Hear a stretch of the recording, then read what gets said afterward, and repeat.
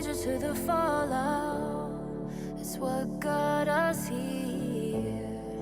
Ever changing, some chameleon. Blood, sweat, and tears. We'll never make it if we fall to everything that brings us down. With a comeback is now. Blood, sweat, and tears. Fight for what we want. Doesn't matter the cost. Every day, put in work. Blood, sweat, and tears. Nothing comes overnight. Strength in numbers start to line. We don't bow to fear. Blood, sweat, and tears. Blood, sweat, and tears. Blood, sweat, and tears. Honor of the crowd. Oh no, we don't bow to fear. Blood, sweat, and tears. Fight for what we want. Doesn't matter the cost. Every day, put in work. Nothing comes overnight. Strength in numbers start to line. We don't bow to fear. Blood, sweat, and tears. Fight for what we want. Every day, put in work. Fight for what we want. Nothing comes overnight. Blood, sweat, and tears. Fight for what we want. Doesn't matter the cost. Every day, put in work. Blood, sweat, and tears. Nothing comes overnight. Strength in numbers start to line. We don't bow to fear. Blood, sweat, and tears. Fight for what we want. Doesn't matter the cost. Every day, put in work. Blood, sweat, and tears. Nothing comes overnight. Strength in numbers start to line. We don't bow to fear. Blood, sweat, and tears.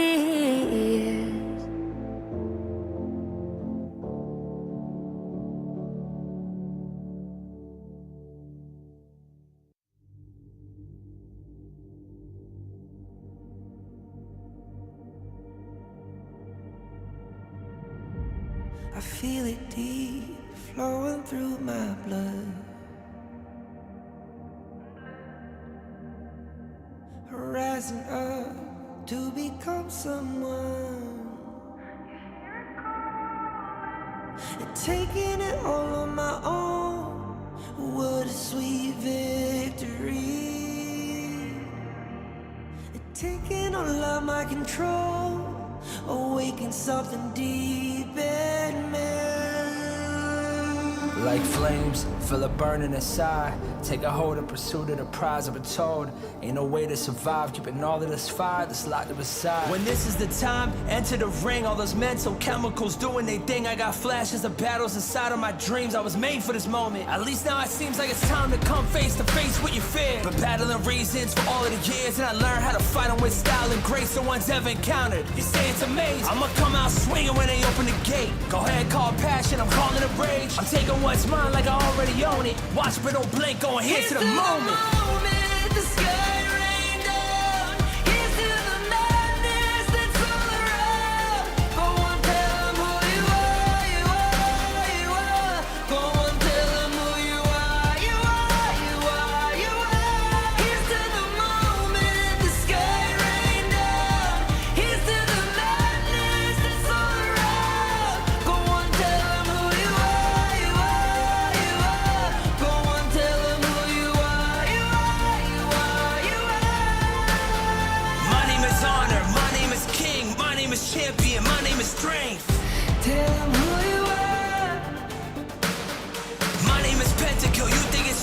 my name keep ringing inside of your brain. I hear it every night. Here's to the moment the sky rained down. Here's to the madness that's all around. So tell them who you are, you are, you are. Go on, tell them who you are, you are, you are. Here's to the moment the sky rained down. Here's to the madness that's all around. Go on, tell them who you are, you are, you are. Go on, tell them who you are, you are, you are, you are. Here's to the moment the sky rained down. Here's to the madness that's all around. Go on, tell them who you are, you are, you are. Go on, tell them who you are, you are, you are. Go on, tell them who you are, you are, you are.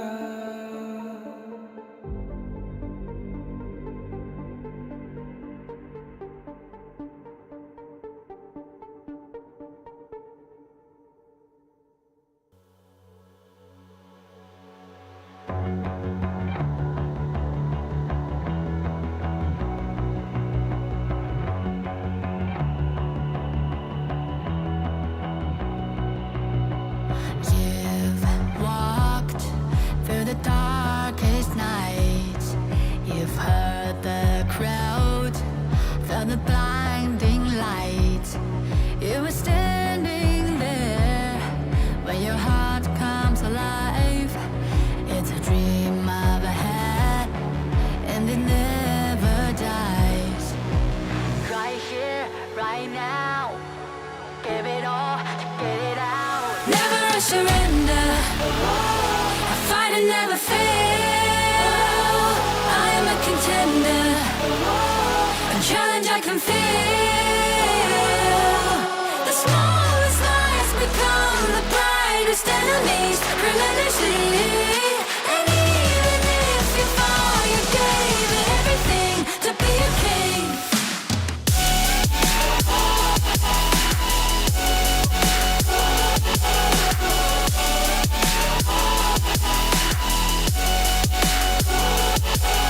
The smallest lies become the brightest enemies. Relentlessly.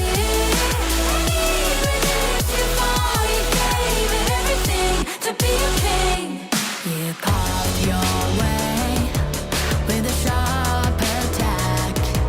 You watched it all burn, and you never looked back. There will come a day when your fears will rise. You protect your crown, so it never dies. Never surrender. I fight and never fail. I am a contender. A challenge I can feel.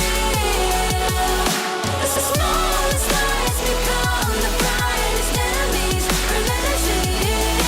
And even if you fall, you gave it everything to be a king. On my way, on my way.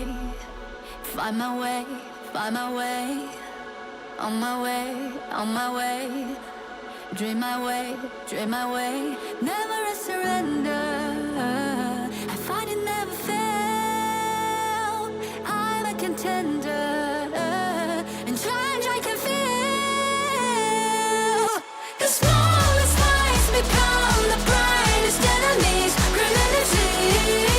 And even if you fall, you gave it everything to be a king.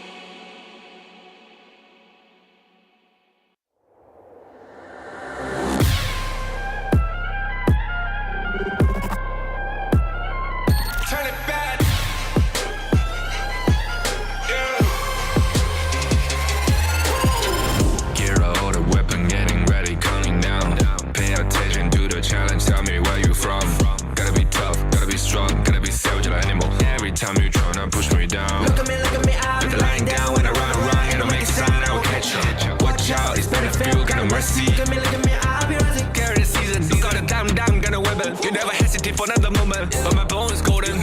I'm invincible, just let him know I can show you all the glory I own. So the drunk go find a way to the pad. It's how I'm waiting. Go, live from how can we go? It ain't a river, tiny bed. Storm is coming, tired of your cold. It's my kingdom, fire blowing up. We the kings, it's our honor showtime.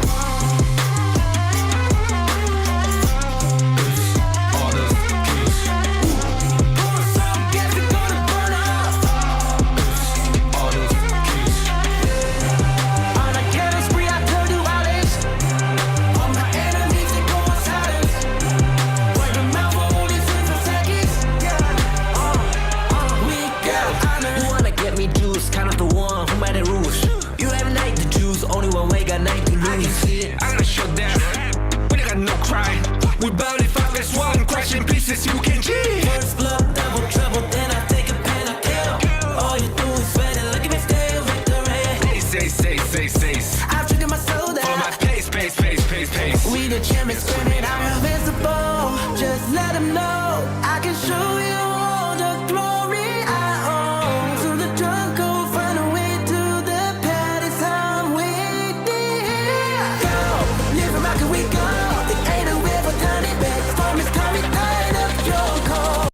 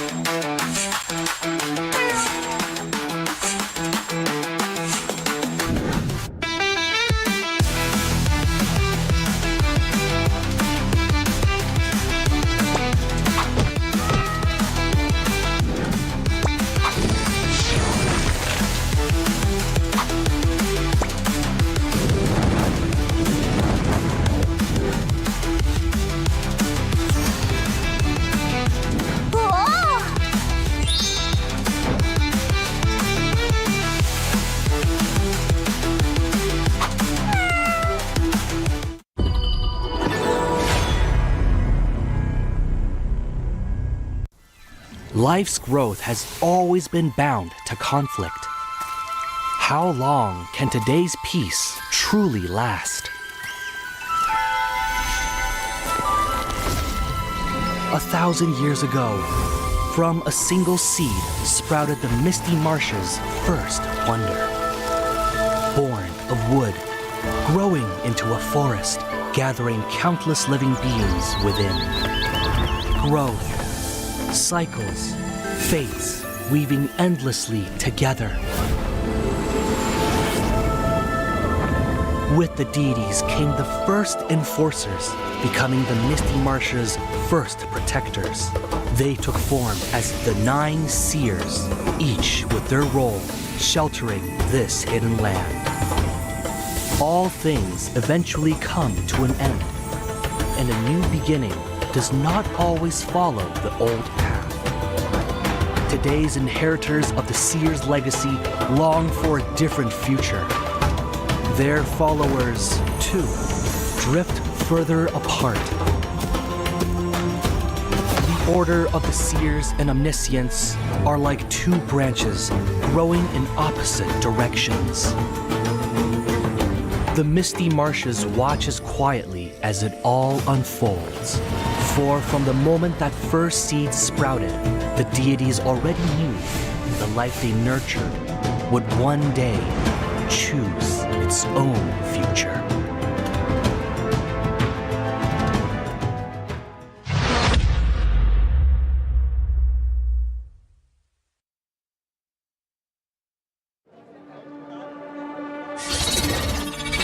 Dong, won't you come out to greet an old friend? All this noise, how unruly.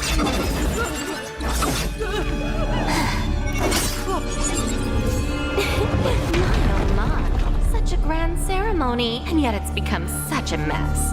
Let me help you tidy things up.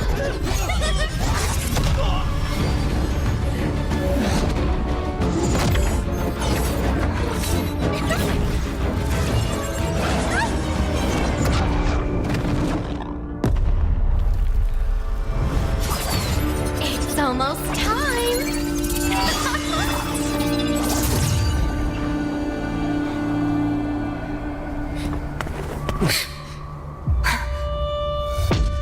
Hang in there! We'll protect everyone! Someone will come to help us! Who will come to help us? No. How interesting! Very interesting!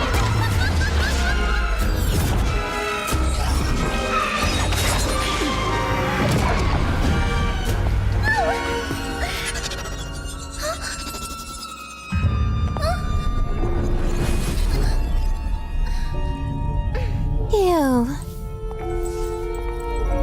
Why do you always cling on to him?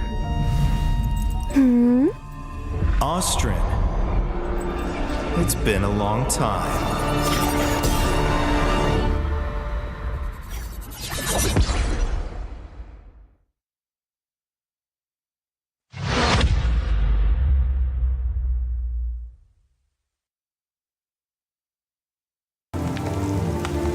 The elders say the seers have guarded the misty marshes for generations. We are the forest's future. For families to gather in joy. For dear friends to stay together. For the peace of the bird tribe and the forest. Even if my feathers burn away, I will never fear. Even if the sky falls and the earth shatters, as long as we stand together, as long as we endure, we will surely, losing everything. Just as I did. Sinking into darkness. My old self is already buried. How amusing. This eternal, blissful heaven. What a beautiful little bubble. I can't wait to pop it with my own hands.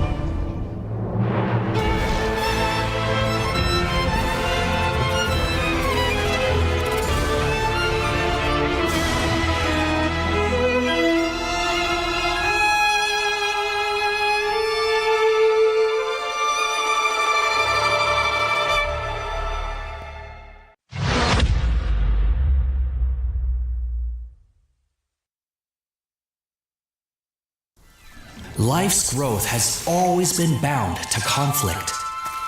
How long can today's peace truly last?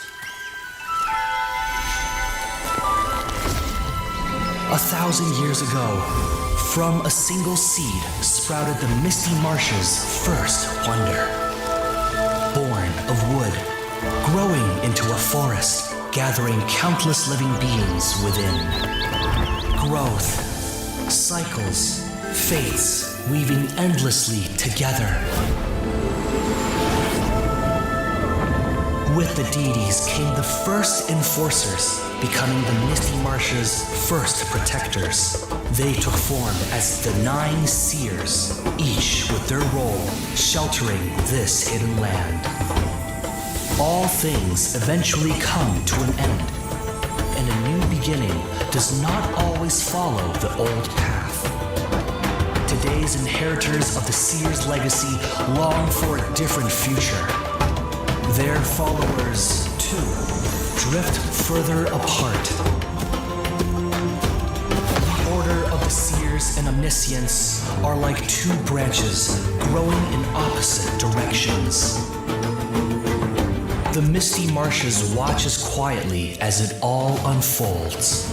For from the moment that first seed sprouted, the deities already knew the life they nurtured would one day choose its own future.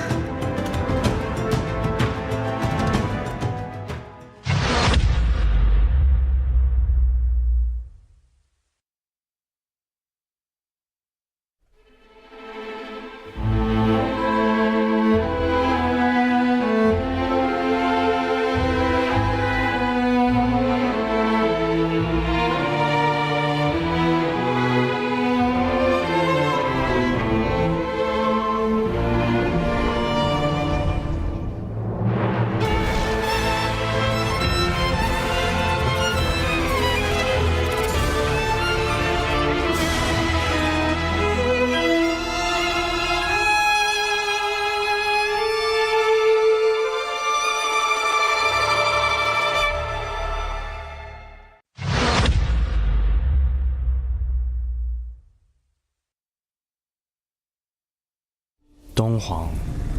Recently, a mysterious stranger has been seen about the Misty Marshes. Oh, her. She's an old friend of mine. And she was once the seer, Austrin. Austrin? The seer who once led the bird tribe to repel invaders and protect the Wonder. But didn't she fall in battle back then? Yes, but it seems she's somehow returned from the dead, and she's given herself an interesting new name, Umbrosa. It's exciting, isn't it? Returning back from the dead. What will she bring to Misty Marshes? After all, her current self is completely different from before. The bird tribe girl I remember was pure and proud, forever bathed in light. But now, even from far away, I can sense the darkness and death clinging to her. Looking like this, it's no wonder no one recognizes her as the Austrin of old. Even the weapon she wields now is unlike those bird tribe past. Feather blades dyed in blood, sharp beyond measure. It's said the bird tribe are born war dancers. In battle, they move with a dancer's grace and agility.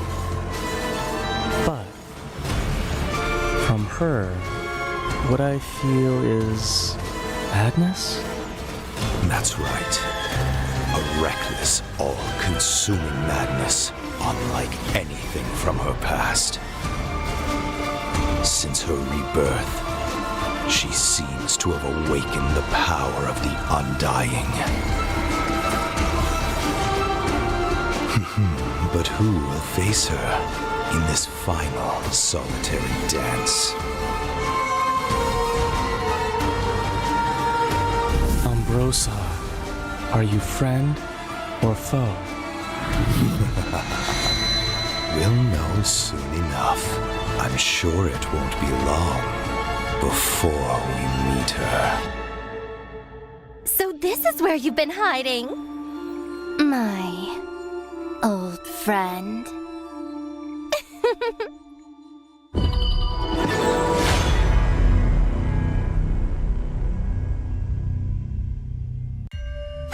This is her passive ability. Each basic attack applies a mark on the target.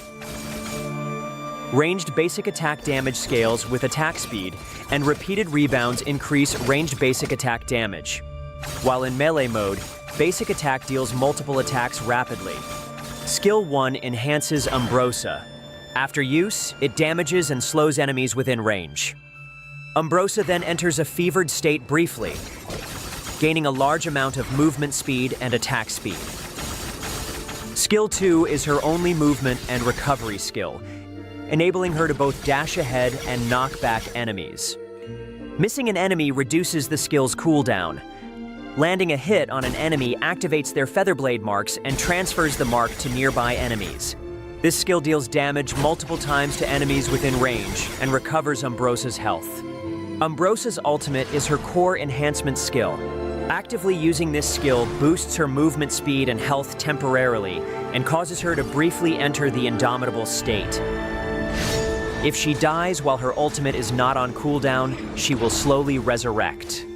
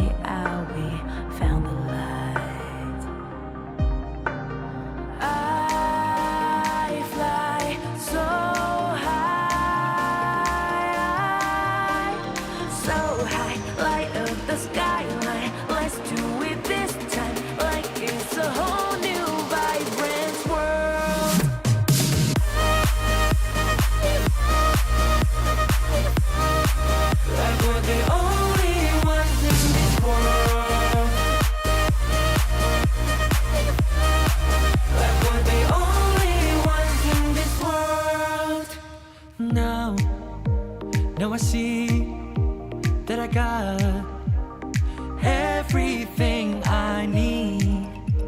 It's alright, I'm on fire, I'm alive 'cause now I fly so high,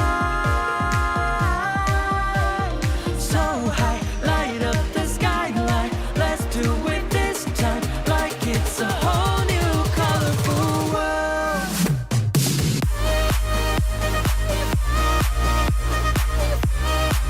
Like we're the only ones in this world. Like we're the only ones in this world. Never thought we'd get this far, burning like the stars. How we get this far, like we're the only ones in this world.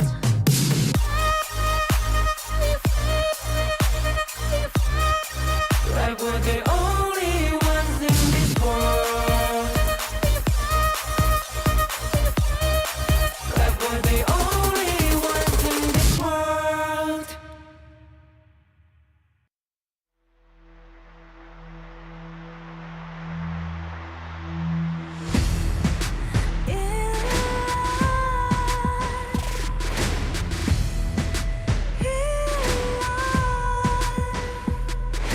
What's a life without its worth?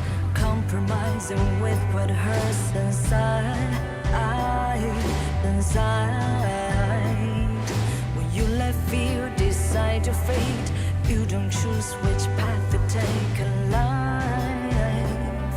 In life, I'm finally letting go of everything that still holds me. I'm against all odds, but I won't give up 'cause it's my time to shine.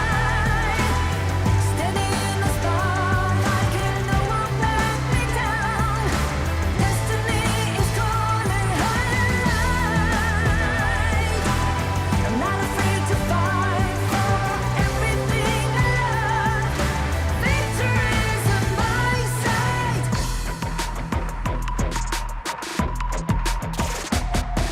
The more we lose, the more we gain. The more that nothing stays the same. In time, in time. Can't love ever, can't forget. What you see is what you get sometimes. Sometimes. Gonna show the world tonight the light that shines inside us. We're against the odds, but we won't give up 'cause it's our time to shine. Will you live for real? Join the party.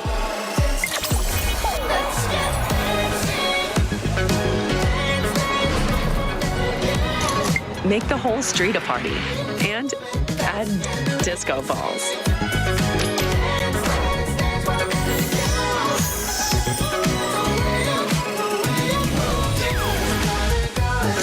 Real Me 15 series. Live real in every shot.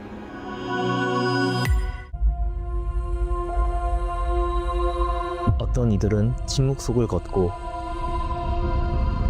또 다른 이들은 천둥을 뒤에 이끌며 걷는다.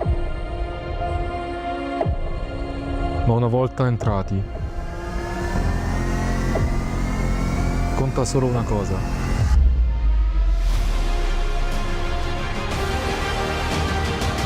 Each splash writes a legend.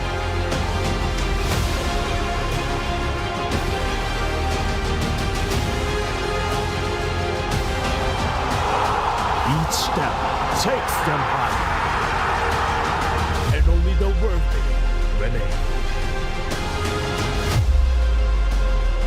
그리고 모든 시선이 한 곳으로 향할 때 Dove il cammino dell'onore conduce i valloranti alla vittoria.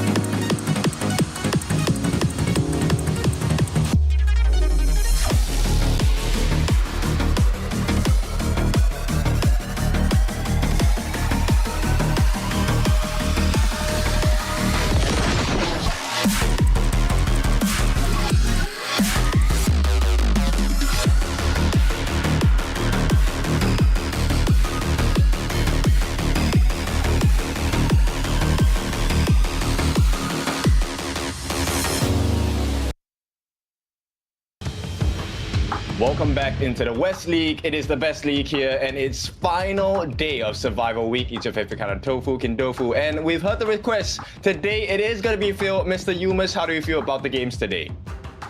I'm feeling great today. Wow, we have some interesting games today here, right? So Group S has been mainly solidified here in Survival Week, but Group A, you know, they are still up in the air, right? These games today are going to dictate who goes ahead and gets through, and there's 4 people fighting for 1 spot, so it's going to be a very, very exciting day. Yes, and they're all looking for new beginnings here. So, of course, with that being said, a new version will arrive on the 24th of September, 2 days away, so get ready to unleash your spirit. Absolutely, very excited for that. New heroes coming out as well too. Speaking of new, the Ultimate Awakening, super thrilling MOBA combat, September 27th. So I actually saw what this was about. It's when the heroes have the crazy abilities. I saw some clips of it, like Dachi was shooting like 10 charms at once and stuff. It was insane. I cannot wait to actually play that. Yes, so we are a couple of days away, right? Less than a week, so it's going to be really exciting. But what's exciting today as well is the series we have on hand. Yes, we have seen the comments as well. You guys are kind of wondering what's happening in the standings today. We'll run through a little bit of that later on. But for now, in Group S, like you mentioned, everything is kind of solidified. But Group A is where we are really interested at. Absolutely, and here's what they're all playing for here, right? Champion gets 10,000 USD, second place 8,500, down to 7,000, 6,500, and 6,000 here. So everyone's going to be going home with a piece of the pie, but of course the champions here are going to be going home for the biggest one, and this is why everyone's trying to stay alive and make it into the next week. And it's not just about the money, it is also about the slot. So the winners will get to qualify into KIC, the championships. And with that being said, we'll take a look at how this history is going to be shaped here. OG stands atop of Group S, 3-0, no losses just yet in a series point, but they have lost 1 game against Twisted Minds yesterday.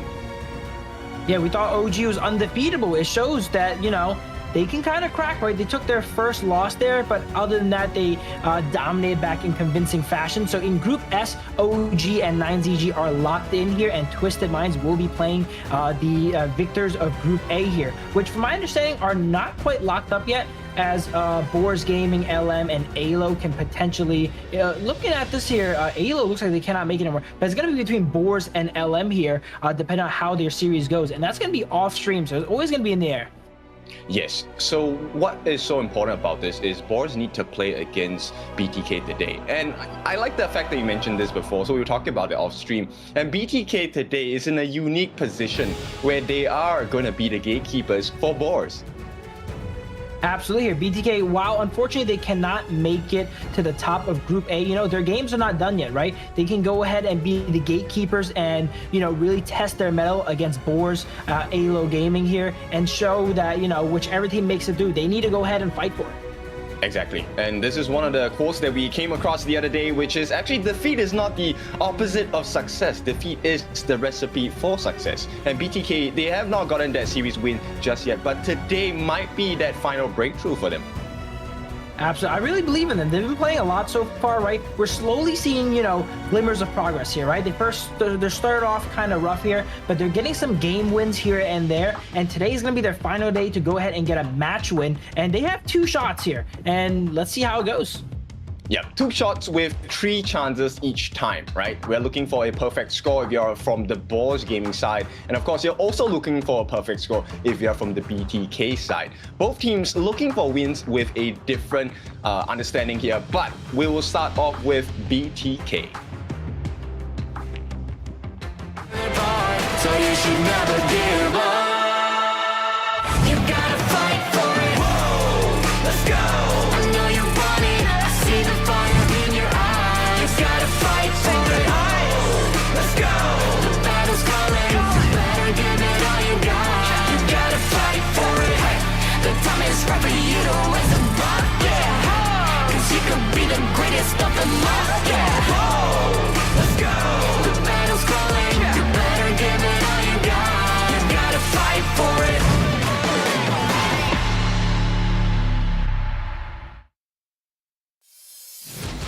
Here's a look at BT Clay here, the United States representatives. We have Fried Chicken in the Clash lane, Best Player in the jungle, Moba Zane in the farm lane, Shark on the roam position, and then Hoon in the mid lane. So we're talking about it earlier. While they cannot go ahead and advance here, you know, they have 2 matches today. They need to go ahead and set their mark. Today is going to be their final day in the Kings Major West League, and you kind of want to go out with a bang, right? Try and go ahead and get that series win here, interrupt some of the flow of things here, and get that last bit of experience in that professional play that we could do in this LAN environment. The interruption will be a perk, right? I think the biggest thing for BTK is to really cement their improvement, because they have been improving since day number 1. It's been 2 weeks and a couple of months since they have dropped by into HOK. And I mean, it's really clear that they're improving, but against Boars, let's take a look at their competition. So you should never give up. You gotta fight for it. Whoa, let's go. I know you want it. I see the fire in your eyes. You gotta fight for it. Oh, let's go. The battle's calling. You better give it all you got. You gotta fight for it. The time is right for you to raise a bar. Yeah, 'cause you could be the greatest of them all. Yeah, whoa, let's go. The battle's calling. You better give it all you got. You gotta fight for it.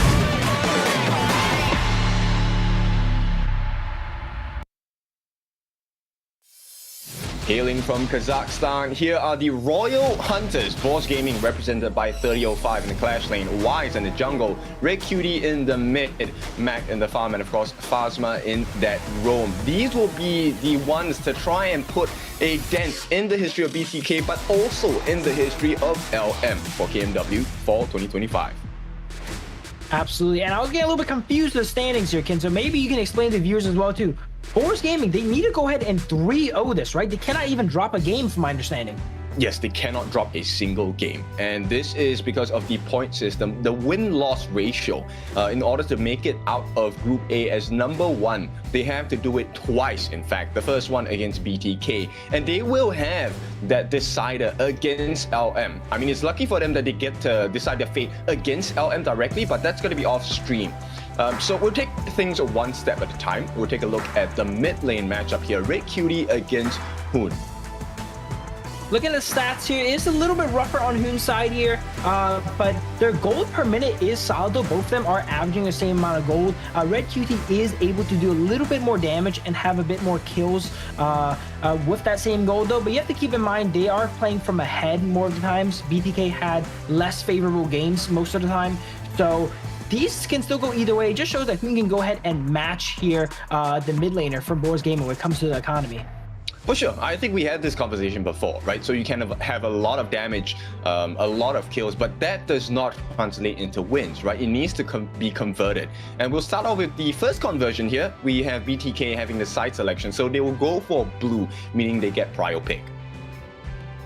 Interesting. We didn't see them opt to go for blue too often before. I think they like going second pick, right? Because draft-wise, they like to remove some of their heroes too often here, but I want to see the Hoon Mai, right? We didn't get a chance to see the Hoon Mai yet, from my understanding, at least not when I casted. They had it yesterday. I think a couple of fun moments from Hoon's Mai. In fact, I think Hoon's Mai now needs to be really respected. I'm very sure Boars should go ahead and ban that out. I didn't get a chance to really see it yet, so I want to go ahead and see it here today. We see BTK with the Dharma ban here, fairly standard so far. Boars Gaming has 2 bans on their side. Let's see who they opt to take away here. And there it is. There's the Maya. Okay, Hoon definitely did some work on it then if they're going to go ahead and first ban it immediately away. Yes, it was an impressive growth, right? The other thing is actually BTK, Moba Zane has been getting a little bit better on that early. And Boars Gaming, I'm wondering if they're going to allow that, because based on the bans here, BTK want to go for that early first pick. Yeah, so there's a lot of strong picks on the board still here. We have the Long, we have the Arlie. You prefer the Arlie more, but you're not too upset with getting the Long as well here too, right? So BTA goes ahead and opts to grab the Arlie, and then Boars gonna go ahead and get Long +1 here in their draft. They don't have to pick it so early, but there's still a lot of powerful picks. Let's see what else. We have Pei still on the board here, right? That's one to think about here. Zhang Fei opting to get here early for the side of Boars Gaming here. There's the Pei. Okay, so Boars going a slightly different direction, right? They're gonna leave that channel possibility to maybe a third pick. BTK, obviously, if the channel does not get picked as a third pick, they are going to ban that out. Absolutely, yeah. Chance could be a solid pick to go ahead and save that long pick going forward.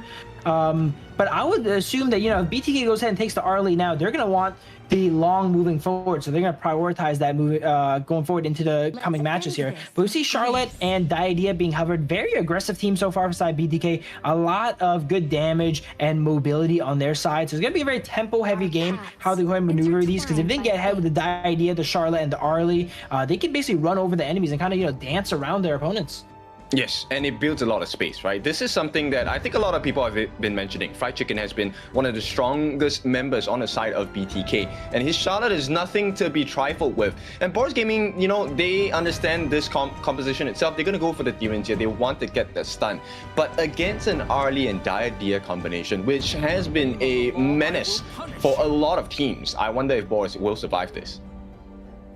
Yeah, DRNG is always a safe pick, right? Not one that we were thinking about initially, but DRNG can never really go wrong. You can realistically slot it into any composition and it'll kind of do its job. So what this tells me is that Boars Gaming, their focus is not really on the bottom lane here, whereas BTK, they have that Arlie. They need to go ahead and funnel the Arlie and get her super charged up. The marksman on the side of Boars Gaming is kind of like, I don't want to say a second thought, but their game plan is going to be playing around that pay, getting him ahead and mobile, and depending on the other picks going up here, getting dose fed as well.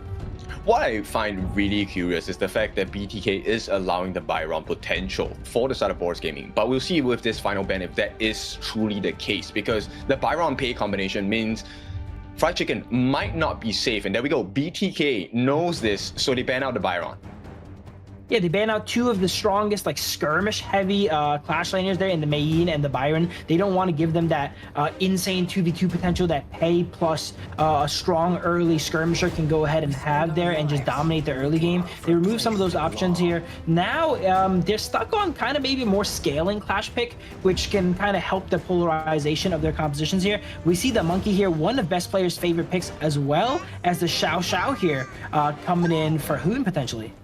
I like it. It's a good burst potential, right? At the same time, there's a lot of mobility involved on the side of BTK, which makes the life of Red Cutie a little bit more difficult as the Yixing, right? There is a potential that even with the board, it might not hit all the members of BTK. So Boars, they go for that save condition in the form of the Guan Yu, where he's going to be the fishing net. If anyone does not get caught out by the board, he's going to try and push them inside. Absolutely. And the Xiao Xiao pick, I like the Xiao pick up. When you see tanky targets on the enemy team like the Zhang Fei, Xiao Xiao is one of those heroes that ultimate has so much reach, right? It can take out a lot of heroes. It's just a matter of how you position and if you can land all of it. Whereas some mid laners, they just don't have enough firepower to take out the tanks. Xiao Xiao definitely has the firepower there. You just have to make sure it all goes ahead and lands. It's a high takedown potential on two very important members, which is, in fact, three. So the Pei Yixing as well as Diren Jie, the three of them are very vulnerable to Hoon's Xiao Xiao here, especially if he lands his shots. And I think it's a little bit difficult because Hoon was practicing his Xiao Xiao yesterday. Oh, okay. Well, the first time I saw Hoon bust out Xiao Xiao, it worked out pretty well. So I'm excited for this game and how they go ahead and do. Both sides are drafted pretty well. I also got to highlight best player, one of the best monkeys on the server, right? He plays that hero a lot. He plays along with Ogren and such here, and he's just so comfortable on that hero. And I remember watching him go ahead and just super confidently walk up to these objectives and smite it away. One of the best securing junglers in the league here, I would say. Yes, it's a tough challenge though because he's going up against Wise, also one of the strong players coming out from the Kazakhstan's region as well. Boars Gaming, this early game tempo is going to be really important because they need to buy time for Mobile Zane, right? Arlie as well as Mac, the both of them, they need a lot of time to get the itemization up. So it really depends on that first few minutes of the game. Absolutely, and it looks like they're going fairly traditional here, sending Arlie into the bottom lane instead of mid. Ooh, interesting. Okay. I mean, outranges, right? That's definitely not a problem. But of course, with that being said, we do have the best phone that's going to be representing us. It is going to be the Realme 15 Pro official gaming phone of the tournament. It is built for performance, made for gaming. Smooth, cool, and reliable. Just the way esports demands. If you're ready to level up, get yours and feel the difference. Absolutely. If you look at all these players here, they all have a Realme 15 in their hand here.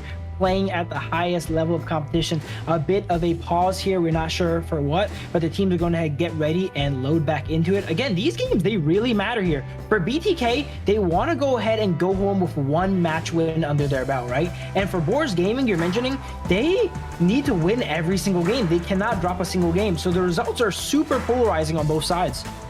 It needs to be extremely flawless from both ends, right? BTK, of course, look, they have improved so much, and now they just need the results to really cement that the improvement is worth it. And at this point, I think BTK has a strong chance with the fact of their composition is actually quite robust. The challenge here is for truly Boars Gaming, because they need it more than BTK. They need a flawless 3-0. BTK, if they win the series, they already cement the improvement. It doesn't matter the score. Absolutely. They have a lot of pressure on their hands. We were talking last time, right? When, you know, a team is on match point against you, it's kind of hard to play in that mental, right? To know that you are, you know, potentially one mistake away from losing. And even though we're going into 0-0, Boars game cannot drop a game. One game loss is basically over right there. They are on match points since game one. Yes, so essentially if Boars don't do well, they're sending a one-way ticket for the side of LM to the potential grand finals on this KMW league. And it would make sense for BTK to go ahead and, you know, gatekeeping them a little bit and take a, you know, not let them get that 3-0, right? Number one, they don't want to get 3-0. And number two, LM was the team that, you know, knocked them out qualifiers before. So it makes sense that they want that team to progress. Because, you know, they were kind of rivals, right? You want to lose to a strong team that makes it through. You don't want to lose to a team that didn't make it through. Yep, I like that concept. Yes, truly it is. And we'll see if that's going to be the case. Because honestly, I think the clashing is one of the more exciting matchups here between BTK and Boars. The other one actually is between Hoon and Red Cutie, because the both of them have performed pretty well in the mid lane. Absolutely. Whereas Hoon is playing a little bit more of a carry style mage. I'm interested to see if he can go ahead and get those plays off in the mid to late game and pump out that damage. Whereas Red Cutie is mainly here for the utility to trap the team in a box and set his team up. So there's going to be a little bit of a dynamic shift between a carry style damage focused mid laner and a more utility style crowd control mid laner. Yes, and I mean, nonetheless, both mid laners will offer, you know, the anti-heal as well later on with the venomous stuff and whatnot. I think the real challenge here is Mobile Zane. How fast can he farm against Mac? Because that is a very important win condition. You don't want to drag this too long. Absolutely. And I don't know about the start here from side BTK, because usually we always see Arlies go ahead and start middle and then kind of have a, you know, a path around the map to gather as much farm as possible. Zane is starting fairly traditionally, maybe because Hoon needs those resources as well, we were mentioning, right? He needs to get his level 4 up and get that ultimate online so he can start pressuring the map and outputting that damage. And Zane, while he knows he needs to get ahead, he doesn't want to, you know, take away from that and slow Hoon down. I mean, you don't want to take too much risk, right? And it is a winning lane for them on the side of BTK at the bottom side, because there is heals coming out from Shark. And I mean, shields are great and all, but, you know, in the battle of attrition, Boars will not do as well. Absolutely. We always mention these melee tank style roamers. They don't really come online to level 4, right? Like the Liang pose, the Zhang phase. Once they get level 4, that's really when they can go toe-to-toe with the enemy team. But in the early game, they're definitely going to get poked out. They're going to get out-sustained by these more traditional enchanter style roamers here, like the idea. Yes, and right now, both mid laners are not rotating down just yet. This will be the first rotation down into the farm lane. This one, if actually they get to make the play, will be huge, but 2-on-1. Fried Chicken Chicken's trying to go ahead and get away. I think this might be first blood. The dive does come true. Wise needs one more hit. Does not get it. And Fried Chicken will make it out. He did have to commit the flash though. Beautiful place from Chicken there, barely sidestepping those abilities and getting himself that heal under tower. He does stay here, yeah. Okay, it's not easy to survive a pay gank, but he ends up surviving there, wastes a lot of Weiss's time there, and now gives the intel over to his team that, hey, Hayes up top here, go ahead and invade their jungle, and that looks like that's what BTK is doing here now. Yes, this is exactly what they need to do. Best player 1 actually gets himself in the middle of 3. Does he have to smite? Will not be able to smite it away, but Hoon does secure it for the team. And here, this could be a big fight for the side of BTK. They will start to run off. Everyone is pretty much low. And with the knock-up, they save the day. BTK gets the steal and gets out. You can tell there's a lot of pressure in this game, right? Both teams are playing like they're walking on eggshells here, you know, playing super cautious, super safe.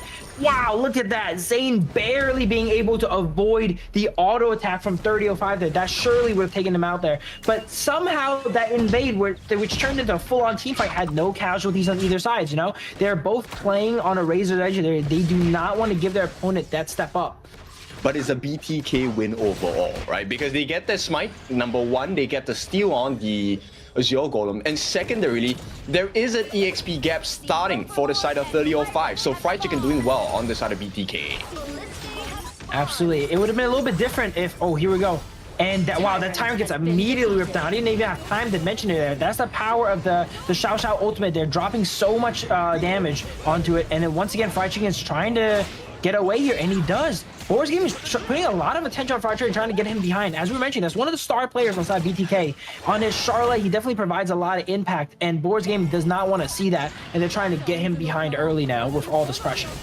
Yes, for sure. I don't think he will manage to save the T1. In fact, a little bit overextended. And this potential first blood coming in wise needs one more hit. Will be able to get it. And Boars get the first blood. But they have lost so much in the start of this game.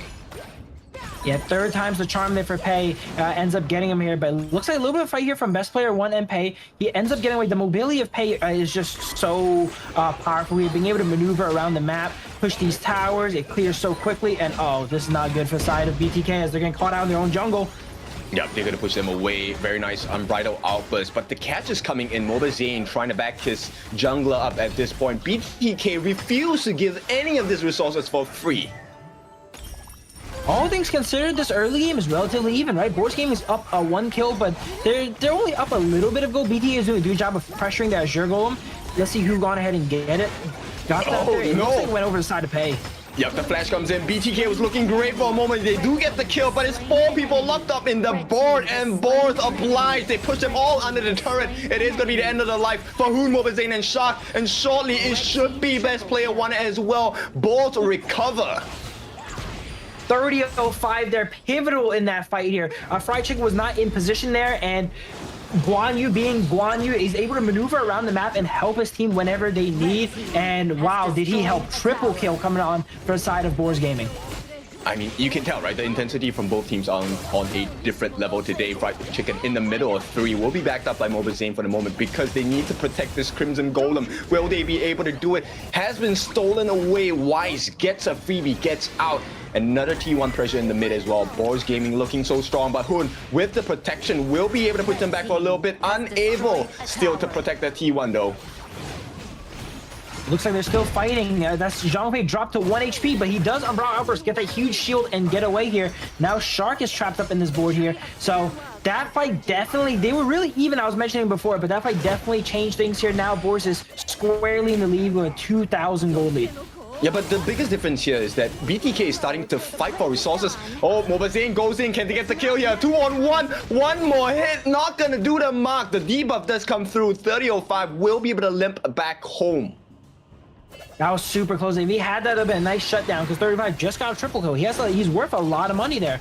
But we see now the side of Boars Game is going ahead and trying to collapse on BTK to punish that bit of an overextension there. As Fried Chicken's dropped super low, they do end up getting away potentially here. Zane with a nice little juke there, teleports back to the umbrella and gets away. But everyone inside of BTK is not in great condition to fight here. But Pei gets taken out there by Fried Chicken.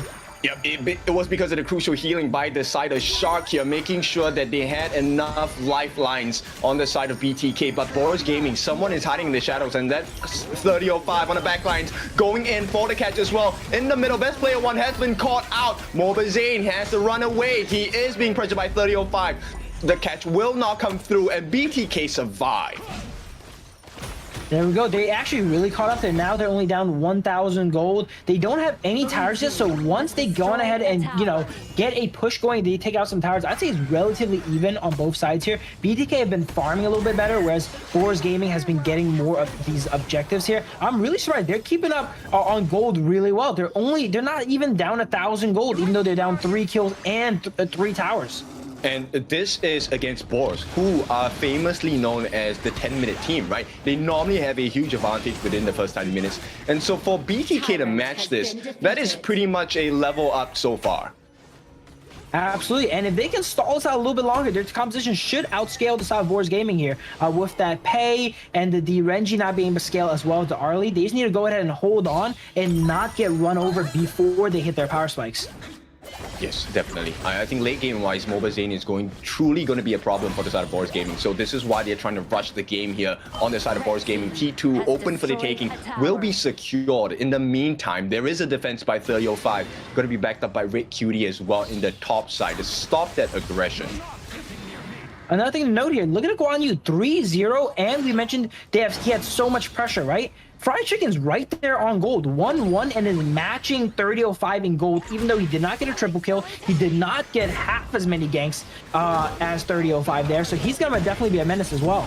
Oh no, the pushback. Everyone caught up on the top side, and Hoon will take a fall along with the support Shark as well. Boars Gaming just being a little bit more clinical at this point as BTK. They need to find a recovery, and it needs to come right here, right now. It was not the worst trade there, right? They lose 2 for 1, but it was a shutdown, as we mentioned, on South 3005. But they are leaking the wave advantage here. As you see, all the waves are pushing over the side of BTK here. So once these enhanced objectives come up, they're not going to have the positioning to really play for them. Oh, nice dream roll, manages to catch a couple, but now it is Boars that catch them out instead. Mobile Zane as well as best player 1. They are taken down, and Boars Gaming, what a time to do this, because this is going to be the shadow variants of the neutral objectives. They do get a T1 on the top, but for now, Boars Gaming definitely in control. It looks like BTK didn't have quite as much vision there. They didn't know what they were jumping into. Best player trying to defend his red buff, jumps in, lands a decent dream roam, but they're 2v4 at the end of the day, right? Doesn't matter how good you land your abilities if you're against 4 people, right? So they go ahead and get taken out, and now, as you mentioned, is perfect timing because Boars Gaming can go ahead and take this Tyrant, and there's no jungle going to contest.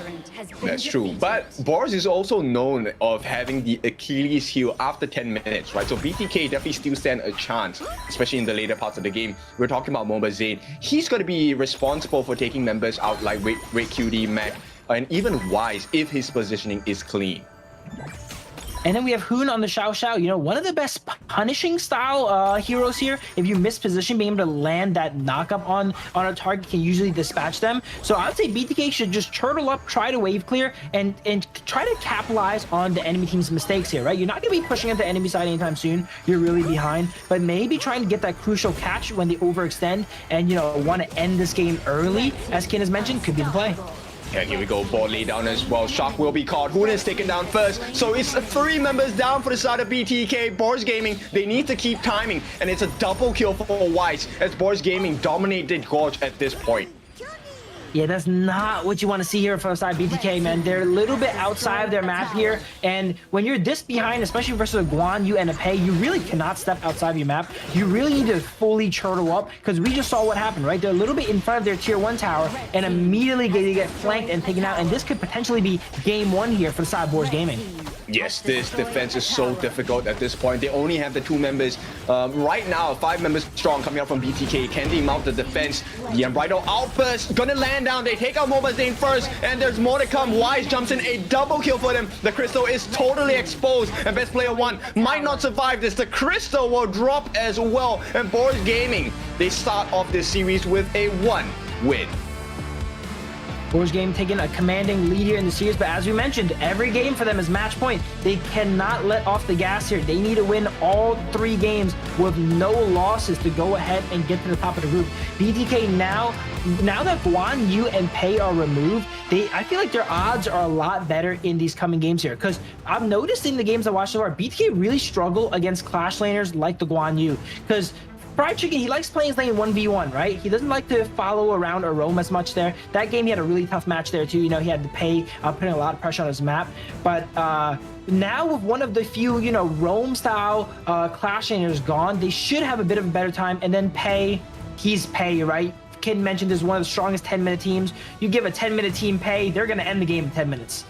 The biggest thing, I think, is the fact that they have already made use of the jump fade, right? BTK, if you notice the patterns of the gameplay over the past 2 weeks, is the fact that they survive much better in the late game basis, which was one of the core strengths of this particular draft that BTK came up with. But unfortunately, against Boars, who, like you said, right, they love this first 10 minutes, it's a timer-based battle for them. Yeah, I think a lot of key pieces are off of the board for Boars here now, right? The Pei, the Guan Yu, the Zhang Fei, they invested pretty heavy into this game 1 here. They still have the potential of the Arlie and the Long for marksman, but those are, Arlie's likely to get banned over, right? And if BTK can go ahead and draft around taking the Long as well too, that can solidify their bot lane here in these coming matches. But pretty solid game for BTK so far. It was going really well just up until that one Guan Yu roam, right? Where he got the triple kill that truly flipped the game on its head, and that's kind of why BTK struggles against those clash lanes, right? They're not quite ready for someone else to join the battle there, right? And force that unfair fight that happened in the blue side jungle. I mean, that's the whole point of battle, right? You want to make it as unadvantageous as possible. And for now, you take a look at the goal graph. It actually is, BTK actually held on quite a bit in the first part of the game. You were talking about this. They were just, having a difference of probably about 1,000 max towards the first few minutes of the game, which is really impressive against Boars. But once Boars start their engine, it's really hard to shut them down. And with the performance of Wise dealing the most amount of damage coming in from this side of Boars Gaming, aided by 3005, this MVP is a tussle between the Clash and the jungle. And of course, it is going to be 3005, 3-1-7. I would say it would be 3005, right? We mentioned he made the pivotal play in that match there, joining up in that fight in the blue side jungle, because they know that when they pressure top, BTK is going to want to react and go ahead and pressure that blue side, right? But Pei and Guan Yu, these are heroes that are so mobile, they're able to pressure the clash lane, push down that tower, and still rotate back in time to defend their own blue, which is what we saw that happen this game. Yes, and the first blood did take quite a bit of time, right? 4.5 minutes before they actually got it. And this is where we're talking about, actually the boards coming out from Red QD has been really phenomenal, and 3005 really aided that advantage for the side of Boars Gaming. So it was a little bit difficult, regardless of how much of a level lead you have, how much of a goal lead you have, it's not gonna matter, especially when you're locked down essentially for hours at this point. Absolutely, 35 was the playmaker for his team. He was always head first here, as you can see, engaging these fights, allowing his team to go ahead and follow up off him here while he takes the brunt of that focus here. He's playing full tank Guan Yu, and that was played to a beautiful degree. Yeah, really is just the fishing net, right? He's supposed to pull them in a different direction. And of course, with that, we'll let the players settle down first. We'll go for a break first. When we're back, game number 2 between BTK and Boars Gaming.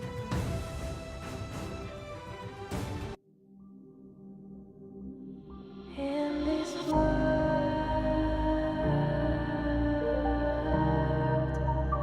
only ones in this world,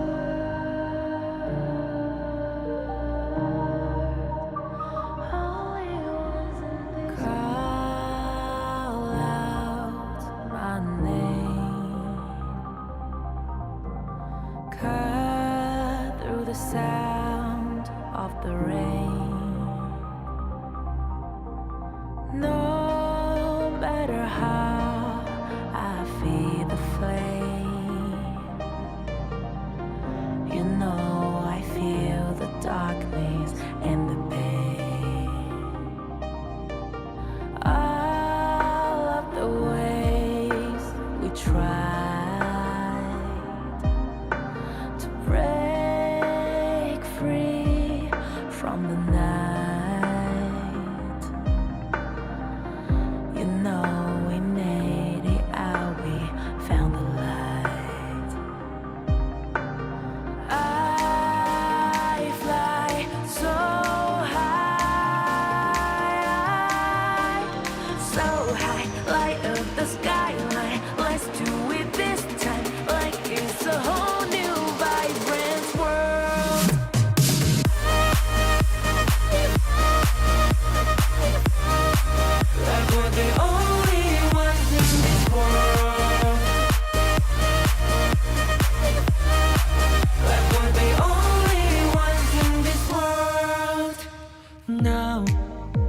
Now I see that I got everything I need.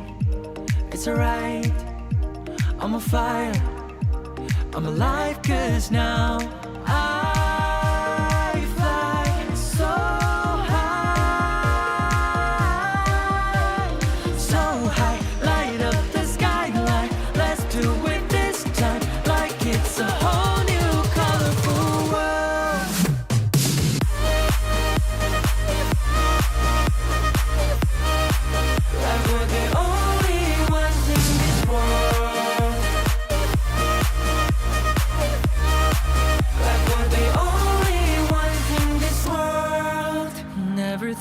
we get this far, burning like the stars. How we get this far, like we're the only ones in this world.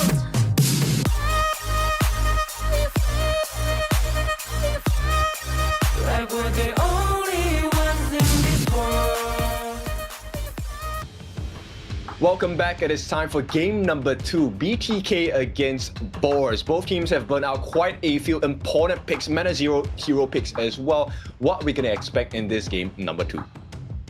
I think game 2, BTK lost a lot of the Boars gaming lost a lot of the things that BTK historically struggles against, right? They struggle against the Pei, the Guan Yu, all of those are gone ahead and been removed now. So I would say from now on, it's kind of clear skies for side BTK draft-wise. Obviously, they still need to put it into execution and take some games potentially that match here off of Boars Gaming. But before, while we were on break, we were mentioning BTK, they kind of understand the yin and the yang of the game a little bit better.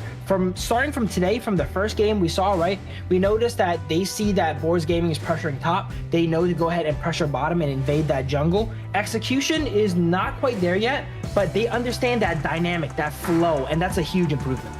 Yes, definitely. I think we can all agree there is huge improvement because in the global team's viewpoint, right, the concept of counter invading when you lose your buff, that was quite new. A lot of teams didn't dare to enter the opponent jungle at times like this. So for them to learn this quickly within a couple of months, that's really a big step ahead.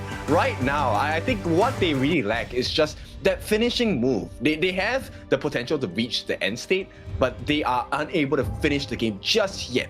So BTK, they're going to start off with on a strong foot. They're going to ban out the RD. You don't want to give Mac this hero as well. Boars correspondingly ban out the Pei. Yeah, both sides are going to be removing heroes that they've already played, right? They don't want to give the enemies the option to go ahead and play them. Luna being banned away as well for side BTK. They found out that Luna is a little bit devastating to play against the other day, if I recall. So they're going to remove that. And then Boars Gaming, they really prioritize Yuan, I noticed. They either first pick it or they ban it. So in this instance, since they don't get a chance, they go ahead and ban it out. But wait, we were talking about Mai, kid. Here we go. Mai's coming up and ruin Mai. Exactly. Now, this is something of a specialty on the side of Hun. Everyone asks, like, where is this Mai from the side of Hun? And finally, they get it today in game number 2. Now, is this a mistake from Boars, though, to give Hun his Mai? Oh, it's expensive, right? He didn't get Mai for free. They're going to give over the Long and the Dharma for it. But I do like that the Yuan was banned out from side Boars Gaming here. So that's like one of those good matchups against Mai that is removed now. So the Mai gets to play the game a little bit less hindered. But yeah, it is expensive though. Long and Dharma are both probably the next best picks here up. And they lost it because of Mai.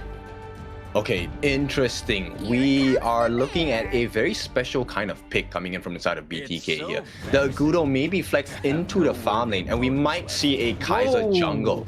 So this is entirely new, and I like this concept, right? Going up against Boars, they need a lot of tankability, but they also need an equal share of damage and mobility as well. So Boars Gaming evenly matched for now, but it depends once again on the Clash laner's performance. I would say it's a bit risky to pick that Kaiser without the Dolia there to immediately match it up. I think right now both sides really want Dolia actually, right? Boars Gaming wants the Dolia for the Long and the Dharma, and the side BTK wants it for the Kaiser. But we're definitely cooking here today. Agudo, Marksman, Kaiser, Jungle. Very melee heavy, bruiserish composition from the side BTK. That's true. In fact, I think the other ban you might want to consider is the Lianpo, right? Take out the tanky jungles, because if you're looking at either the refreshers or the heals, there's plenty of options to explore. There's Sakir, there's Chayan, there is also Diadea for the side of Boars as well. These are all important picks that can really swing the fight in your favor, even if it's slightly. Absolutely. Here, let's see these bans here. The Dolia does go ahead and get removed by board. They identified that, you know, they don't want to play against the Kaiser Dolia. That's one of the supports that really enable Kaiser to be a strong pick. So on the side of BTK, it's going to be a little bit tough. They're playing kind of Kaiser raw, which we've seen played a little bit in the past. But I feel like Kaiser nowadays is kind of like a lane in the sense that it's really rough when you pick them without the Dolia. They're almost always picked together, and to have it played alone is going to be a bit tricky. Yes, I think that's definitely something that BTK need to solve, but they are making their lives a little easier, right? So they take out the Mayun, they take out the Fati as well. It's something that you don't want to give 30-05. Fatih on 30-05 is also a very scary notion to kind of consider. So now we're going to be left with Boars on that first pick during the final phase. We'll see how they're going to decide. Wait, why are they banning out Clash Laners? He already locked in Dharma, didn't he? On the side of Boars Gaming there. So the Mayin and the Fatih ban is a little bit confusing for me here. Maybe this is going to get redrafted as we see the draft get off our screen there, but yeah, they picked Dharma. Could Dharma be played in another lane I don't know about? No. So I think, yes, maybe a API error, I'm not sure, but there is a potential for Fatih to go into the farm lane. It's a very risky play, but it has worked before, so we'll see if that's going to be the case. But it can't go into farm lane either. They have long. Who knows? Maybe they're cooking something else? Yeah, this is definitely a cook match here. Maybe it is a redraft. We're not too sure. Here's a look at all the players gearing up. For those tuning in here, this is a very interesting to watch series because even though it's not match point for Boars Gaming, it's going to feel like match point. They need to win the series 3-0 if they want to qualify to the next stages of the tournament here. And BTK, while they're already out, they want to go ahead and get a match win under their belt, right? So this is one of the 2 times they get to go ahead and do that here today. Actually, it's also kind of like polishing your drafts, right?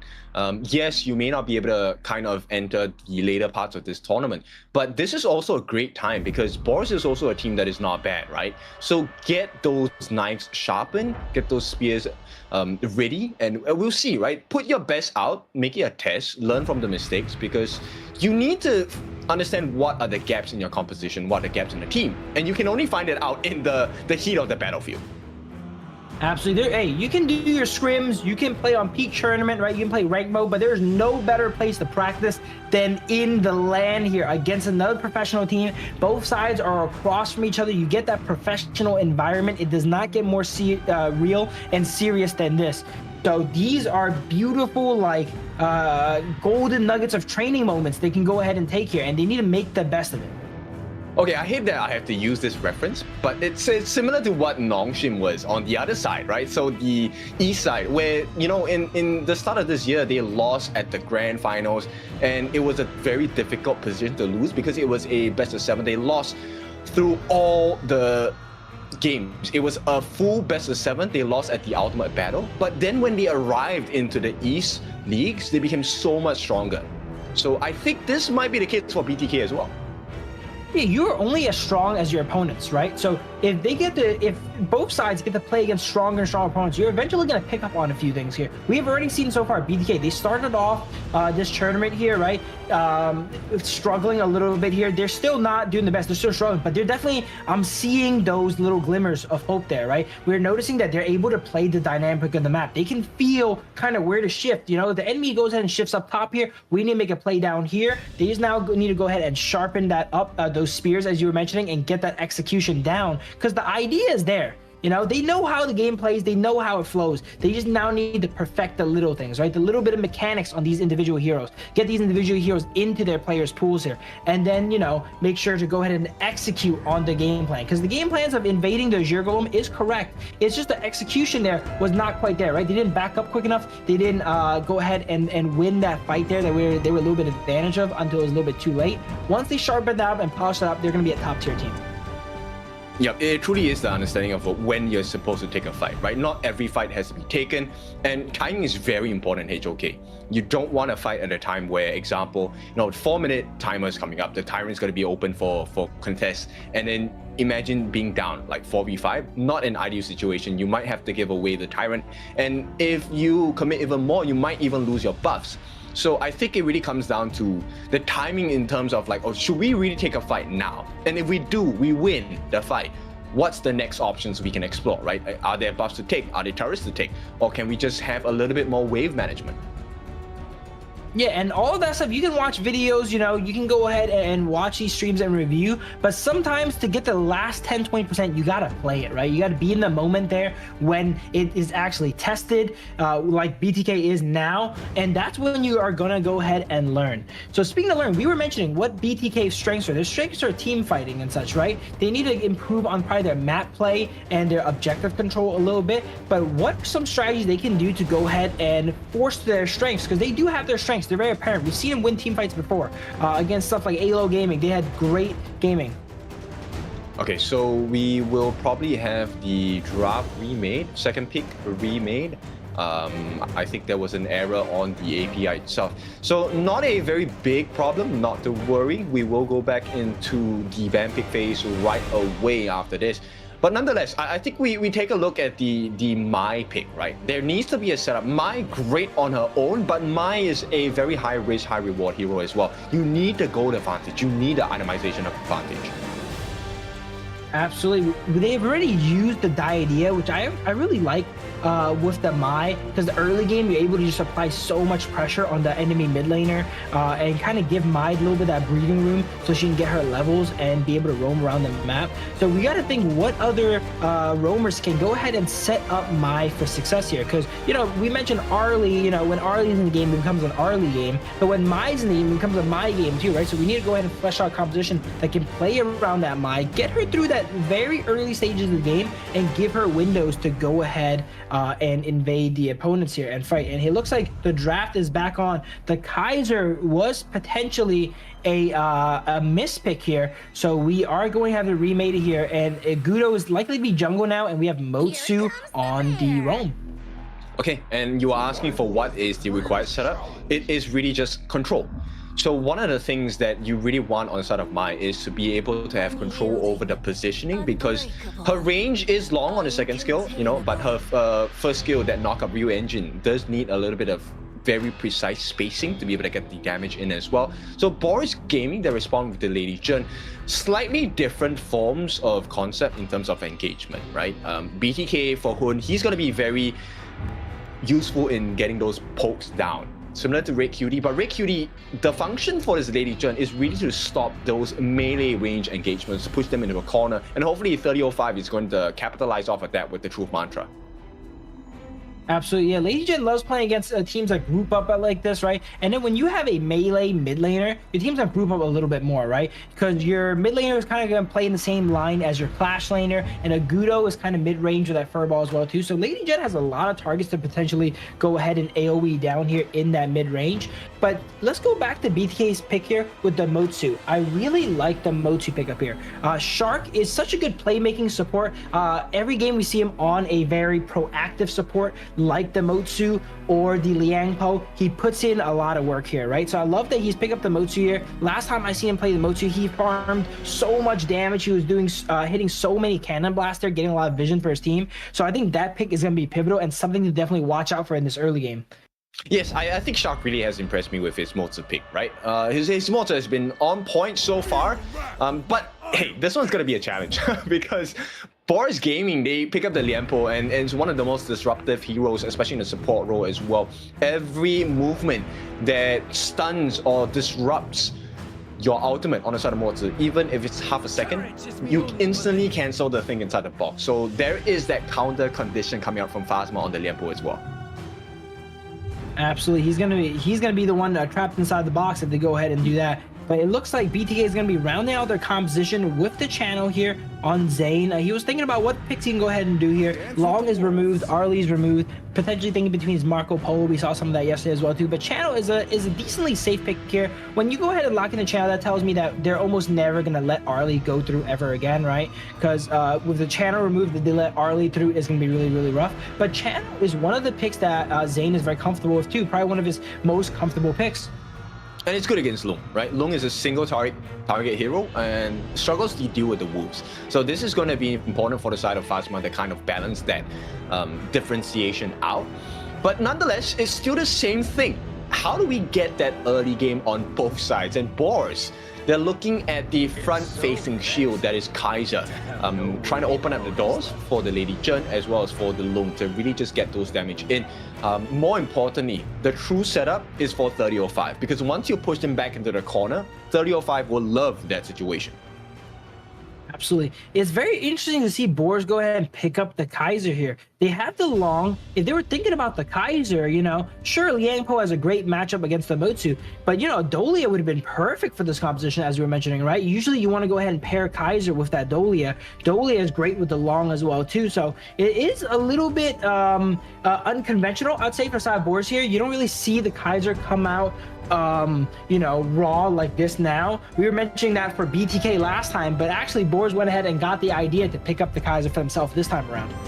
True. I mean, is it truly unconventional? I think it's not really that unconventional. It's just rare, but at the same time, it's a high risk, right? We've seen teams use the Kaiser just purely on its own, and it does struggle quite a bit,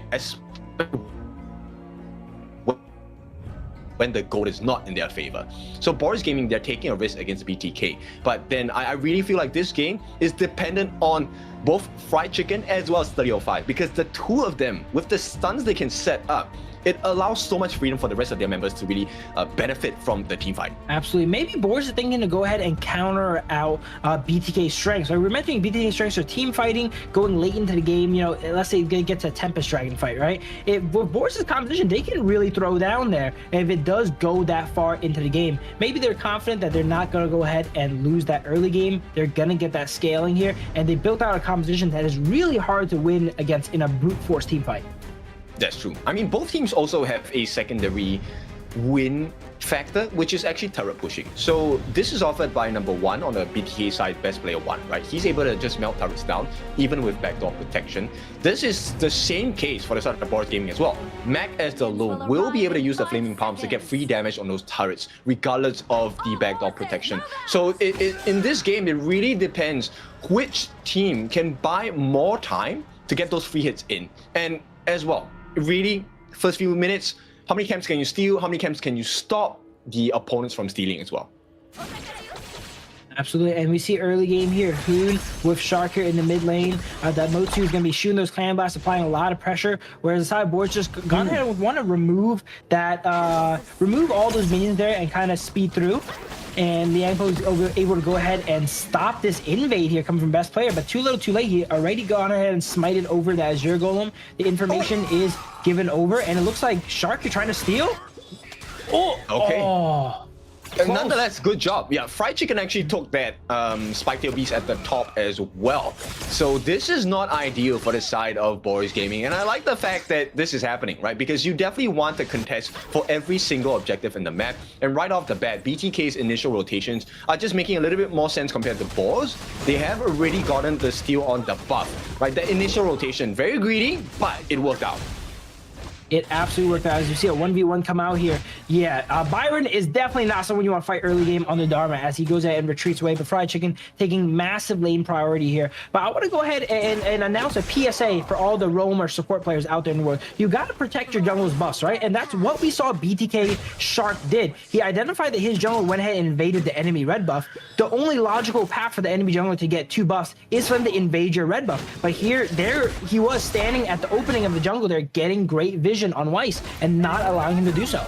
Oh, nice. They forced out the flash as well. 3005 will make it out alive, but to burn out an important resource here, that's not going to be nice on the side of Boars Gaming, especially for 3005. And talking about that right now, this jungle aggression, this is something that I really like from the side of BTK, because it fixes, you know, that gap that they always struggle with, which is they don't really have the best early game, right? So now this jungle aggression allows them to pivot into the exact strength they're looking for. The knockup comes up from Hoon as well, but the punish does come through. Smite down onto Hoon. They will not be able to catch him. Maybe more free shots, but at the same time, the heals. Fried Chicken making the world's difference right now for the side of BTK. Stuns coming from Shark. Continual fights. Have they stayed? They'll overstay their welcome. The flash comes in wide, looking for the first blood as well. Everyone fighting, but there is no reset. Oh, there is going to be a reset on the Crimson Golem. And all of this is just buying time for the side of BTK. They are still fighting. Wow, Weiss ends up going down here. Great catch by Shark, and it's still going. Everyone is getting really close to that ultimate. Phasma just ticked over into ultimate, and he uses that Tremor Sash here. does not quite connect in best player. This is one of the longest early game invade fights I've ever seen. Yes, and they did overstay their welcome. Best player 1 did not manage to get that Crimson Golem, which is the ultimate goal. In the meantime, Mobazane, though, he's doing well in the midst of the entire chaos. He actually has a EXP lead against Max, so that's good news for BTK.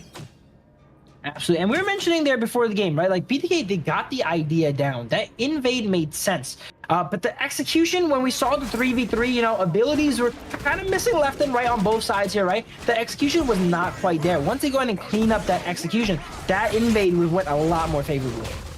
For sure. And you were talking about this differential about the Dolia missing, right? And this is the risk that they take, right? When there's no double invincible warrior, Wise is not as tanky, does not have the regeneration abilities that he will be really more comfortable with. But the benefit of that, Boars, they survive that secondary invasion. They protect the Crimson Golem. That's more important at this point. So it looks like lanes kind of reset a good amount here. Mac trying to put the pressure on, but Zane is still ahead. It looks like Shark is getting potentially caught out here, though, as Lady Jen fires the ultimate over the wall, and he was not expecting that as he gets crowd controlled up by the Liang Po and goes down. Yep, the rotations come in. Unfortunately, it's not going to be very comfortable for the side of BTK. They do get that Tyrant started. There is Smite available, and they might want to rush this because they have the numbers advantage, and they get everything for free. They get the Smite down as well. Does not make the kill happen. Mobazane will be able to make it out without having to commit the flash. But Boars Gaming, this is not a comfortable position, and I think if they don't make any trades, BTK win that exchange flat out. Absolutely, they go ahead and take that Tyrant there, and they were confident in, you know, the Smite fight there, because we were mentioning best player, one of the best smiters in the league here, and there we go, he smites it away there in front of the enemies, so great job. Oh, Shark getting caught out here, does not see Dharma being in that bush. He gets dropped super low, Cannon Blast comes out, stuns him up and pushes him with the box, going aggressive there actually. He opts to try and churn that fight there with the box slash to go aggressive. Not the right play in that moment though, it seems like, as he gone ahead and goes down for it. Actually, I thought that was a good play, but the fact that there was no backup, and for now, Wise is struggling against Fried Chicken.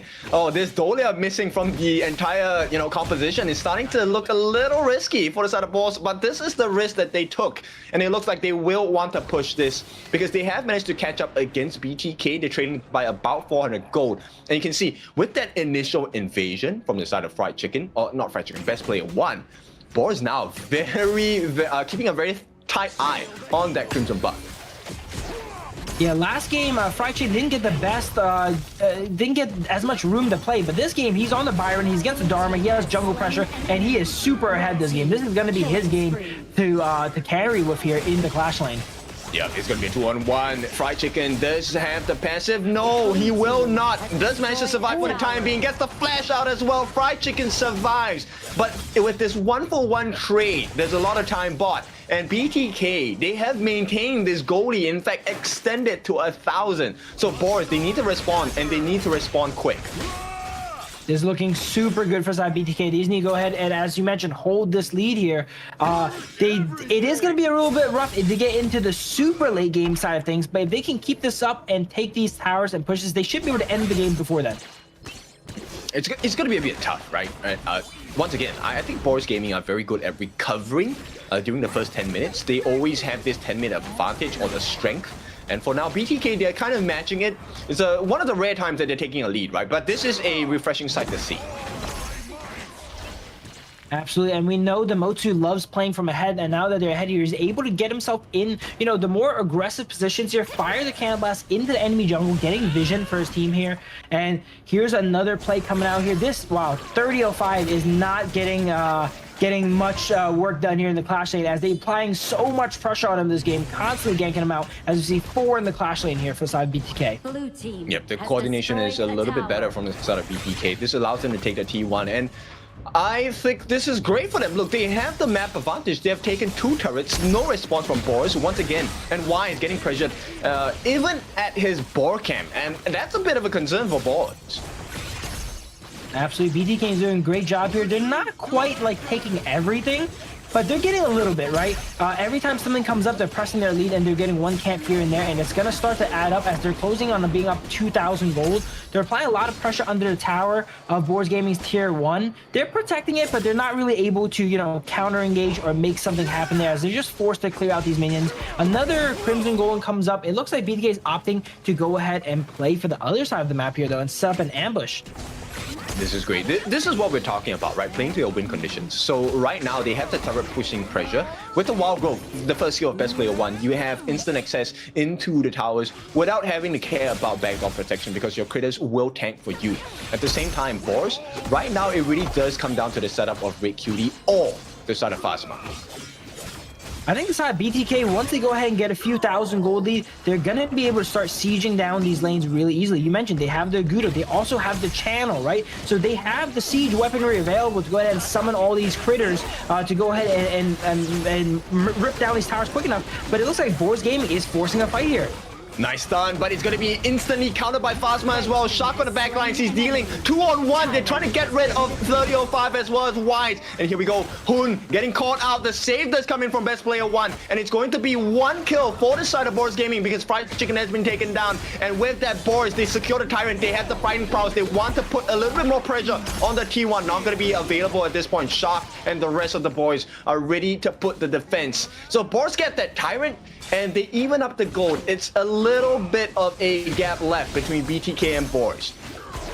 Absolutely. I may have jinxed it there saying Best Player, one of the best smiters here because they went toe-to-toe with Weiss there and they actually got their Tyrant stolen there on their side. Weiss ended up getting the critical theft there. But it's tough. You know, in the 1v1, they both have smite. They both do a decent amount of damage. It can really go either way. Oh no, Mobazane. This one is a great strike from the side of 3005. That is what he has been waiting for this entire game. I've seen this before, Ken. 3005, when he gets a triple kill out of nowhere, it's a pivotal time in the game here, all right? And 3005 gone ahead and done it again here, easily switching up the gold lead here, but there's not done yet to go ahead and pressure BTK under their tier 1 tower. Kaiser diving in with the Invincible Warrior, just tanking absolutely everything. They're so tanky on top Boars Gaming. Yeah, I mean, that's the whole point of the competition, right? With the two big tanks here, you have the Kaiser as well as the Liempo and the Phasma. This is meant to push them away, so you get the freedom for Mac, you get the freedom for Red QD as well to really just lay the damage down. And we talked about timing in the game, and this is exactly where the strength of Boars Gaming lie. Winning that team fight now, there is no positional advantage for the side of BTK, so Boars will get this Shadow Tyrant for free. Do they make a beeline though to stop that attempt on the Shadow Overlord? Red team. They are gonna try, but it doesn't look like they have the positioning available. Weiss is going in, but he's going in alone.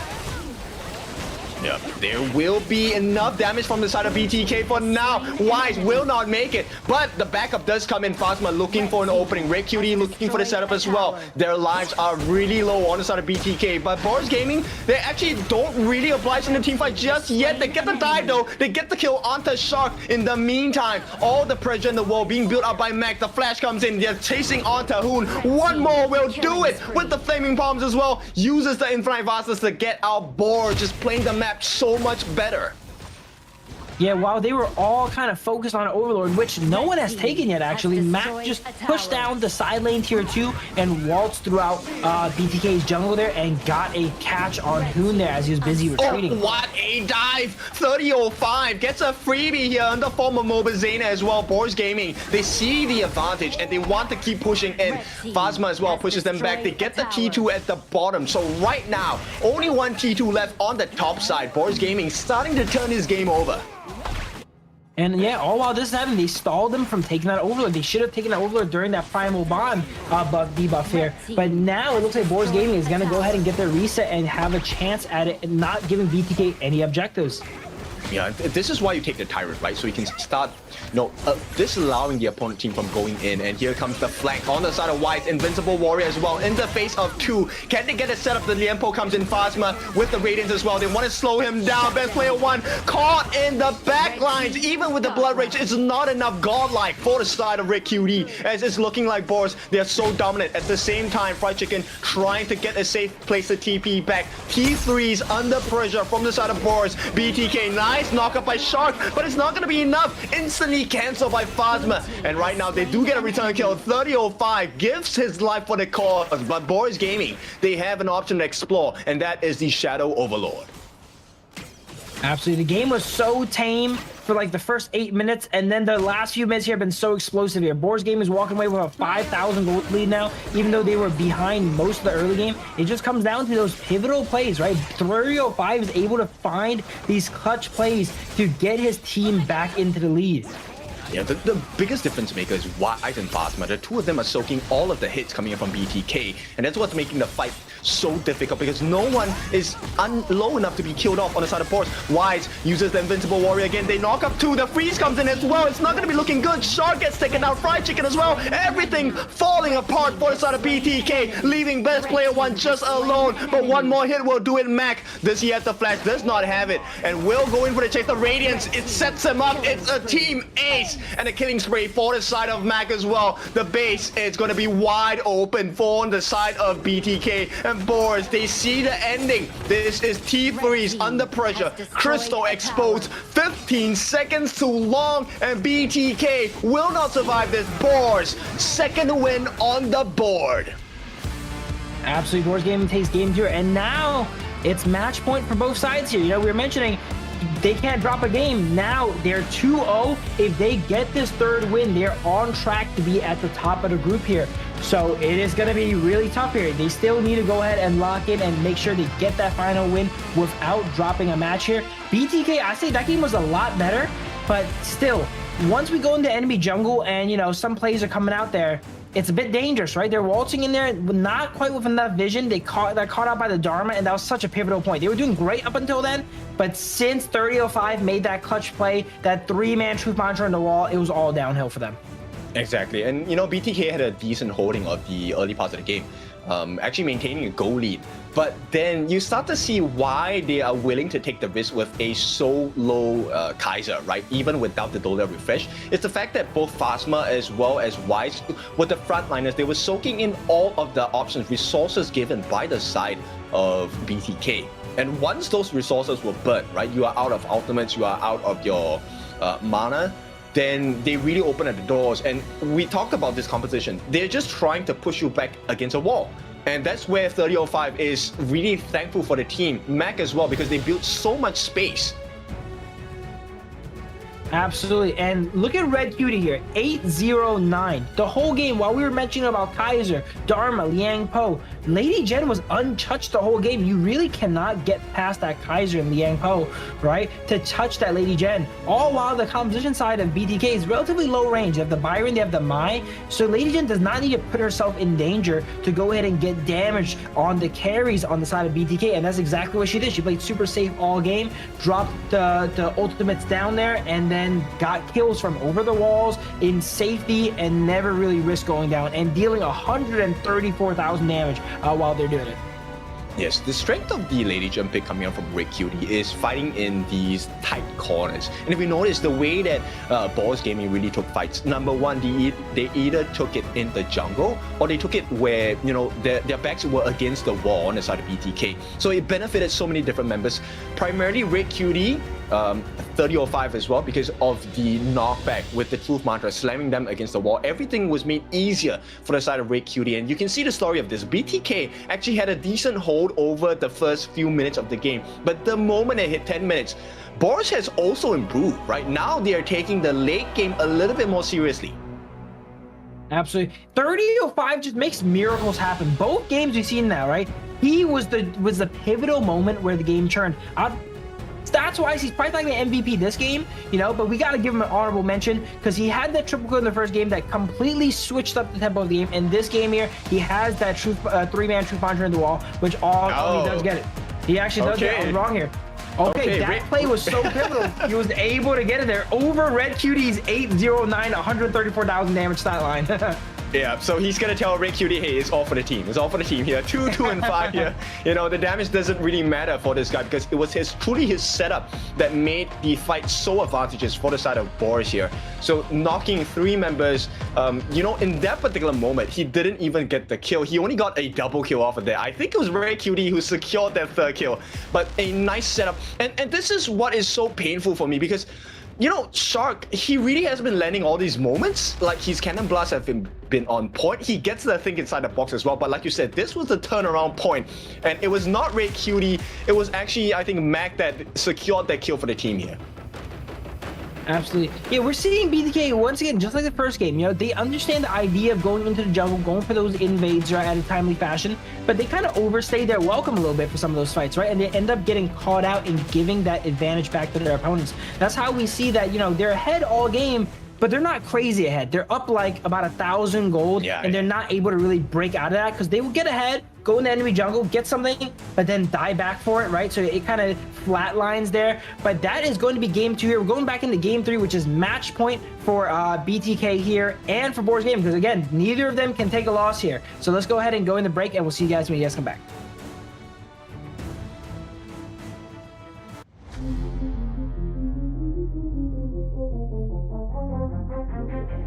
I said I'm born of this, I'm born this way, ayy. This is my chest and my bonus play. Can't be late, won't hesitate. What do you say? Race to find my face, scars to find my skin. I can't convince them, can't please them unless that I'm the one that you hate. H to the E-R-O, doing it for real, locked on my goal. From the ashes I roll the game, flow with a rumble, make them crumble, make them run. Cause baby it's go time, knocking you down's how I rise. An inspiration, I know I'm the one who gon' fill them up, no lie, we gon' do it. Facing up fears, we don't think we just move it. No, we the best and we don't gotta prove it. Somebody test me, I swear I'm gon' lose it. I got a sure fuse on this boom and illuminate. The truth within, another day, another win. You got the power to turn around. Inside a champion, yet to be found. It's my war cry, oh, calling out for the game. There's no time to hide, oh, won't you yell out my name when I sing on top of our lungs, wherever love. It's my ride or die, oh, won't you yell out my let us begin. Crush the foe, look at me now, ready to go. Power within, we're standing tall. Fight for your name, ready to give it all. It's prime time, gather round for everyone to see. On my grind, in disguise we bring you to your knees. We kick it, smashing down the walls of enemies. Hit 'em with the boom, then we get 'em with the beat. Punch 'em with the power, then we serve 'em with defeat. I ain't never missing a day, missing a night. I'm on my way, I'm holding my pride. Fill up the game, top of the show, we're not the same. Flaming the blame, same on the aim. When you reminisce on this battlefield, it's on my silhouette that you see. We gon' do it, facing up fears, we don't think we just move it. No, we the best and we don't gotta prove it. Somebody test me, I swear I'm gon' lose it. I got a sure fuse on this boom and illuminate. The truth within, another day, another win. You got the power to turn around. Inside a champion, yet to be found. Welcome back. It is time for potentially the last match in this series, best of 3 between BTK as well as Boars Gaming. So, Phil, what do you think is going to happen in this 3rd game? I can't say like the status quo is going to be upset here, but Boars Gaming definitely have a lot of momentum, you know? But they also have a lot riding on this game here, right? We were mentioning they cannot lose a single game. So if they were to potentially lose this game here, you know, it could definitely shift the momentum to the side of BTK and they can mount a reverse sweep because, you know, they're going to be demoralized and soul crushed, you know, knowing that they cannot take one loss here. But side Boars Gaming, this is the final win they need to go ahead and claim here to put them one step closer to being top of their group. So they're going to try their absolute hardest in this game. If BTK can, you know, use all the energy, mount a comeback and win this one game, it might be enough to shift the tides of the match and get them their match win that they so desperately need. I mean, we'll see if that's going to be happening, right? Because there's a couple of things that are going to change right here. Number one, BTK have opted for the red side, the counter pick side, meaning Boars will get that first pick. And this could open up some doors. Potentially, they could get the Arlie, or they could even get the Luna as well. And the scary thing is, fate is on the table. And BTK say, you know what? We'll take the lesser of two evils. We take away the Arlie first. Absolutely. They're likely to go ahead and ban the Arlie and Luna. They've been banning that pretty similarly. I don't think they'll go ahead and let the Luna go now. There we go. Okay, Arlie Luna is going to get banned now. They know Boars Gaming has used a lot of their powerful picks already. So here they're likely to maybe pick the Yuan. You know, they value the Yuan a good amount. There it is. So they noticed that now that we're getting deeper into the matches, there's not as many strong picks. We're going to be able to pick some of these more reliable, solid picks now here to round out our draft. I think it's really more about taking less risks, right? At this point, Boars Gaming, they want to make it as stock standard as possible, as proven, result proven as possible, because you don't want to mess up here. Even losing one game against BTK will cost you your potential tournament life here. Absolutely. Now BTK ends up getting the Zhang Fei here. We saw it get picked up here in the... No, it did not get picked. It was Liang Po. It was picked up in game 1, actually. Yeah, it was picked up in game 1 by Boars Gaming. So now it is available for them here. They could opt to go ahead and pick it later, but they pick a tried and true bot lane here. You know, it looks like they're hiding some of their picks for potentially a counter pick opportunity later on, but they just lock in their bot lane of D Renji and Zhang Fei for now. I'm just curious whether BTK will consider the Fade jungle for, you know, best player 1. I think they have found some success in the formula, right, against LM. I think it was against LM or AYLO yesterday, where I think it was not bad. The setup was there. And now that you're playing against Boars Gaming and a Gudo pick, when she drops her ultimate down, actually she's at risk as well. So maybe consider that. Absolutely. BTK does have the ability to go to Ogren here. You know, it's one of best players' best picks. It's not going to be the best in this game against the Gudo, and it's a relatively good matchup. So it's up to them to think, do they want to pick one of their, you know, comfort picks here, or, you know, go ahead and pick something else and not be as comfortable with it here? It's up to them, but they do opt to lock into Ogren here, it looks like here. They're thinking about it, because that is one of best players' favorite picks as well. Monkey and the Ogren is what he's known for. Look at him, he's smiling as he locks that in. He knows he got his pick there. Yeah, this is a good boost of confidence for the side of BTK. And I was kind of considering, hey, Chano will be good for the side of Boars Gaming because, you know, they have the turret push strategy as well with the Gudo. But Chano will be banned out, very smart ban from the side of BTK. Boars Gaming as well, they want to reduce the amount of potential on the lockup, so they take away the Lady Jun here. Yeah, Boars Gaming strategy is really sound and solid here, right? They're just going to remove these picks that they know are strong that they've used in the past. All of their bans so far is a pick they've gone ahead and used in the past, so it will not hurt their draft in any way to remove them from the game here. They're thinking about their final ban here, likely trying to target Hoon and not give him as many options here, as he's already played through some of his signatures here, right? Like the Mai, like the Xiao Xiao, and now there's not too many options left for Hoon here. We've seen him play the Sha in the past. The Princess Frost could be a decent play as well too. But you know what I just noticed? Today, the Liang is leaking through a lot of games here. Both sides are not really respecting the Liang here. It's not getting banned. It's not getting picked either. Because there's a lot of disruption. There's a lot of disruptions, and I like this. Flowborn Mage is actually one of the strongest mages in the mid lane at the point, but this requires a lot of very precision-based positioning, and I think BTK, if they play their cards right, this could be the first win against Boars Gaming. But Boars Gaming, yes, it will be a mid Yuhuan because they have the Dolia as a support, and they will counter pick with the Flowborn Marksman and a Fatih 3005. Goodness me. It is Flowborn versus Flowborn Violence here today, as we have Marksman versus Mage. All right, Ken, you gotta talk to me about Flowborn Mage. Every time it's in my game, it kind of feeds. What is the strengths of that hero here? Are you serious? Dude, every game I have a Flowborn Mage, that guy is on a tear. But because, okay, on the first skill, it gives you... on my team. it gives you extra charges, right? So you operate on a base of number of charges under your passive, or right under your life bar, right? Or your mana bar. And the more charges you have shortened cooldowns on your skills as well. And BTK, they pair this up with the Guan Yu. This is another hero we have not seen too much from Fried Chicken, but this works in great synergy. Essentially, you get to either use your second skill twice on the Flowborn Mage, or you get to use your ultimate twice as the Flowborn Mage when you have your first skill available.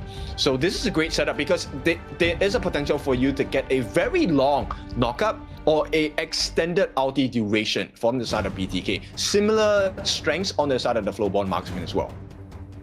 Absolutely. I'm looking at this composition on the side of BTK here, right? As great fans of BTK, I gotta notice here, these outside of the Ogryn and the Zhangfei are not characters they seem relatively, you know, seasoned or comfortable with it, right? We don't see Hoon on the Flowborn Mage that often. You definitely don't see Fried Chicken on the Guan Yu too often, right? Or Zane on the D Renji. So it seems like they're a little bit off comfort, but maybe this switch up is going to be what they need, right? Because they need to switch this up. If they keep doing what they've been doing, they're going to lose 3-0 here. So they're switching it up here in this final game, trying to go ahead and disrupt the lineup of Boars Gaming.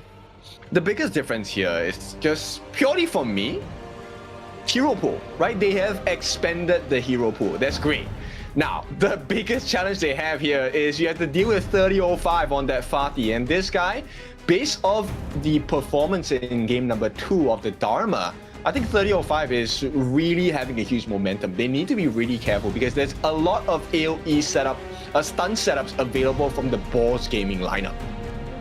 I would say shut 3005 down. Do not let him make another miracle happen, right? Both of those last games, he didn't solo carry them, but they were kind of off the back of his plays, right? He opened up and gave his team the space to go ahead and win those games here, right? If we can go ahead and put up a lot of pressure on our team and force someone else on Boars Gaming's team to step up instead, that could be what BTK needs to disrupt the status quo.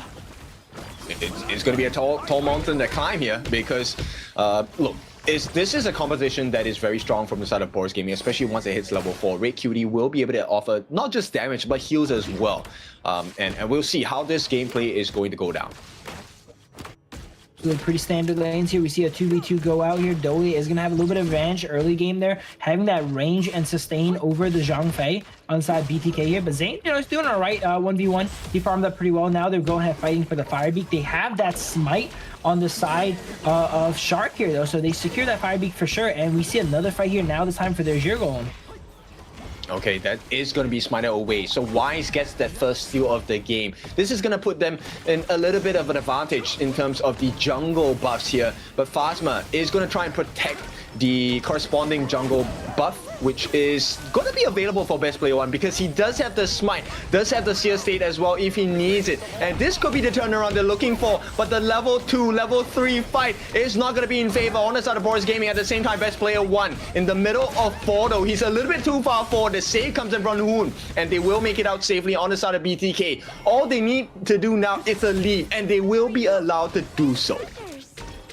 Beautiful take on that Crimson Golem there, allowed him to get level 4 and kind of churn that fight a bit, right? If he lost that, that would have been disastrous for the side of BTK, not having the ultimate on the Ogryn there. He gets that ultimate off, makes Boars Gaming go ahead and back up, and we have a pretty decent lead being built up from inside BTK here now, right? They stole some objectives, they stole that Azure Golem, and now they have a wave pushing into the mid, which they're going to go ahead and feed into the Ogryn here. This is, looks like their game plan in this game is to get this Ogryn ahead and churn him into the beast that we know he could be in the mid to late game. Yes, this is definitely necessary. And nice stun coming in from the side of Mobile Zane. Little bit overzealous here. They don't want to overdive on the side of BTK. But let's give you a little bit of information on Mac as well. You know, following his performance last year, he wants to prove that EU is the strongest region in the global scene. Right, this is truly aligned with the current top teams, right, in KMW, because OG and Twist also come from the EU region. And he's looking as OG as the target because he wants An as his rival in the farmland. He has his sights set on one of the best then for sure, right? OG is at the top of the circuit here, but we see once again that strategy rinse and repeat here from Hoon and Ogryn, right? They go ahead and soften up the way for Ogryn to clear it up here, and now Ogryn is pretty ahead on track to level 70. He should have the XP advantage over Weiss now on the Ogryn. Yeah, I believe so, right? Because they did trade in terms of camp steals between the Azure and the Crimson buffs as well. But right here, the big fight, because we have not had the first blood just yet, this will be a big swing. And you can see Boars Gaming, they're trying their best to freeze the waves against the likes of BTK, but BTK are not allowing that to happen. Mobile Zane, oh, hang on. Potential first blood, Fried Chicken needs to be really careful down here. Falling very, and quite dangerously low, to be honest, at that first part of the map. But with the timers hitting 4 minutes soon, is this ideal for BTK? Here we go. If they can go ahead and get Fried Chicken out of that lane and into the team fight where Guan Yu wants to be, right? They're definitely gonna have the advantage. But it looks like 3005 is doing a great job of keeping him there and getting him really low, right? And forcing this 1v1 here, which is really hard. Guan Yu does not want to 1v1 you. They want to push their lane and go roam around and help out in the map. But BTK has they have the presence here over the Tyrant. They have 2 smites, and Boars Game is not even gonna fight him for it. They're just gonna give it over. Beautiful, right? This is the correct response from the side of BTK, but of course, Boars Gaming, they will not take it for free here, and with that, they secure the Overlord as well. Now, BTK, they need to be very careful. Fried Chicken here will be at risk, as Shark will provide that support at the top, but the T1 at the top should be taken for free. Boars Gaming get the first turret of the game. And Fried Chicken's been struggling kind of in the clash lane there, right? The last few times we saw him, he was kind of like on 1 HP, either trading with 3005 or getting ganked here. So he's not been given much room here, and because of that, he's down in experience. But it's okay. Guan Yu is mainly there for those pushes, right? As you mentioned, casting that net for his team there. So if he's able to just, you know, keep it even here, oh, it's going to be tough. He's down 2 levels with 3005. And, you know, play for the team fights here and not play for the 1v1, which is what Fatih wants to do, he should be all right. Yep, you can see the advantage that 3005 has built for himself, right? He has one whole level of an advantage. The lane freezing has definitely worked out for him, you know, in this matchup. And Fatih is a very strong solo laner in the clash lane as well. I think second only to Byron. And at this point, BTK, they're starting to lose a little bit of the grip over the gold lead unless they get a kill here. Everyone is grouped out on Boars Gaming here to try and go ahead and get a siege off. Best player getting dropped really low. No Blood Rage available yet, so he has to recall. But they're doing a great job of sieging. Ooh. Yep, and this is exactly what they need. A stun comes in from this side of Shark as well. But unfortunately for them, positional disadvantage as here comes 3005 looking for the first blood. One more hit, they will get it. Rick Cutie actually secures it for the team. And Hoon is going to be taken down as the secondary target as well. One more for the triple kill. And that's going to be big wins on the side of Boars Gaming. They did have to trade out 3005. And for now, is there a response from the side of BTK? They will not be allowed to do so. And with this, the T1 on that mid will be taken in quick succession as well. A triple kill for Rick Cutie. This one definitely hurts BTK. That was such a good engage from Shark's Zhongfei there, but his team was not ready. We just saw prior to that engage, right? Best player was recalling back. So a bit of a disconnect between the team there. That was not the best time to fight, even though that was a nice unbridled outburst on the side of Boars. They didn't have the numbers to go ahead and follow up off it.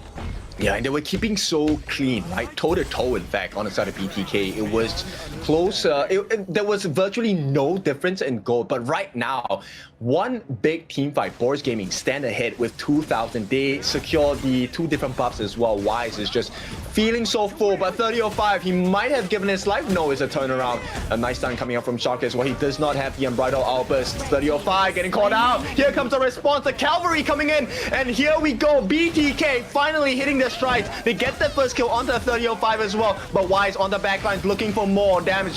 Best player 1 falling low. They do get the knockback and they get the kill. Mac responsible for the takedown as well. There is no response so far.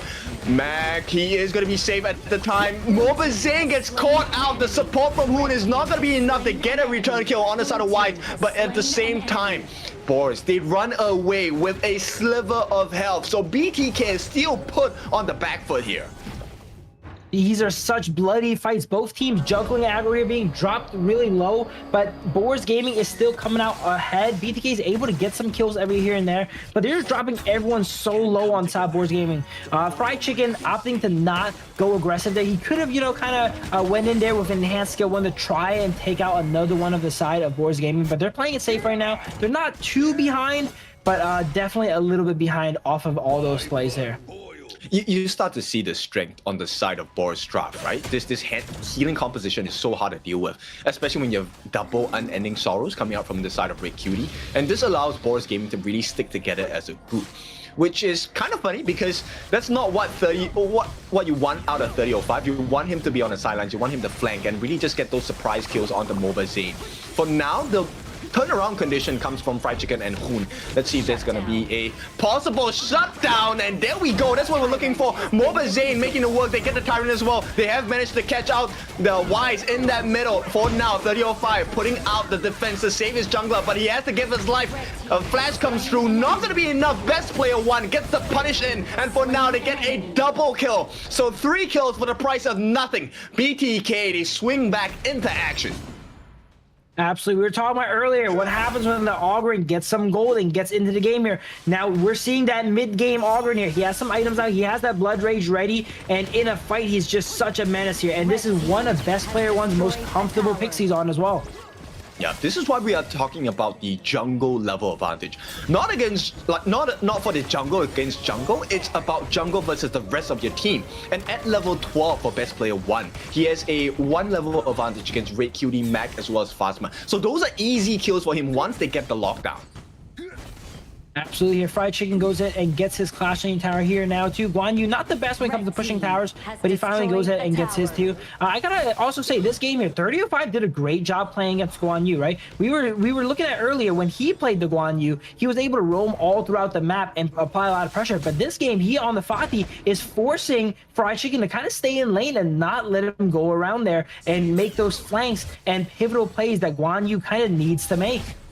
Yes, and the later the game goes, I think the impact that Fried Chicken is going to have is going to be a lot more vicious, because he's going to be the setup for Hoon, and you can see the Flowball Mage with the knock-up, the double ultis or the double second skill, that is really hurting a lot, and the flash will be committed by Hoon. And right in the middle, Fried Chicken tries to set up for the team. He is very low though, gets taken down by Red Cutie. Red Cutie already expended the ultimates. The double heals have been used. This could be a big turnaround for the side of BTK, but Boars Gaming disallow it to push them back, and at this 10-minute mark, BTK unable to make that play for that Shadow Variant of the Tyrant. Boars Gaming, they keep a clean position for now, but Wise is actually a little bit low as well. They have to be really careful.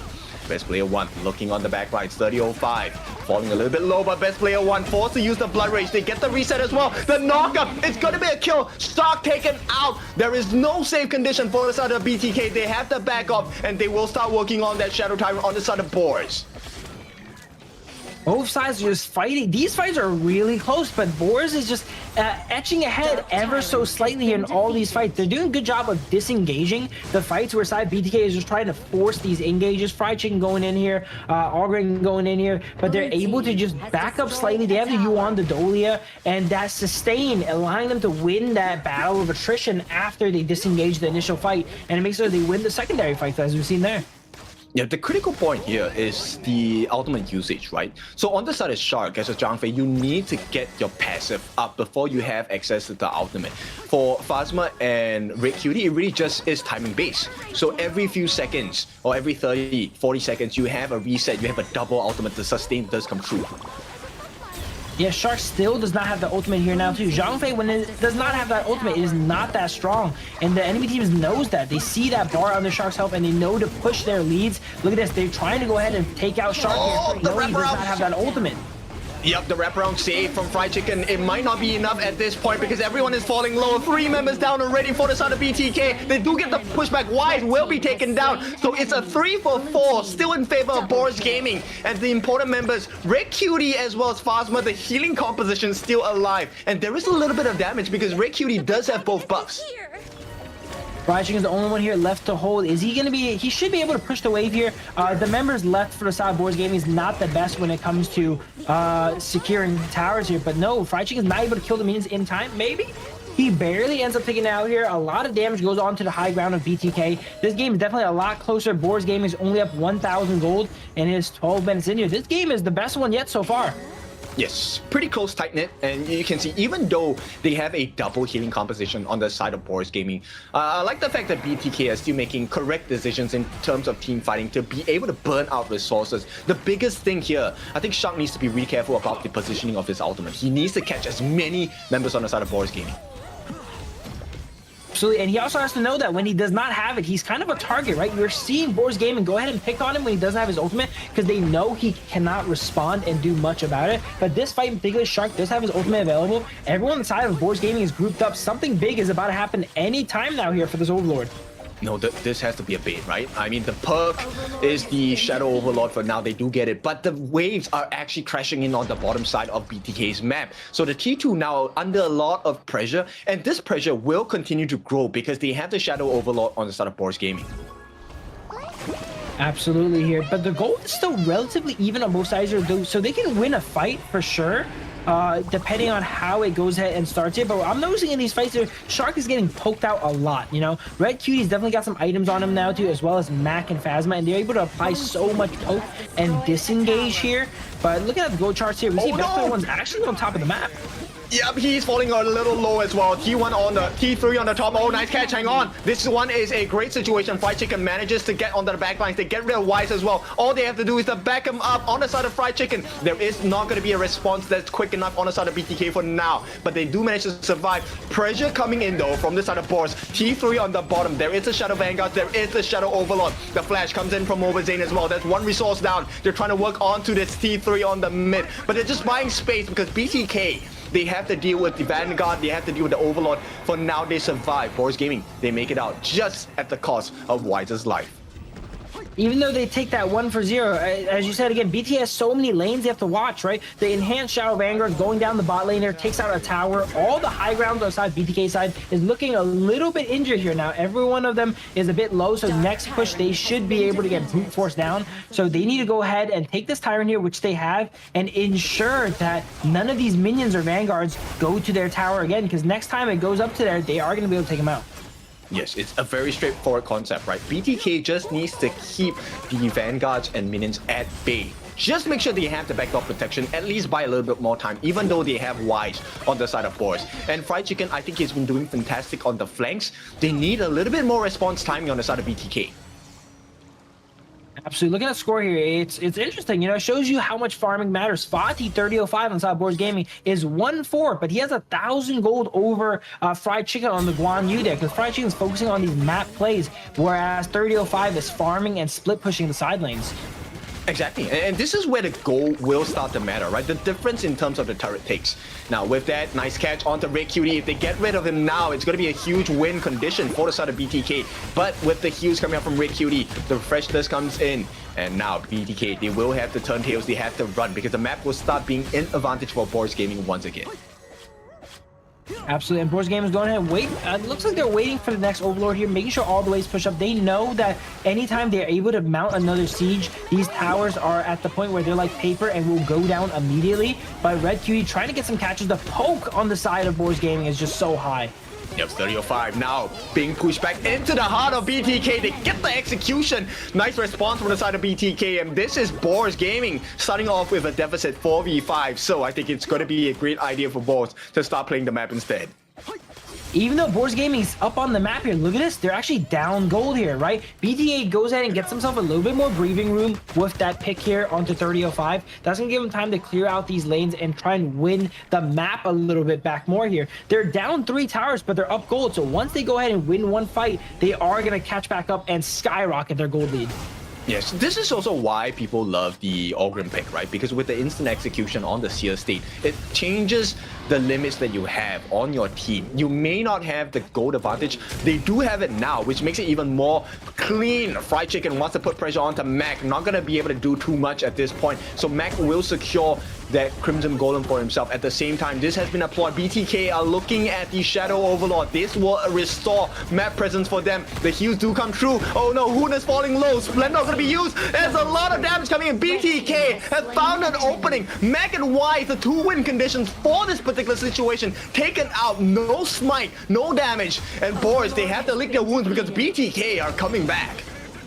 This is exactly what they need here, right? They win that fight. Beautiful play by Hoon there. You have the Splendor going golden for a sec there and baiting the members of Boars Gaming and actually getting out alive there, right? That was very, very pivotal. And now we're seeing that gold lead skyrocket as we're mentioning, right? We have the enhanced Shadow Vanguard to go ahead and clear out the Clash lane. Boars Gaming, they got to be really careful now. As we mentioned, they cannot lose a single game here, and this game is not looking good for them. Yeah, BTK now on the cusp of creating North American region history here. They may not make it into the top of Group A, but they might have just secured LM's position for them. And at this point, BTK, they put pressure on the mid, on the top. Now it's their turn to put the pressure on all 3 lanes. T3 will be taken down. T2, sorry. What a switch up here. This next fight here could potentially be the last. We got to see Boars Gaming take one fight to go ahead and defend their base here. And it looks like this might potentially be it. Look at Red Q walking up really aggressively, trying to get some stuff off. But no, BTK opts to play it safe. They're not going to overpush. They don't want to overextend and overstay their welcome here and throw. They know they're in the lead now, and they're going to opt to actually slow down and play it safe here now. Yes, and I like the switch of situation, right? Because the game truly can swing at any point of time. It just requires one good decision. And look at the one good decision they made. Just taking out Mac and Wise in that fight. Now they have a 4,000 goal lead. And BTK, they're on the cusp of really turning this game around. Dark goes ahead and face checks to lose a lot of HP. That's the poke we're talking about here, right? He's able to tank, but he loses so much before he can get the fight started here. But no. Yep, Hoon gets taken out immediately. They're gonna trade it out with Mac, and once again, this could be a bad situation for the side of Boars, that is. Nice catch, but the damage is just a little bit too much. The heals as well. Wise, they take out Best Player 1, they take out Hoon, and right now the Tyrant is available for the taking. Fried Chicken wants to change the destiny of the team here. Will not be able to do so because Mobile Zane is falling quite low at this point. The flash comes in from the side of Red QD. They get the unstoppable streak and a kill on the Mobile Zane. And Boars Gaming, they can definitely secure this 16 seconds before we hit that final battle mark, the Tempest Dragon game. While they did go ahead and win that fight, they lost their Clashing Tower to some minions in the meantime. But it looks like they don't even want Tempest Dragon. They're potentially making a push for the end here. They have 4 players up against 3 for side BTK. It looks like they are going to back up here. The timers are a little bit low. But here we go. This is potentially the final fight. Tempest Dragon is going to be in play as 3005 goes ahead and takes it down. Same with Agudo. They're dropping it down really, really quickly here. Yep, Sharp, he needs his ultimate, he needs it now. It's not going to be enough time. 3005 falling low, they need to back off. BTK, this has to be the chance for the steal. If it needs to be done, the steal does come true. BTK, they survive, they buy another lifeline. They need so much time. And right now, Best Player 1 with the steal of his life has given them one more chance. Critical kill thief is an understatement. That absolutely saved their game there. And we were mentioning Best Players 1's one of the smiters, and once again he does it again. He makes a miracle happen, gets the Tempest Dragon here, and can they turn this into a win here though too? Because that Tempest Dragon buff is so huge, and the base on the side of Boars Gaming is pretty thimble as well, right? They lost their Clashing Tower as well. That bottom tower is hanging on by a thread. BTK can easily turn this into a win. Yes, it is clear, but it's not going to be easy. At this point, BTK, they need to make the Vanguards work for them. These are the Tempest Vanguards. They will disrupt the towers, which means the towers will not start hitting onto the BTK members. The heals do come in from the side of Red QD. The first one already used. Second heal available at the same time. Mac is trying to stave them off. Right now, it's a Baron-based BTK. The opening's available. They just have to stop the Vanguard from coming in within range, and the backdoor protection will be available. But the nice pushback on the backlines, they get the pushback, and even with all the damage in the world, they cannot do it. BTK, they have to try harder here, and for now, they need to back out. Best Player 1, he does make it out with his life. Mobile Zane staying a little bit too scarily forward. The flash comes in, the stun comes in, and Mobile Zane will be taken out. And BTK, they had the window of opportunity, could not get the game down here, and Boards, they survived the initial aggression.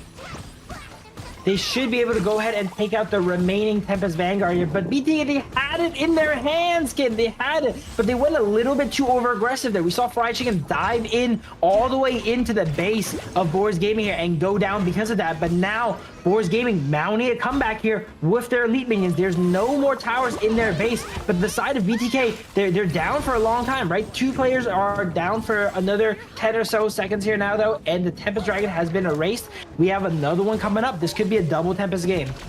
Okay, make no mistake, right now BTK are in an advantageous position simply because they have a T3 standing at the bottom, right? So that will be a lane advantage, and right now it is the corresponding lane against the top side, which is where the Tempest Dragon is going to spawn next. So BTK, all they have to do is to play this slow, get the resets, the waves naturally will work in their favor.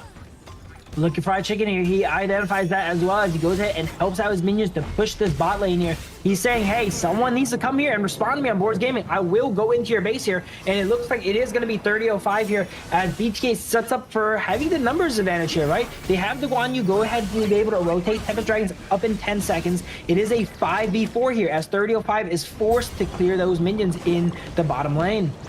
Yeah, and another important factor to kind of consider is how many members have these Sage's Sanctuary. One on Mac, one on Hoon. So one on each corresponding side. And these are the damage dealers, right? Besides Mobile Zane, Hoon is also someone that is able to melt down the other members on the side of Boars Gaming. Okay, Mobile Zane does have it as well. So right now, this is a numbers advantage in terms of lives.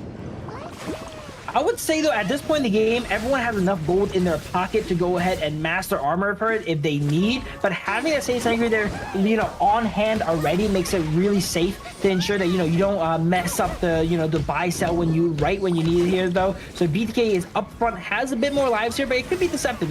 We could have some of them queued up for the side of Boars Gaming we don't know about. Yeah, and also to make things kind of scary is vision is so important, right? If let's say anyone shows that they're off of the map, this could be very well a 4v5 situation or a very nice setup for the side of either Boars or BTK. So they need to be really careful about the vision they give to their opponents. Boars Gaming looking like they're dealing a lot of damage to Tempest, even though they don't have everyone here. It's 4v4 this right here. We see Fatih and Guan Yu fighting on the bottom side of the map. Both teams are playing extremely safe. One mistake could be the difference here. Yes, but it's life advantage. Hang on, best player one. He missed his ultimate. That's not good news. Wise will make it out, but hang on. Fried Chicken here to change the life of BTK on the backline. Catches onto 3. There are 4 different members on the side of Boars Gaming. They will not survive. First life down for the side of Mac. He is going to be taken down by the side of Fried Chicken. And BTK, they get the kill. They get out. And here comes the first life of Hoon as well. Traded out. And BTK, they need to make it work. But 30-05, he's changing the script. He wants to get the win. Can they burn the first life of Mobile Zane? Mobile Zane gets the flash, but right now the base is not looking good. Boars Gaming, they cannot continue to fight. BTK, they have the advantage. Best player one, he gets that ultimate. Finally, Sage's Sanctuary as well. He has 2 lives to work with. On the backline, Shock want to provide the shields, want to provide the save, but then the base now has been secured. Red Cutie is back at the base on the side of Boars. This could turn really badly for the side of Boars if they get the knockback. Fried Chicken catches onto 3 at the same time. There is no ultimate for Shock. Not looking good. Mobile Zane, he will be able to lay down the damage as well. He just needs to make sure they burn that first life on the 30-05. It is done. Fried Chicken sets it beautifully for the side of BTK. They have to run. Boars, you have no more damage to offer. Mobile Zane has all the time in the world. Wants to get in, but here comes the save as well. First life burned down for Mobile Zane. Can they do more? 30-05, forced to go back, and here comes the return of best player one. He really could change the tides on the side of BTK. They do get it. They push them back, and for now, it is Mac that is responsible for the defense on that bottom side of the map. And once again, after the dust settled, BTK still have the advantage. On there too. Wow, that was we saw so many sanctuaries being burnt down right there. Like almost every single person had 2 lives there. That was such a crazy fight.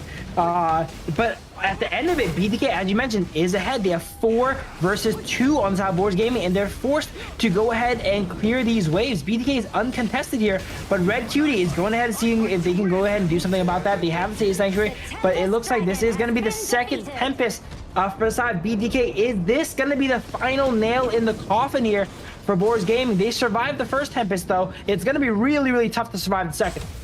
Yes, they should not miss. They cannot miss, because if they miss this, there is a chance of a comeback for the side of Boars Gaming as well. Bear in mind, you can only use the Sage's Sanctuary twice. Yeah, and we used through a lot of them in that final fight here, right? So everyone else with a Sage Sanctuary is likely to be the last ones available. Look at that Tempest buff on Shark here. Look how big that shield is here. They are so strong. They have so many combat stats. Everyone is full build. It's just a matter of executing a team fight now and closing out this game.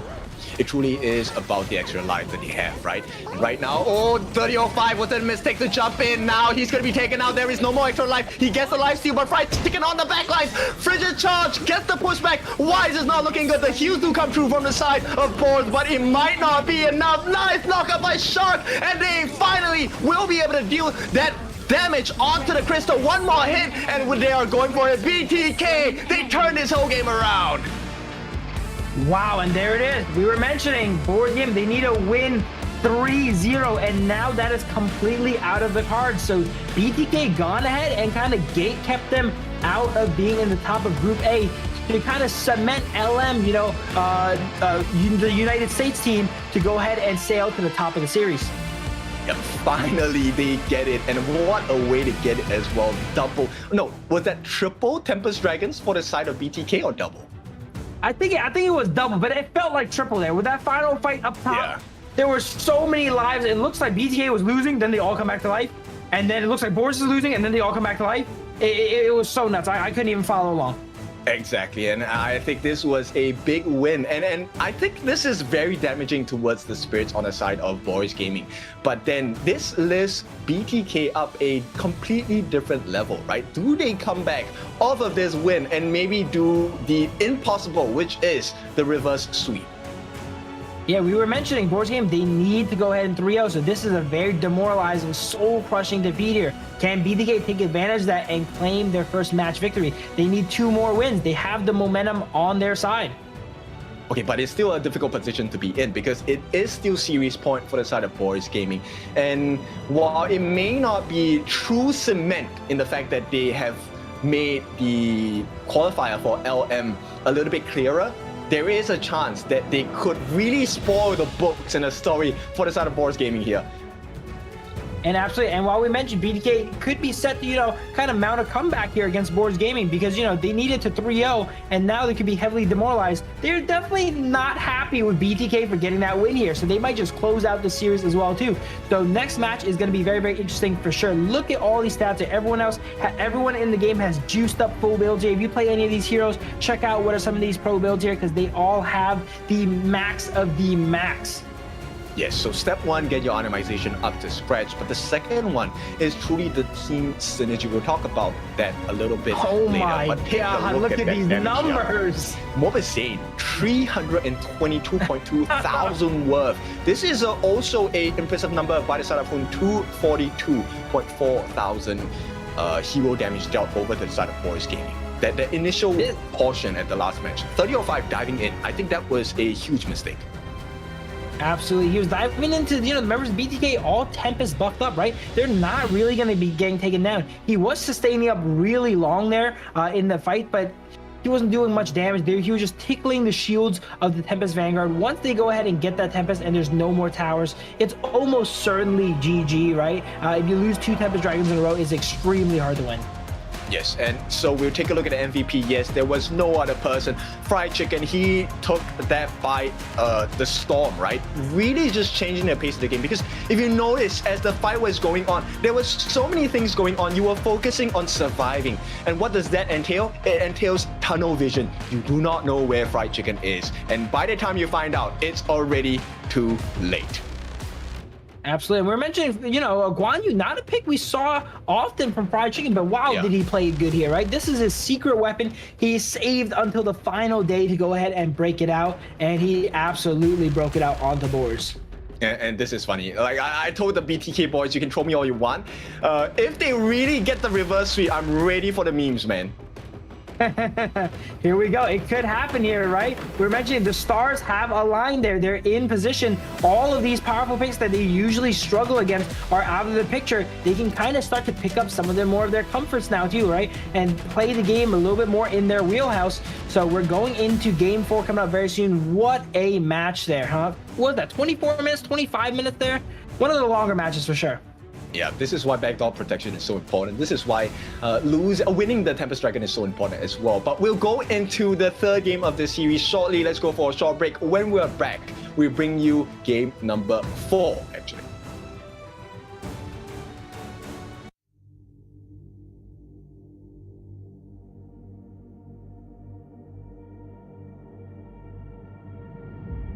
feel it deep flowing through my blood. Rising up to become someone, and taking it all on my own. What a sweet victory. And taking all of my control, awaken something deep in me. Like flames, feel it burning inside. Take a hold of pursuit of the prize. I've been told ain't no way to survive, keeping all of this fire that's locked up aside. When this is the time, enter the ring. All those mental chemicals doing their thing. I got flashes of battles inside of my dreams. I was made for this moment. At least now it seems like it's time to come face to face with your fear. Been battling reasons for all of the years, and I learned how to fight them with style and grace no one's ever encountered. You say it's amazing, I'ma come out swinging when they open the gate. Go ahead, call passion, I'm calling it rage. I'm taking what's mine like I already own it. Watch but don't blink, going here to the moment. The sky rained down. Here's to the madness that's all around. Go on, tell them who you are, you are, you are. Go on, tell them who you are, you are, you are, you are. Here's to the moment. The sky rained down. Here's to the madness that's all around. Go on, tell them who you are, you are, you are. Go on, tell them who you are, you are, you are, you are. My name is honor, my name is king, my name is champion, my name is strength. Tell them who you are. My name is Pentakill, you think it's strange? My name keep ringing inside of your brain.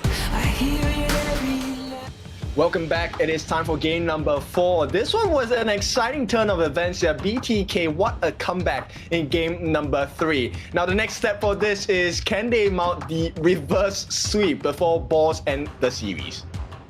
No matter what happens, we're crowning them the gatekeepers now, all right? Because they've officially gate-kept Boars Gaming from succeeding and rising to the top of Group A there. So off that is a victory enough, you know. We're looking region-wise, all right? They're helping out their region a bit, which is awesome here. But we're going into game 4. They're going to go ahead and try to play into that reverse sweep, right? We're mentioning a lot of picks are off the board now. Look inside Boars Game. They're definitely not happy with that. They know that one was, they needed to win that one, basically. But they're still going to have to play it out here on both sides here. So BTK is going to go ahead and try to get their match win we were talking about the whole time. Yeah, BTK definitely were cooking. Like number 1, that Flowborn Mage pick, and like you said, number 2, the Fried Chicken Guan Yu. These are heroes we have seen BTK play too often. In fact, we have never seen the Flowborn Mage on the side of Hun, and that was a debut pick, debut win as well. Look at all the side of BTK. They're all laughing, happy about it. They're like, yo, we got him, guys. We got him here. So now they're still playing it out here. But hey, we were mentioning, you know, game 1 and 2, they're picking these picks they're comfortable with. They lost. So all right, let's switch it up. Let's just play new stuff. They might not be ready for it. And they actually were not ready for it. And they take that game 3. Yes, we might be exploring a couple of different compositions now, right? So Princess Frost, Liang combination still available. Liang and the Guardian Mo composition still open for the teams to pick. And that is something that BTK can play. Absolutely, yeah. Princess Frost is up, Liang is up, Gan and Mo's up. There's a lot of powerful picks still up. I wouldn't say these are like the top tier meta lines, but all of the top tier meta lines have been removed, right? We had 3 games and 5 sets of heroes played on both sides right here now. So it's going to get more and more thin, and we're seeing cool stuff like the Flowborn Mage last game. We're going to see even cooler stuff this game. I'm just curious whether Boars will go for the long-range stunts, right? The whole E with the Guardian Mo. Do we get the Channel finally coming through for the side of Boars? And oh, Rick Cutie, he gets his hands on the Mai Shiranui. Will he perform better than Hun? Yeah, they just go ahead and identify that, yo, BTK, they're going to have to ban the Arlie Luna every single game. We're eventually going to get the Mai, and that's exactly what they get here. They're going to go ahead and let loose with that. We're talking about Dolia a lot. Dolia is coming back here. It was picked up last game by Boars Gaming, and it was actually really clutch in some of those late game fights, right? We're seeing Sanctuary, Dolia being able to reset the ultimate of some heroes 2-3 times, maybe even, which is super nuts. But it looks like a tried and true combo for side BTK, the Dune and Dolia. Okay, I like this combination. We call them the double Ds because Dune and Dolia, right? But at this point, Boars instant counter pick with the Musashi and the potential Lady Sun. So number one, you have the Imperot state, meaning you're not allowed to get heals regardless of what source it comes from. And number two, Lady Sun, famous for having huge bursts. This is also the same kit that Mai Shiranui offers. Absolutely. Hey, we have 2Ds. Why not another one here, right? Dharma still on the table for BTK potentially. It looks like they do not opt for it though. They pick up the Yuan. Not many times you get to go ahead and lock in the Yuan against Boars Gaming. They prioritize that pick so much. They ban it or pick it almost every single time. But it looks like they gone ahead and leaked it over this time here. And that's a great matchup we were mentioning earlier. Yuan versus Mai. Not much Mai can really do against that pick here. And Yuan is one of the comfort picks here for Hoon actually. And look at that. The Ming ban to remove the Ming Lady Sun combo is a great idea as well. Yes, because BTK's composition now is all about sustain, right? You have the double Yuan ultimates for the heals. And as a Musashi, yes, your duo to the death can hit multiple targets, but they all have to stand together. And you can guarantee Hoon is not going to stand near best player 1. He's only going to go close when it's time to heal. Chances are Hoon's not even targetable, right? So they're definitely not going to be able to land that too reliably. Oh, never mind. No triple Ds today in here as it goes ahead and gets banned out there, the Dharma. But wait, that's another solid pick for side BTK. Fatih, one of Chicken's signature picks here, getting locked in. And this might be a game changer. Are we looking at a potential tie here? Yeah, they could really tie it up here 2-2 and switch up that momentum. Isn't there a statistic in gaming where if teams, you know, they're on match point and they turn it around, they're like almost guaranteed to win it through, right? If they can win this, the momentum is so much in their favor. For sure. Let's see if BTK is going to be able to achieve that. But for now, no Ming, that's fine. Secure works as well. And this is also a very early game advantage for the side of Boars Gaming, right? Secure's first skill, Mulberry Power, it potentially puts you at half your health. Yeah, if we can define Boars composition in one word, what is it going to be? It's going to be burst, right? We have the Lady Sun, the Musashi, the Mai, the Sekir. They want to go ahead and take out the opponents before they can sustain up and heal, as we're mentioning. They have all the tools for that, right? They're able to land a duel to death on someone here. Maybe the Marco Polo or Dune, depending on positioning. At least it's going to land on the 2 characters that want some healing, and they're going to want to take out those 2 characters before the duel to death runs out here. And they definitely have the tools with a composition like that. I think once again, this game comes down to really just the Clash Laners. Maybe I'm too focused on the Clash Laners, but Fried Chicken as well as 3005, they will be the ones responsible for splitting the team fights, right? 3005 definitely wants playmakers. Yeah, they want to chase in the MOBA Zane. 3005 will have his eyes locked on MOBA Zane, and then Fried Chicken will have his eyes laid down on the Mac, right? If they can split the 2 farm laners apart from the team fights, then it could go haywire for either side. I think this is going to be a very polarizing game. I'm not sure who's going to win, but since both compositions are so pointed, whichever team that wins is probably going to really win, right? It's going to be a very snowball-y game. If Boars Gaming is able to go ahead and synergize up and sync up all those abilities, they're going to be able to take people out 100-0 and not even have a fight, really, right? Whereas aside BTK, if they are able to survive that burst, avoid it, and play around it here, play the map here with the Fatih and such, right? They're going to be able to win out pretty hard, too, because after Boars Gaming, you know, uses all of their abilities here and cooldowns, and if they're not able to take out their targets, they're kind of some sitting ducks left over. Exactly. And I think another point to consider is probably that, look, BTK in terms of like jungle acquisition, not as strong as Boars in the early parts of the game. So they need to protect their buffs and camps really well now. Another thing though with the Musashi, I've seen a few games of BTK versus Musashi. It seems to be a little bit of best player's kryptonite. He tends to always go down to the Musashi ganks, and then Boars Gaming maybe identifying that, picks up the Musashi, and if they go ahead and target best player, we're gonna have to see if he has adapted to playing against Musashi yet, because the last 2 games he played against Musashi, they're able to take him out almost every single gank. Maybe Hun first. It is not looking beautiful yet. The flash with the Mulberry Power. One more hit. They get the first blood. Not ideal, but this is the dream start for the side of Boars Gaming. They want to secure the series ASAP. You know, we're allowed to say Saker's OP because that character, look at that skill 1. That's flash skill 1 on the Hoon, killed him from like about 30% health. All right, Saker early game is not a support. It is a carry right there with that damage.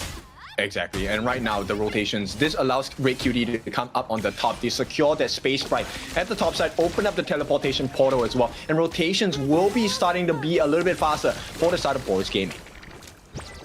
Absolutely, Zane has just been farming up here with Shark. They have the Dolia. We are going to get some interesting resets this game, most likely onto Hoon here, but Dune is a good reset as well too. Both sides playing really aggressive here. Look at this, running into each other here, trading some damage. Not much is going to come of it though. It really comes down to once those ultimates go ahead and come up here. Yep, every frag grenade that Mac lands down is going to be so important for the side of Boars Gaming because that gives extra damage. Likewise, it's the same concept for Mobile Zane, right? How many shots can you land onto your opponents? Because once you have the full stack of your passive, you deal true damage as well. Here we go. We see Masashi coming into this fight, duel to death onto Hoon. He gets dropped extremely low and gets taken out.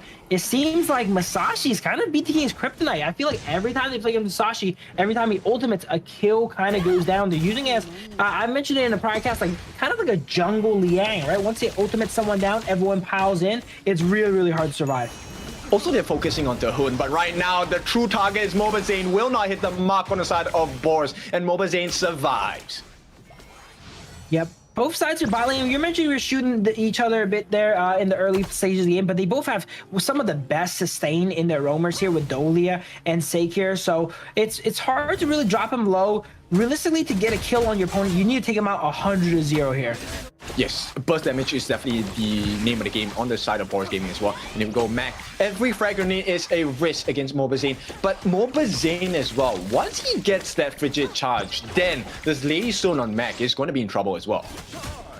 So you're not going to be able to side lane against him there because, you know, Marco Polo can always one-shot you, but Lady Sun against a frigid charge, Marco Polo is definitely not going to be one-shot him there. A little bit of a dance here for that fire beak. It looks like Fried Chicken ended up getting it though over Red Cutie. Yep, he did. Right, and that's going to provide him with a little bit of a level equilibrium against his counterpart. Nice knockup, and there we go. That is the burst we're talking about. And right now, they did not even have to commit too much. There was no flash available for Red Cutie, so he did that traditional style. Yeah, side of BTK, you know, after kind of staring at, you know, Mai for a while, he kind of got desensitized to the Fried Chicken there, walks up there and gets comboed by Mai. You got to respect the Mai's damage output. It's able to knock you up and go ahead and push you into your team there. And Fried Chicken learned that one the hard way. Yeah, a lesson learned in pain for this one, and it's a 2,000 goal lead. Almost going for the side of Boars. They also have the prior positioning for this 4-minute mark. What a nice catch by the side of Phasma to make sure that there is a delay on the backline. They're really just targeting Hoon. There is no more heals now for the side of BTK. They are able to start working on this Tyrant that is going to be reset. Fried Chicken does make his way into the middle brushes, but it might not be enough because Boars have already taken it away. Hoon is having the exact opposite of the game of his life right now, right? He is all the deaths on side BTK, and to be fair, in his defense, they have been targeting him down expressly, but ever since the early game, they've been really slowing him down since he got taken out in the 2v2, and now every single fight, Weiss is just landing the duel to death on Hoon and killing him before he can even go into his ultimate. Yep, the refresh on that Fever Barrage. Good damage coming in from side of Mobile Zane, but it's just a little bit too shy on the side of BTK. Now, Shark is falling a little bit low. He needs to be really careful. Once Mac has the ultimate again, it could be a cause of concern. Absolutely, they're really low here. Shark is staying though, standing in that pool, getting healed by Yuan as well too, and kind of catching back up. A lot of sustain inside BTK. It's going to be really tough once Board Gaming itemizes into that anti-heal, because their composition is relatively, you know, everyone on their side has sustained, literally every single character. So once they get the heal cut on the Board Gaming side, these fights are going to go a lot different. Yup, here we go. Fever Barrage goes down. The stun comes in, and it's not enough, even with the save. Phasma, the first one to fall in this skirmish, and BTK, more pressure is available. T1 is here, but hang on. The hero comes and saves the day. Wise gets that first trade, the second trade as well. Best player 1 as well as Mobile Zane down, and shortly Shark will be taken out of the water. And a 4-kill teleportation move coming in from the side of Boars Gaming. Wow, I did not think duel to the death can land on anyone other than Hoon, but actually it seems like Zane wasn't ready for that either. As he goes on to Zane there, he used his ultimates and such already to go ahead and take out Phasma there, so they were caught up there. Weiss with a crucial teleport coming in, single-handedly changing the fight. Yo, he's level 11. He was not in our sights at all, and this guy was silently farming. He is 3 levels ahead on majority of the cast on the side of BTK, and even against best player, he is 2 levels ahead. Another knockup onto Fried Chicken. They force him to flash. That's 1 resource down for the next 120 seconds. And this is damage Masashi as well too. He's going into Blood Rage next here. So when you're so ahead, you have the Axe of Torment, the physical damage jungle item here. Once that ultimate lands on you, it's gonna almost take you out by itself, right? Masashi's, when they go tank, relies on their team to go ahead and output the damage to secure the kills in duel to the death. With a build like this and how ahead Weiss is, he's gonna be able to solo out targets.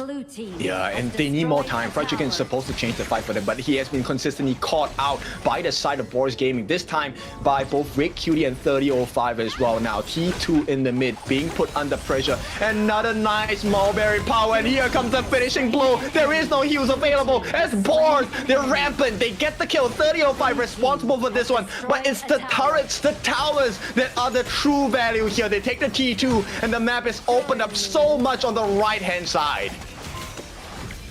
I don't know what it means to play angry, but it looks like Boars Gaming is playing angry this game. They're not happy what happened last game here, and they're trying to end this game out fast. 7 minutes in, it is 11-1 as they get potentially the first high ground here before 8 minutes. This is like, we know Boars Gaming is known for their early game, their strong early game, but this is some of the strongest early game I've ever seen. Yeah, definitely not what I expected here. Weiss is already at level 13. He was already pretty much unkillable at the start. Now he has the Blood Rage as well. So BTK, things go from bad to worse for this one. Also, the thing about Masashi, why he fell off is like, he needs a lot of items to kind of do his job now, right? Ever since the nerfs and such. But look at Weiss, he has all of his items available. This is what it looks like to have a really strong Masashi here. And sure, the nerfs hurt him a little bit, but when you're 3 items and up 3 levels, it is not gonna hurt that bad. Oh, they could not catch Phasma as well. He was so low, and this is going to give him the potential to get the heals in as well. They're looking on the side of Boars Gaming, unable to find an opening just yet. But hang on, Fried Chicken is on his own. The chase is down, and for now, they will not be too greedy. Just get a little bit of vision across the map. Yeah, they see that the objectives up. They're going to opt to go ahead and take this final set of objectives before the enhanced ones comes up here. Weiss is so ahead here. He's coming up on level 15 now. The side of BTK also, they've taken so many casualties that kills are probably not worth that much gold for side Boars. They prefer to get the objectives instead, because the more you die, the less gold you're worth. They've died a good amount of times right on BTK, so it's probably more favorable for Boars to go ahead and focus on the farm as we see them doing here and not go for those kills anymore. I mean, getting the kills also then opens up the map, right? Then you're at a numbers advantage. You're able to put pressure on the towers as well. So I think Boars, yes, I think it will be a little bit too greedy to really try and get like an ace or something like that. But getting a numbers advantage will be phenomenal for the side of Boars Gaming.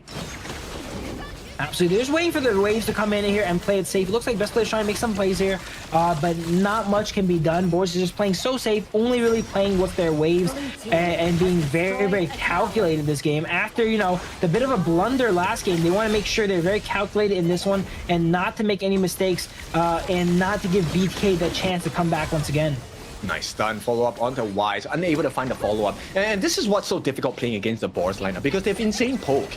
You have the first skill from 3005, you have the control sense from Red Cutie, you also have the rolling rate from Mac, and Phasma as well. So, oh, hang on, nice stun! Can they get the knockup as well? The flash comes in from Fried Chicken, but it's not enough in peril state, and Boars are obliged. They take down 2 members on the side of BTK. The map is open, and the base is open. Crystal available for the taking as well. Rolling Raid to make sure that they have the damage in, and will be the last call. Knife Fever Barrage, maybe turn around, not enough. They do clear the wave, but there is one more wave marching in on the top side. Weiss does not even fall in this game, and the heals are coming in for the side of Boars Gaming. They want to buy some time, but Shark, no time, can't be bought. It's an ace, and for now, it is looking like a Boars win as they get the backdoor protection down, and Boars win the series 3-1.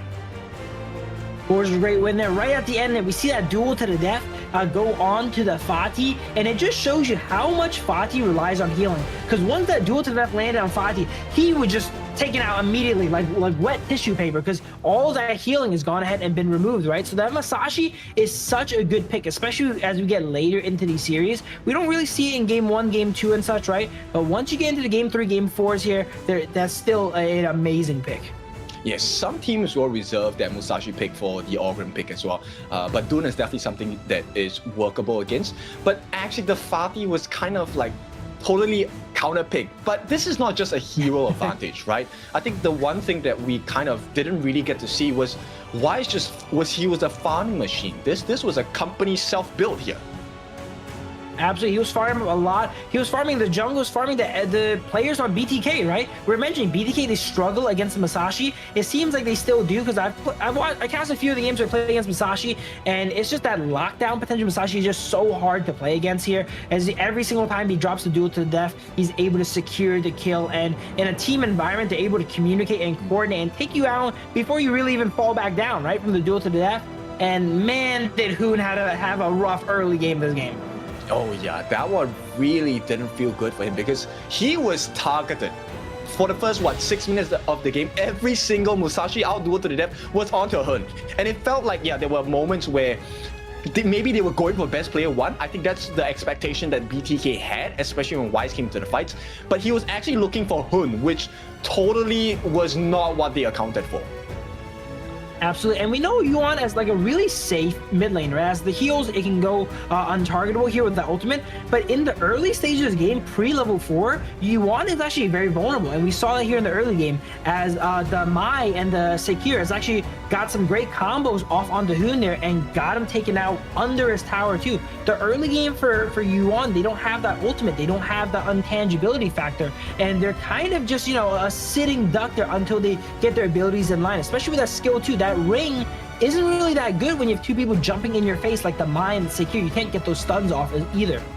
Yep, they actually took their pacing a little slower, but right after the 5-minute mark, that was when it really came crazy for the side of Boars Gaming. And you know what? I know people might disagree with this, but I think the MVP here is Phasma.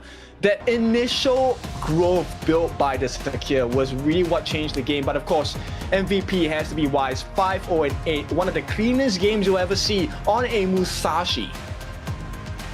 So you don't see those too much every day now. Full damage Masashi there we've seen in that game there, and he definitely did a lot of damage, 24% of his team's damage. That is going to conclude match 1 here. Unfortunately, BTK is not able to get a series win. We were mentioning that, you know, they were going for it before, you know, they go ahead and go home here. But it looks like they have another shot later on in the day. But Boars Gaming also, it seems like their shot is unfortunately out of the running now too, because they were not allowed to lose that one game if they wanted to advance. Yeah, they needed that a clean series, and BTK may just have managed to edge it out for their counterparts, that is LM, as they play against Boars in the later parts of the day of stream. Absolutely, here's a look at some of the highlights in this game. The highlights are basically Wise on Masashi. He like enabled all these fights here, right? The Phasma did enable, you know, the kill on the Hoon in the ultra early game, but after that, Weiss just completely took control. Every duel to the death basically got a kill. Yes, it's so scary, right? Because then you kind of see, like, they force Hoon's ultimate out when it's not at the best position possible. And I think that's one of the most damaging things that Wise did to the side of BTK. So this one was a tough situation because you had to care about Wise. He was level 15. He had everything under the sun in his inventory and ready to fight as well. Well, here's the concept I like to bring up here. It's the concept of conditioning, right? Hoon was so like used to being the first one ulted every single fight. He started to play kind of scared. We saw in the fight where Zane had gone ahead and got duel to the death. Hoon immediately backed away. He's like, oh, I see it. I've been there, done that before, right? He's gonna ult me down. He had to immediately play safe and back up. And then the side of Boars Gaming, they capitalize on it. They see Hoon go ahead and back up and use his ultimate defensively, and they target someone else, so they condition them to play like that. But that is going to be match 1 here. Hopefully you guys enjoyed. We have 2 more amazing matches coming up here, but until then, we gotta throw it to break.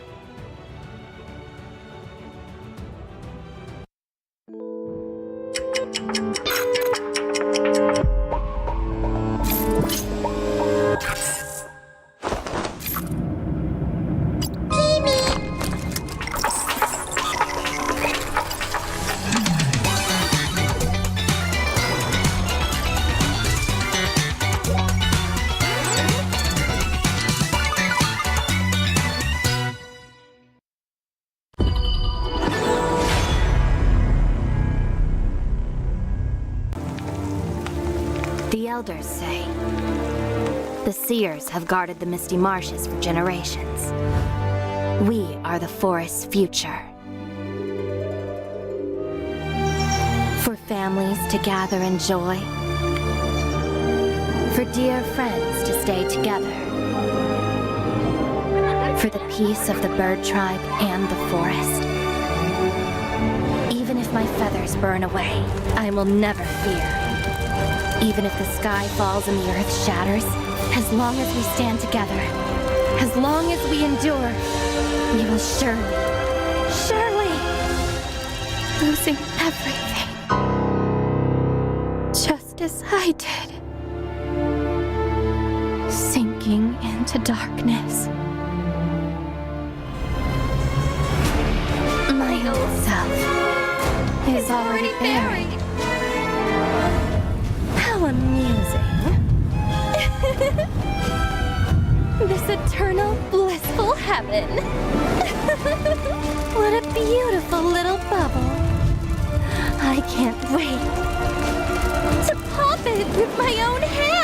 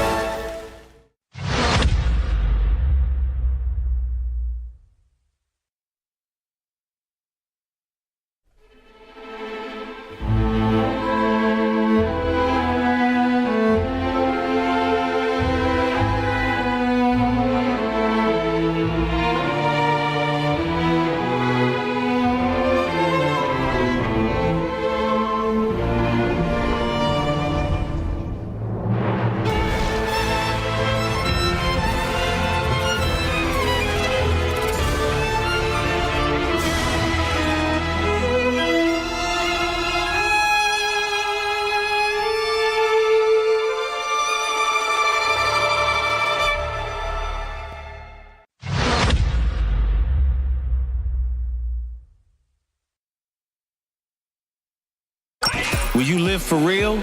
Join the party.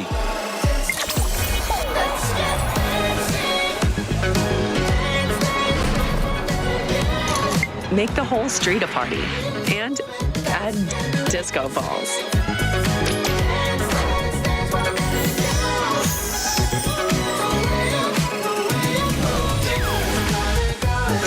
Real Me 15 series. Live real in every shot.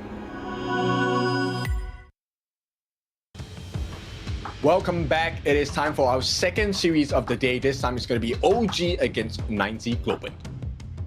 These are both teams that are already, kind of guaranteed to be on the top of the S bracket. But, we have bragging rights on the line here, right? You want to come in here beating your opponent. You want to be squarely in the top. OG kind of seems like they have the advantage on paper here, but this is a chance for 9Z to go ahead and get that upset. I mean, we're looking at new things, and of course, one of the new things you have to pay attention to is going to be coming out on the 24th of September. A new version is going to come out. Prepare to unleash your spirit. Absolutely. And then the Ultimate Awakening, guys, I cannot wait to go ahead and check that out. It is all these heroes with super bumped up abilities that are like actually insane. You got to see it to believe it. Their basic abilities feel like ultimates. The ultimates feel like I don't even know, tactical nukes, right? So get ready to go ahead and play that on the 27th. Yes, so a lot of new updates incoming, and I think because there is new potentials coming in, we also have to explore the potential of the teams using this S group match, this series, as a practice ground, right? I want to see if OG is going to try new strats, but then 9Z Globant has new picks that they are willing to try out against OG as well. Absolutely, yeah. This match here, since they're both already guaranteed in here, right? We mentioned there is the bragging rights, but also this is a good time to field some new strategies, right? Try out some of the stuff that you know is solid, but you haven't really put it to the test yet in games that are a little bit more decisive and crucial. This is a great time for that to happen. Because one of the benefits that you have also in Group S is the fact that you get to go through a loser's bracket. So you get a second chance, right? Even if you lose that winners semi-finals, you get to go up against the winners of Group A, right? And that other loser bracket match. Meaning, this is the time you get your research in and prepare for the other matches to fight for your second chance in the grand finals again.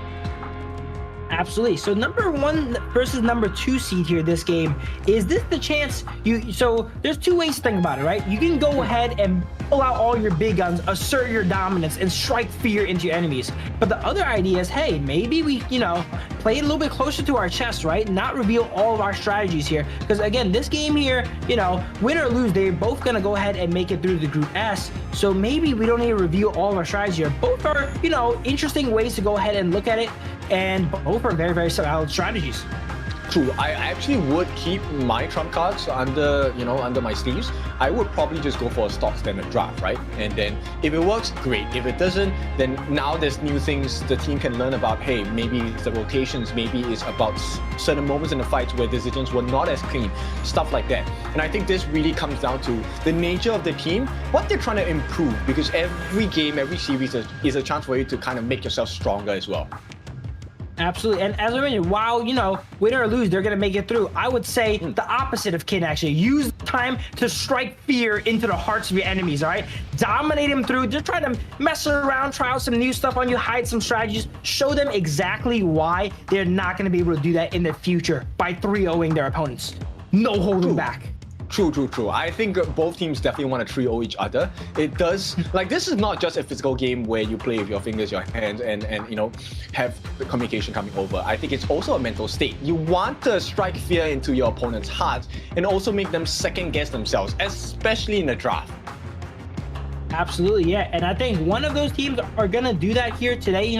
I think OG is typically more of that team, that will just go for the 3-0. They're not going to hold anything back. They're never really that style in the past. 9Z is probably going to be a team that's going to be a little bit more sneaky about it, as you mentioned, right? Play their cards a little bit closer to the chest. But, we both know this. If for whatever reason, right, 9Z goes ahead and upsets here, that's another, a little bit of a dynamic too. If they're playing their cards a little bit closer to the chest and they still could win it out, that could say something as well too, right? True. We're always looking at the improvement of all different teams here. We've already seen the growth of all the respective teams in both Group A, Group S. Now it's really about, can you polish up the standards? Can you polish up those little gaps that you have in between team plays, in between team synergies, or even just simple communications across the team, decision making, what timings you want to hit in the game. These are all very important markers and, sometimes overlooked by some of the teams here.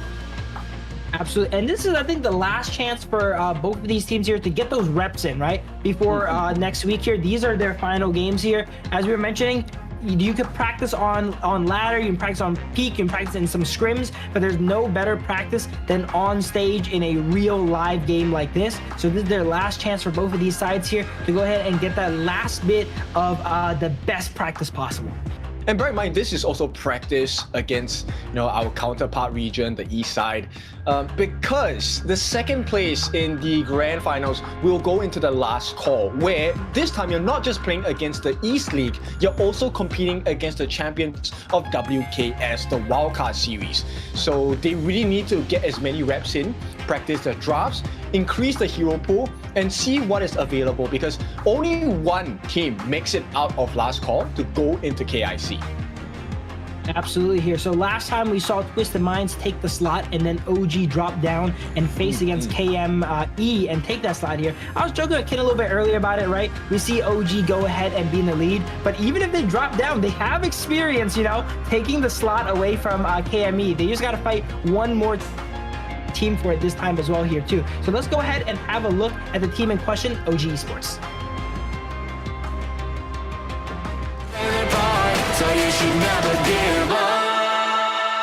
You gotta fight for it. Whoa, let's go. I know you want it. I see the fire in your eyes. You gotta fight for it.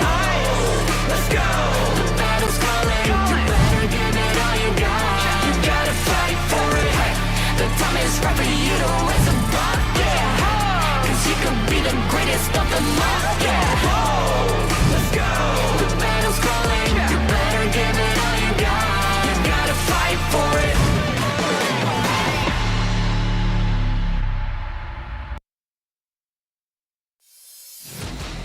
Look at that, OG Esports here. If there was a team that hit him hard, hit him fast, it would be OG Esports. They had a relatively flawless run until the other day where they got one loss here. I think their run is still something ridiculous, like 22-1 or something, but they're gonna try and go ahead and extend that lead here today. We have Keke in the Clash lane, Dao in the jungle, On in the marksman role, Muchin on roam, and then Wen in the mid lane. You know what? Actually, I think OG fans might be very happy that they did take a loss, right? Because the last time they went lossless, they got punished really hard in the grand finals, right? Because they were not allowed to know their gaps in the game. Absolutely. They got their loss out of their way, right? Like, if they had to lose once, it's good to lose there in that series versus Twisted Minds as opposed to in the grand finals. So this time, you know, they got their loss out of the way early so they don't have to go ahead and maybe lose it later on. But let's go ahead and take a look at 9Z.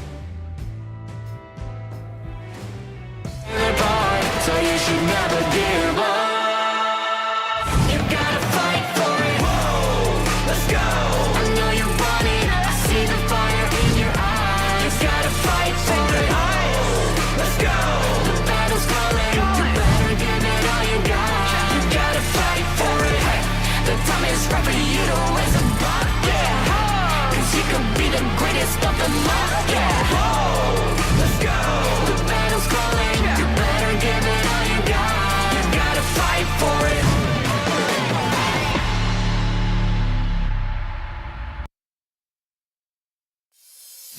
Hailing from Argentina, La Violeta, also known as 9Z Globant, represented by WinRJ in the Clash lane, Sick in the jungle, Moon in that mid lane, Leffy in that farm, and of course Caposeva in that roam. Now this is a team that has a lot to prove, but they also must be careful about the information that they divulge, because now a lot of people are going to be watching them. Not just OG, the KME teams will be watching them, right? Twisted Minds will be watching them, and the rest of WKX will be watching them. Absolutely. I would say, you know, coming into this, they're relatively underrated, right? We see a lot of teams talk. I mean, we see a lot of people talk about OG, about Twisted Minds. We had a few people talk about 9Z, right? But definitely a lot more here now that they've proved themselves. They took matches against Twisted Minds twice there. So them clearly showing that they are, you know, at least currently ahead of Twisted Minds here in the form competition. Speaking of head, let's talk about a head-to-head here from Keke and WinRJ. Both very, very strong Clash in here, but it looks like Keke being a little bit ahead on everything except for that team fight participation. Maybe it shows how Keke likes to up and play and farm up a little bit more here, whereas WinRJ prefers to help out his team and join those skirmishes. I mean, WinRJ is someone that I feel like has grown a lot in this competition over the past 2 weeks, right? We have been mentioning his name quite a bit more, especially in the games against Twisted Minds. And this is a huge achievement as well. So they get the side selection, 9Z Globant that is, and they have chosen the counter pick side. Yeah, red side. It's actually interesting. We see like the meta switch up like day to day. I don't want to even call it a meta now, because some teams, they prefer the first pick, some teams prefer the second pick, and it's not really clear which side is advantage here, because even though they have the side selection, I was under the impression first pick was advantage. 9Z, they got a different story here, right? They opt to go ahead and go for that red side instead. I mean, it really depends how you want to place it, because on the red side, you also get prio on the types of jungle they have. Maybe, example, the Kong Ming or the Luna. These are the heroes that benefit off of being on the red side, because you have the Azure buff as your initial starting buff. Absolutely, that's something to think about for sure as well, too. We see OG, we were talking about Liang getting ignored the whole day. OG does not ignore that Liang, though. They go ahead and ban it out along with the Dharma. Anytime OG's in the game, they really respect that Liang, because Muchin is so deadly on her. They know how much pressure that pick can go ahead and apply, and they go ahead and remove it now here. And it looks like they're angling towards kind of a more squishy assassin-style jungler with that removal. Even though Dao was known for his assassins, we've been seeing him in a lot of tanks lately. Oh, not today, though. We see the Luna getting logged in. Here we go. It has to be. There's no way. OG, anytime you give them the Luna, Dao immediately snaps that up. There's no way OG does not go for the Luna here. And then they angled it too. They ban out the Liang. It was pretty telegraphed. But it looked like 9Z, they had too many picks they need to remove. Either they were going to ban the Luna or the Pei. And either one of those loves Liang being banned. So we need to look at the suppression or the stun. There needs to be a lot of CC or there needs to be a lot of burst. These are the only two answers to the Luna pick. It looks like they're deciding between the Diadea or the Dolia. Both are picks you really cannot go wrong with here. First game here, you can opt to go to Diadea to protect your later drafts a little bit more and save the Dolia for some of those lower tier picks later on. But okay, it looks like they do opt to go ahead and do that. They have the Diadea, the long, pretty straightforward by the book draft so far from side 9ZG. So I'm just curious, what does OG want to pick against 9Z Globant, right? Do they go for the channel? For now, they want to secure the Mayin, another hero that benefits off of AoE catch, right? So they have 2 AoE catches right now, one in the form of Luna, one in the form of Mayin. So OG set themselves up for a pretty good start in terms of team fight. But 9Z Globant, I like the control and the burst damage potential.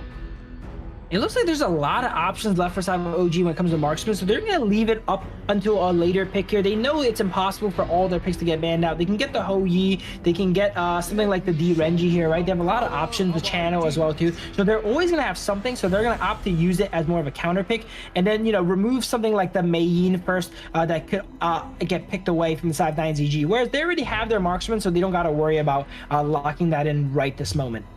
And 9Z Globant, I think they're definitely going for the late game potential here, right? So Food's late game is pretty hard to handle. It's also a good answer for the Luna if they manage to get their hands on Dao Dao, which is going to be a bit of a challenge, to be honest. But we'll see.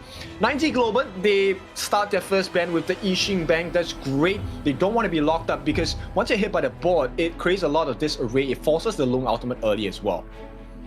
Absolutely, and all of the OG's bans are going into like these anti-assassin picks, right? Like the durable bruisers, like the Dune, the Liang being removed. They don't want them to have anyone that can face the brunt of Luna's damage here, looks like, in their bans. We see 9Z with a Yuan and a Yijing ban targeting Wen here. He still has a good amount of options left.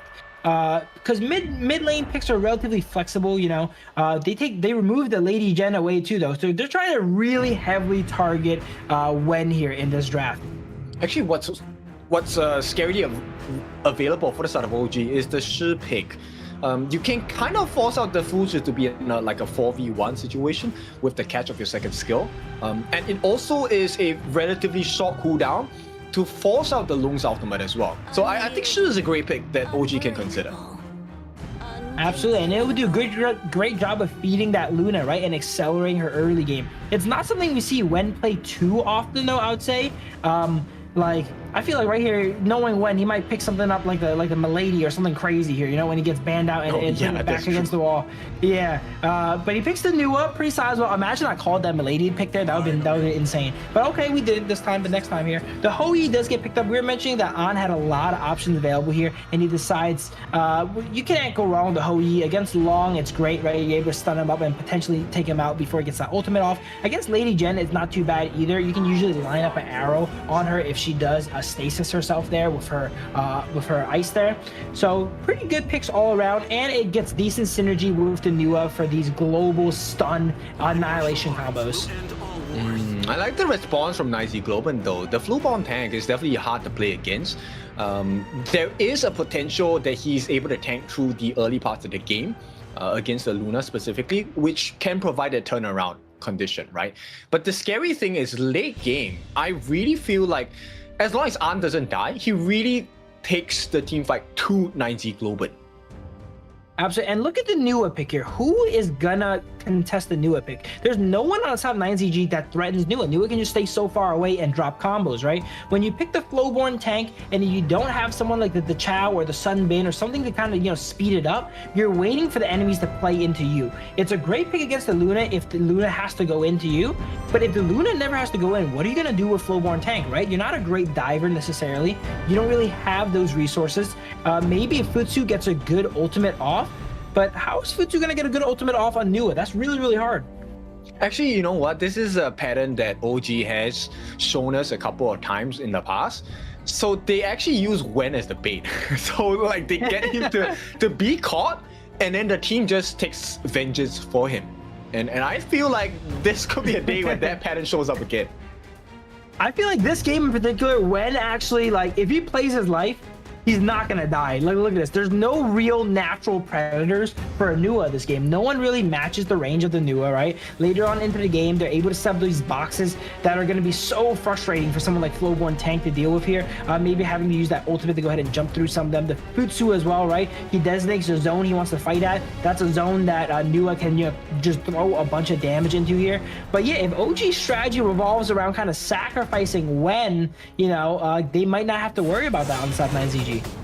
Yeah, I think for 9Z Globant, it's really about how fast can you get Leffy up to scratch, because late game he deletes when in one combination, no doubt, and that's going to be a very scary situation, right? I think for now it's for 9Z Globant is there's two markers. Number one, how fast can we grow Leffy? The second one is, can we get like an initial take down on R?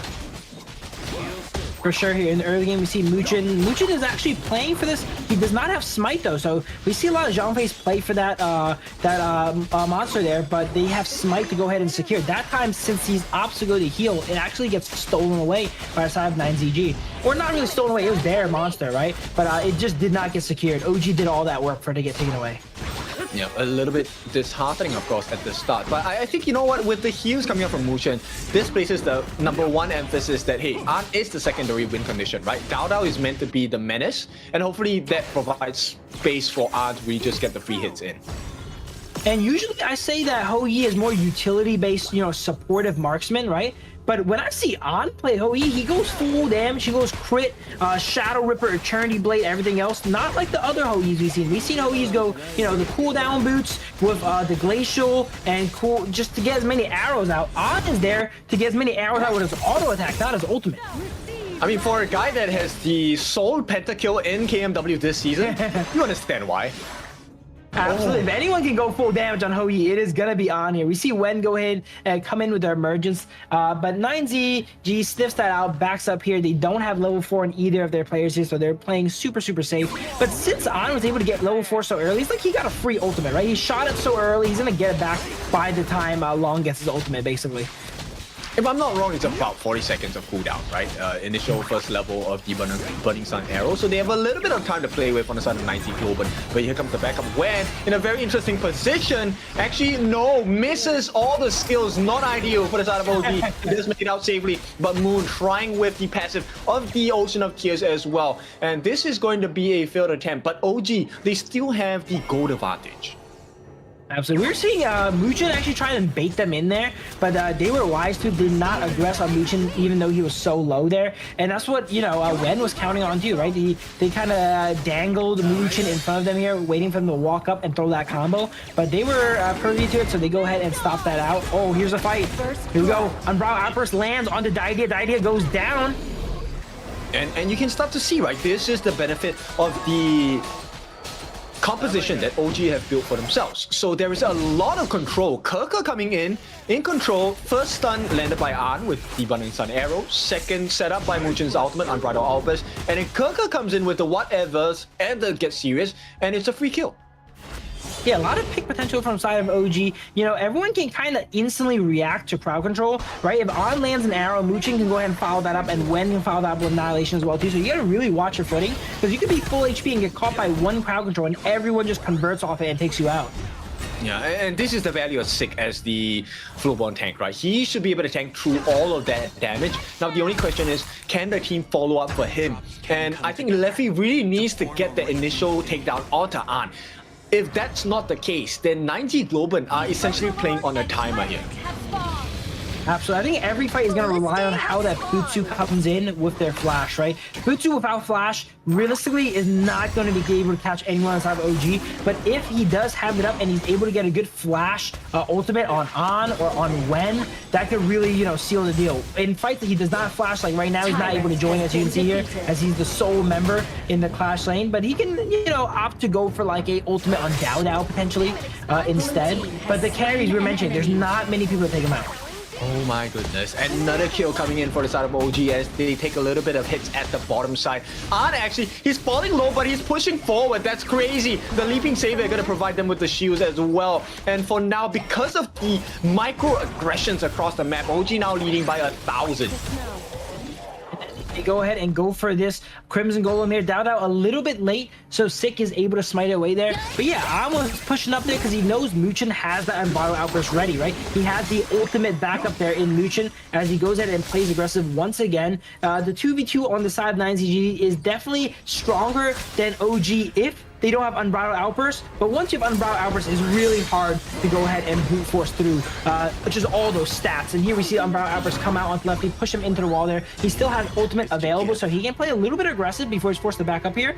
But we have not been seeing much action come out from Sick this game, right? We see him playing the Flowborn tank.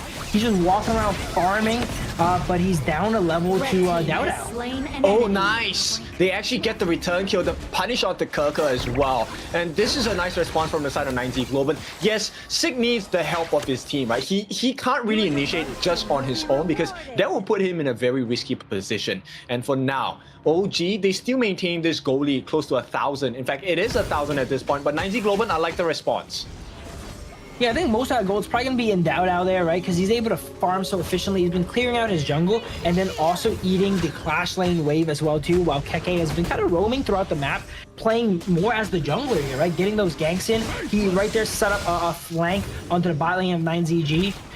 This team kind of left him there, all right, and he was forced to fight a 1v4, but nonetheless, he's applying a lot of pressure throughout the map. You see him getting vision all around, and it looks like Dowdow is the real focus and carry of this game here. You know, Keke, you know, we know him as the carry, but this game he's playing, you know, more of the wingman here for Dowdow. This is a very difficult position here, and the TP does come in. Emergence, the help is going to come through, and Dowdow gets out. There is no setup available on the side of 9Z Globant. The stun comes in, not enough damage on either side to finish the job. So OG and 9Z Globant, they will walk away for the moment. Leffy manages to find An. An has no flash. He has to run away. An is so low, but the save comes in, and Sick will be denied the chance. At the same time, Kirker, look at the rotation. They have spotted him out. Is he gonna just run to his death here? It's a 4-on-1 and Kirker in no man's land will be taken out for sure. This is a freebie for the side of 9Z Globant. Yeah, Keke has been in no man's land right there a few times, right? He died in the same exact position last time as well, too. It seems like he's going a little bit wide in these fights here, you know, trying to get the flank off. And when you do go so wide, if your team pushes up, you sure are able to go ahead and pincer your opponents when they're retreating. But if you do not have your team to help you out there, like we said last time, he was caught on 1v4, he got caught on 1v4 once again.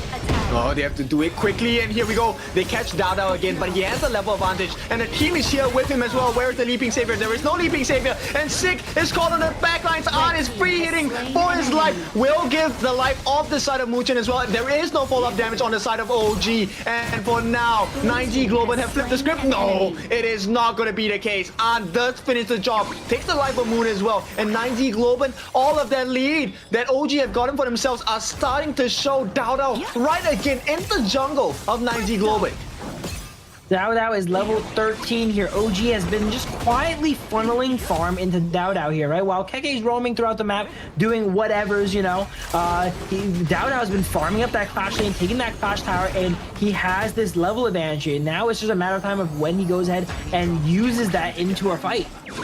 Yo, the information that they buy on the side of OG is so spectacular. And right now, there has been no punish. The T1 in the mid. In fact, all the T1s on the side of 9Z Globant have been completely taken down. And this opens up the doors for them to take the Tyrant because vision is obscured for the side of 9Z Globant. Tyrant has been defeated. Absolutely, we see a Tyrant go down for the side of OG, and then there's nothing 9Z can do about it. They're not in position, and they just got their tower taken out though, so they're playing pickup here on the side of the base, forced to clear some minion waves here. I would say though, the Futsu is really ahead here now because of all the farm that, you know, Keke's funneling into Dowdow here. The Futsu is up 1,000 gold or so on him, and late game we were mentioning that is one of the most difficult Clash laners to deal with, in especially the 1v1. If he ever gets the ultimate off on you, it's really hard to take him out. Yes, and all of this confidence play from OG where Dowdow was willingly getting caught by the Sage's Smite on Win RJ, that is not going to turn out well as we head to the later stages of the game. So 9Z Globant, they have a pretty good win condition, but they need more time. Absolutely. We see Dao Dao, he is worried about Futsu for sure. You know, he's starting to itemize into the Ominous here, third or fourth item here, which is a bit early for Luna's. Usually they prefer to go a bit more damage, but he knows the pressure that Win RJ is going to be able to put him under if he locks him up with that ultimate. So he's going to itemize defensively a little bit early and play it safe there. And oh, he's just so high level. Look at that. Level 14, 15 here on Dao Dao, coming up very soon here at the 10-minute mark. Oh, the damage does come true. And it's just laying down the pain. It's going to be claimed by Dao Dao instead. But here comes the back of Win RJ, unable to find an opening. The T2 at the bottom going to be cleaned up as the first of the 3 sets available on the side of 9Z Globant's map. And at the same time, during that exchange, Wen actually got his Tome of Wisdom. This is the most damaging item in the Mage's kit as well. Absolutely, and on Nua as well too, right? Being able to apply all that damage onto those global ultimates to be able to react instantly to any play, even if you're not really there, is going to be crucial. This game, while it looks like 9ZG is not really doing anything wrong, it feels like OG has kind of, you know, out-farmed them, right? They managed the map a little bit better, and because of that, they're up in gold. Because these fights are relatively even, but they're still up 3,000 gold. Because they're making the numbers advantage happen for the side of 9Z Globant, which is so funny because 9Z Globant have the numbers advantage in terms of members, but because they have the numbers advantage in potential fights, it means the map is open for OG to go and farm. Absolutely, OG joining a fight 2v3. You know, they have the Hou-Yi ultimate, the Nua ultimate. It's kind of like a 4v3 at that point, right? We see Keke get a little bit caught again here. This time he does not go down, but he's been scaling up, even though he had a little bit of a rough early game there. And he's playing more of a supportive role this game on the main, which is not something we see very often. Look, oh my goodness, they get one more. Couple Saber is taken down, and it is all off of the catch by Kirker. Wen had to trade his life for that, and at this point, Dao Dao is in the middle of 2 big damage dealers, but sick 1v1 against An. Who gets the kill? It is going to be An, and he does make it out. That surprise kill, knockup by the side, a double kill for Kirker. We talk about him being in such precarious positions, and he makes it all work for the side of OG. Dao Dao does get away there, not losing his shutdown. We saw Futsu desperately trying to catch Dao Dao on Luna there. And while it's a good matchup if he has his ultimate, if he does not have his ultimate, Dao Dao can easily just slip away, as we've seen there, as he dashes over the wall, and Futsu's not able to follow him. Dude, we talked about this yesterday, right? So good teams like OG, they will give you the picks that you want. But the picks don't matter because you're not allowed to do what your strengths are at, right? They wanted a fight on the side of 9Z Globant. What is Kirker doing? Kirker is putting himself in the middle of 5 9Z Globant members. And what does that entail? Dao Dao at the top lane farming. They take the T3 at the top. They push down the T2 in the mid. And look, there's no fight. Like, Kirker even gets a double kill off of that. I would say we were mentioning Wen was usually the sacrifice for the side of OG, but this game, it looks like it's a little bit more of that Kake, right? He's able to join these fights, blow a lot of the cooldowns on the enemy side, and still kind of come away with 1 or 2 kills here. Sure, they take him out a good amount of times, but he's already done his job, you know? He's given Dao Dao all the space he needs.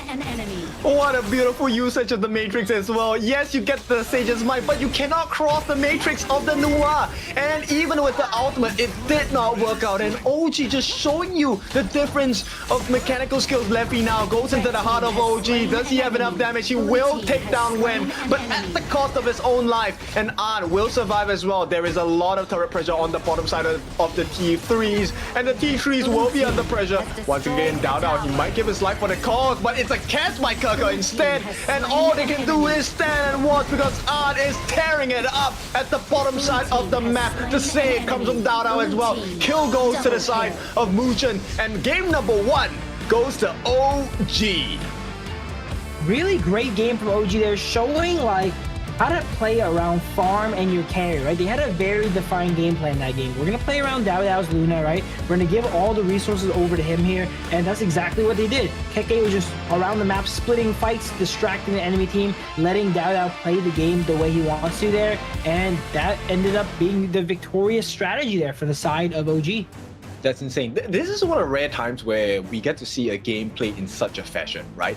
Like, you know, some people are commenting that Kirker is going to make a mistake, he's going to get taken out. And I think to trade 1 life of a player for 2 turrets, a kill, and a couple of buffs, that's a good trade, man. I would make that trade any day. Absolutely. While KK did go down in the early game a good amount of times, right behind the enemy towers, what did we notice? It was like 4v1. He's distracting single-handedly 4 players on the side of 9ZG, all while, you know, towers are left undefended, right? Minion waves aren't cleared. Jungle wasn't being cleared. Sure, he did die and go down and give up that bit of gold, but he gave so much information. He's like, hey, 4 people on me in this location right now, and his team knows to go ahead and capitalize on that, and you see him capitalize on it the whole game. And having a Luna, this is exactly what you want, because as a Luna, one of the big win conditions you have to fulfill as a assassin jungler is you have to have more farm. Dowda was like 4 levels ahead of majority of the cast. He was 4 levels ahead of Moon. He was 4 levels ahead of Kapuseva, 3 levels ahead of Leffy, as well as the corresponding jungler 6. So there was no way 9Z Globant was going to come back unless they bought the game into maybe the last, 20 minutes? I don't know. Too much time needed. Absolutely. It just shows the jarring difference between Dowdow on one of the fastest clearing junglers here, Luna, right? And his team is feeding him farm versus Flowborn Tank, one of the slowest clearing junglers there, right? With minimal help. You see that range there, right? And look at the gold here. Dowdow has 12,888 gold versus 7,099 here for the side of Sick. He was not really able to do much that game. He did take a lot of damage and deal a good amount of damage too, but none of that damage didn't really matter. It was like, damage is just numbers, right? If you're able to damage the enemy and they get away, it doesn't matter. It's not going to be as good as securing the kills like we see on the side of OG. Which is so scary, right? Because Leffy, we cannot ignore the fact that actually he had a decent amount of gold. He had 8,000 in his pocket. But then, when you take a look at Arn, his corresponding farm meter, Arn was at 10k. So that was a huge difference, and Dowda was already far ahead. He already had the Sage's Sanctuary at this point of the game, which is like only 13 minutes in. So impressive show by OG. And once again, does it really show any stress from OG? I don't think so. And here we go, MVP Arn, 2-0-6, 37% of the team's damage.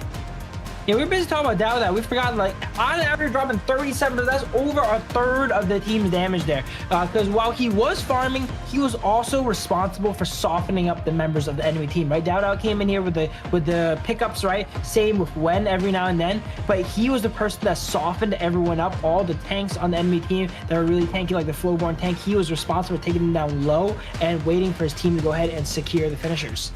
Yeah, so many benefits, right? And a lot of people will be asking me, hey, why did Sick keep going for that 1v1 against Arn?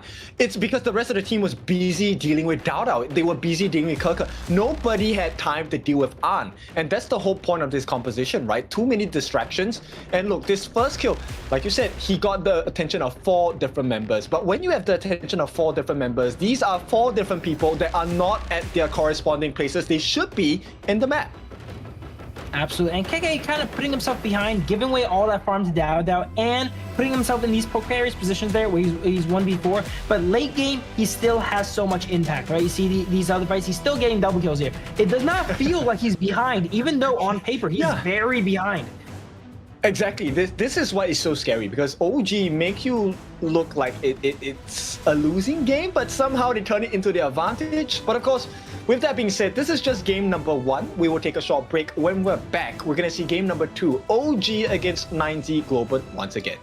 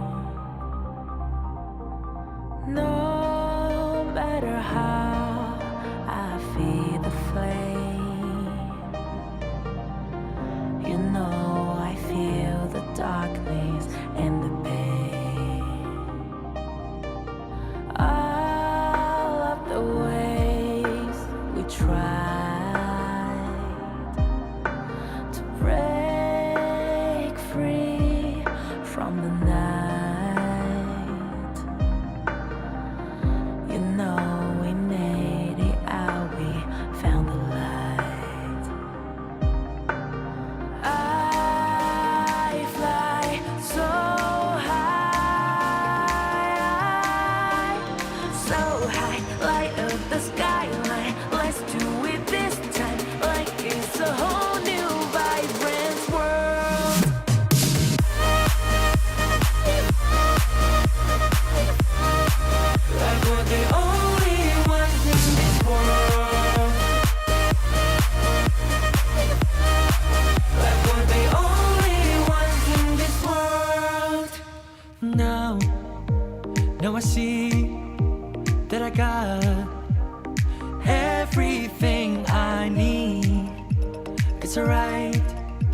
I'm on fire. I'm alive 'cause now.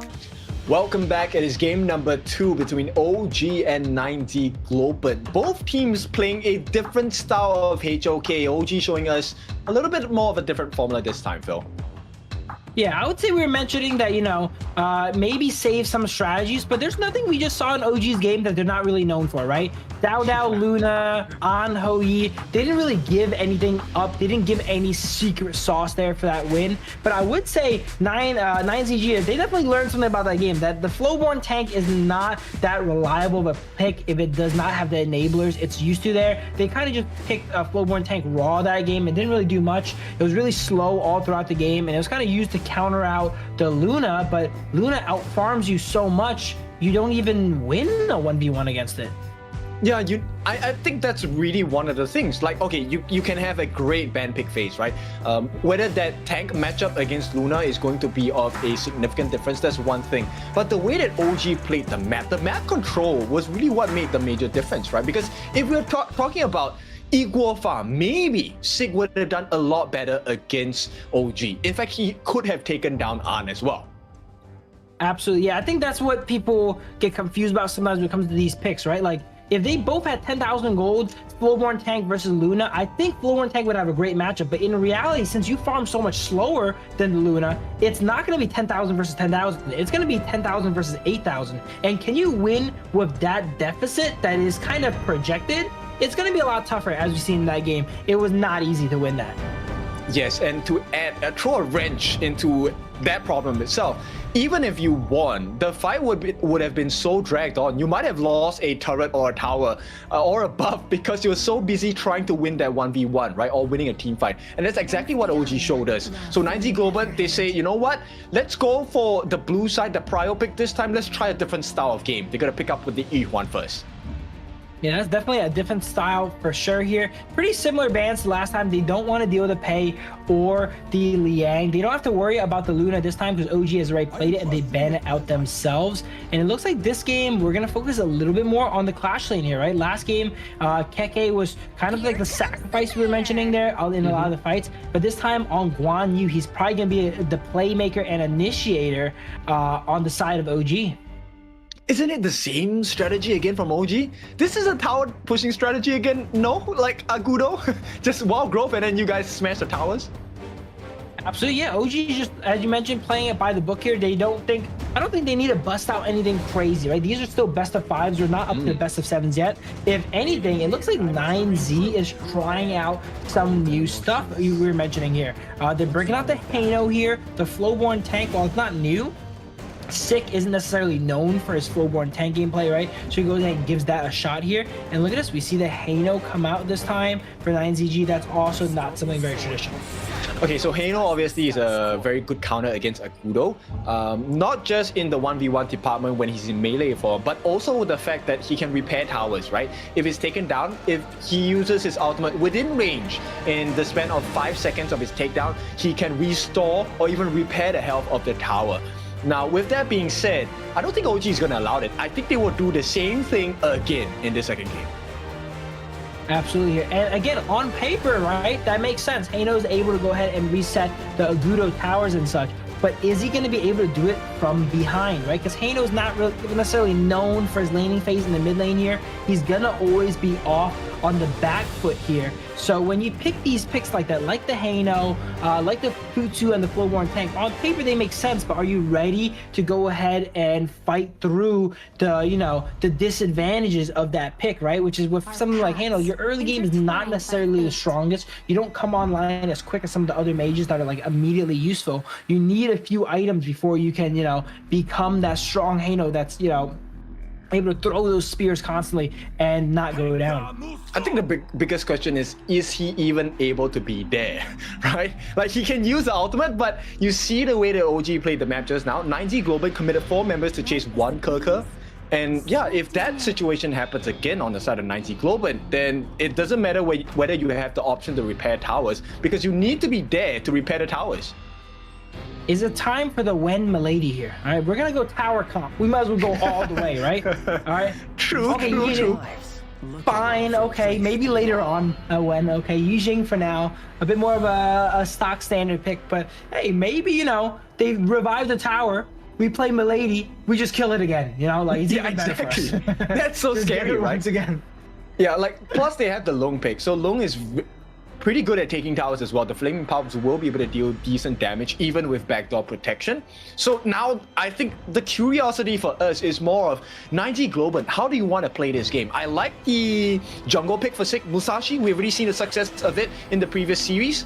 Can they do it? And who are you going to use it on? There's a lot of targets inside of OG here. I don't think any of them enjoy getting dueled to death, to be honest here, right? Probably don't use it against Long unless you're guaranteed to go ahead and take it out there.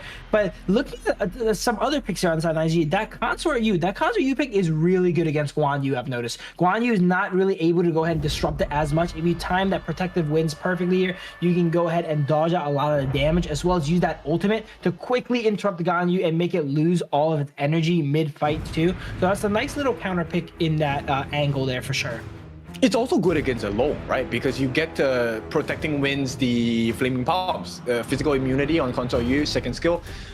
If timed correctly, it definitely could change the plane of the fight for 9G Globant against OG. But you know what? This is a game where, in this particular S group, it really is the question of how are you going to disallow your opponents from playing the game that they want? And let's see how both teams try to achieve that. Absolutely, yeah. Here's a look at all the heroes and their common skills here. We see Moon actually opt to go to Purify. There is a little bit of crowd control on the side of OG, but I would say it's kind of difficult to purify some of the stuff. Like Keke's push on Guan Yu is not the easiest to purify away here. Speaking of Keke, as we see him start the game here and go ahead and get a little bit of vision here, get poked out by Moon potentially. But I'm very curious to see how this Hano pick does in the late game. Once it's itemed up, I know it's a menace. Yeah, same. Actually, his initial lane clearing, in comparison to what Wen has on the Yixing, he's definitely going to be able to clear the lanes faster. And with the help of Kapu Saber, it's almost a guarantee they always get the initial clear, which means OG's rotation, especially for Wen, will be a lot slower.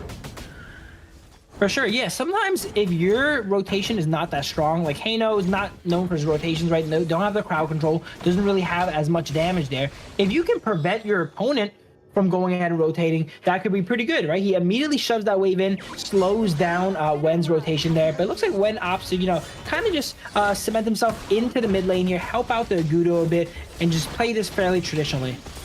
Yeah, we'll see An is falling a little bit low though, Muchen as well. So the two of them really need some help, and here comes the cavalry. That's why they're putting themselves at such a risk here, and maybe looking for the first blood. Dao drops the Gorge mobilization, unable to find anything, and in fact, it is 9G Globant that gets the first blood on the top side. Mundo will be traded out for the life of Kirka in the top side. So OG and 9G Globant both getting what they want in the first 2 minutes of this game.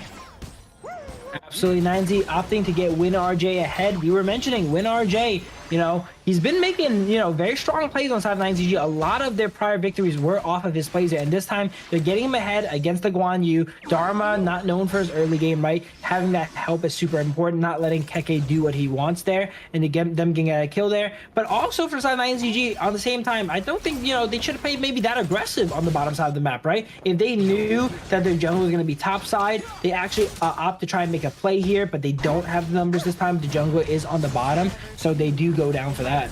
Oh, big mistake. Oh, but they still get the kill. Actually shuts the lefty down. There is a ball laid down on the side of Wen, unable to be supportive on the side of 9G Globant, which means they don't get the counter kill. OG outplaying 9G Globant once again in game number 2. Absolutely. As a Consort U player, I gotta say, this situation is not favorable for Leffy here, right? On Consort U, you want to force the 2v2s, the 1v1s. You don't like these big team fights. So look at that. Wen can take you out. We have all these other heroes that can do damage to you, right? Here's a look at the replay of the first gank here. Keke trying to push that wave in on Guan Yu and get himself in a bit of trouble. But back to my point here, on Consort U, you don't want the team fight early. You want to force the 1v1s because she can 1v1 most marksmen. But once Wen comes into play and Dao comes into play, and then Muchin's there too, everyone else has that damage to punch through your protecting wind there, and then your edge in that 1v1 goes away. Yeah, exactly. Because Wen is also magic damage, right? Like protecting Wen's only negates physical damage. So the moment Wen shows up, that's a lot of pain that you did not sign up for. But here we go. Imperil State, the duel to the death. Did work on the Kerker. They take his life. Dao now in danger in his own jungle. At the same time, Wen has been caught. Probably going to be shut down. No, the heals are just enough. Destined Encounter changes the destiny of Wen. Absolutely, and he keeps his passive on there too, which is super important because that thing has like 150-second cooldown. So keeping that little lifeline up is very, very important for Wen there. He does burn the flash, but he stays alive. It looks like the side of 9ZG Moon is getting ahead on that XP. He just finished up his first item here, level 7 versus Wen's level 6. And this is the Hano mid to late game we're kind of talking about, right? His early game is not the strongest, but once he gets those items up, he's going to be increasingly useful. Yes, every Scepter of Fate is an additional win chance, right, for the side of 90 Globant. They're going to start working on this Tyrant at the 4-minute mark. I don't think OG will be able to get the steal here, and it is going to be secured by the side of 90 Globant. Great start, but at the same time, right away, OG has a response, and that's going to come in the form of Kerker pushing towards the top side of the map as the rotation is coming from Rin RJ. I gotta say, even though KK has been put under so much pressure, he got ganked twice, I think he got dueled to the death twice, he's still able to push in that clash lane and move throughout the map, you know? Even though they applied more pressure on him, he's having more impact than Win RJ on the map so far. Yep, nice board, and it's a killing spree this time. They get rid of Dao. Can they survive though? Here comes the push by the side of Kerker. Did not hit the mark, and 90 Globant, they have to punish him. Come on, one more hit. He's gonna do it. Will not be able to get the kill on the Sick, and 90 Globant, they win big in this one. Yeah, super close fight there. Keke barely missing the enhanced skill 1, which was taking Sick out, but he was just to the side of it there. So yeah, he was able to sustain up with extreme speeds and shield up. And you know, Guan Yu is one of those heroes, if it does not kill you in the initial burst, it runs out of steam, and he ran out of steam there in the enemy jungle. Okay, this is the ideal situation for the 90 Globant fans, right? So we need to see more of this kind of aggression coming from 90 Globant. But more importantly, it's really just forcing out the resources from OG, I feel. Yep, their junglers are taking completely different paths here. Dao has just been farming, getting objectives. Sick has been spam ganking, it feels like, right? Every single time he has an ultimate, he goes into a lane and makes sure to apply pressure here. But look at this, Dao, you know, he's playing the map, he's playing those objectives, right? He's playing Agudo to its strengths, pushes that tower down, opts to, you know, just keep farming up, and he's down a little bit of gold, but for being, you know, 0 kills versus 3 kills, he's not really that behind. Yeah, I like that particular stat itself. So we'll see, because right now, in terms of like kill score 4-2, and goal lead is, it is important. It's just about close to what, 300 goals. So actually nothing separates these two teams. Absolutely. And you know what? Speaking of itemization as well too in gold, last time we saw Musashi, it went full damage, right? This time it's actually the opposite. Thick, you know, our residential assassin player is actually opting to play a tank Musashi there. He has the Giant's Grip. He's building into, I think, the Dragon's Bane there as well too. So very interesting, you know, adaptation there from the side of Sick. And it's interesting to see that he actually plays tank Musashi even though he's an assassin guy. True. It's actually to buy time, right? Because the longer the fight goes, the better for the side of 90 Globant. And unfortunately, that win condition was not fulfilled. They get the burst down onto Leffy and Capo Saber as well, which means this T1 at the bottom should be traded really soon from the side of OG. In the meantime, we'll see how does 9Z Globant recover from this, because once again, the gold is neck and neck. There needs to be something that sets these two teams apart. Absolutely. And while the gold is neck and neck, looking at the concert you picked, you know, it does not scale that well compared to something like the long. So the fact that they were not able to be decisively ahead in the early game or make plays is going to be really bad for side 9ZG, because once we get in the late game, we know On is going to be a menace on that long, whereas Concert U is kind of, you know, going to be a secondary carry, mainly there just to immune some of the combos from Keke there, but he's not going to be outputting as much damage as On for sure. Okay, that's a little bit unfortunate. They did commit the duel to the death onto Kerker, did not manage to get the kill. Kerker actually is still considerably healthy, and they might have caught Leffy as well. All they need is a stun. Not going to be happening right now. They want to put pressure on towards this Azure buff. And still, 9Z Global, they're just searching, but they can't find it. They're roaming around here. KK is kind of tanky now. He's not going to be picked off as easily as he was in the early without any itemization here. Now he's building the full tank. He should be able to survive some of those. He doesn't rely on healing too often as well, too, though, so he doesn't mind the actual grievous effects of the duel to death. But we see another fight come out here. Dao is fighting in the enemy jungle once again, playing for, oh, here's we go, duel to death on the 2. That was actually a beautiful duel to death. Knocks up both Muchin and Dao, looks like, as they go ahead and get hunted down.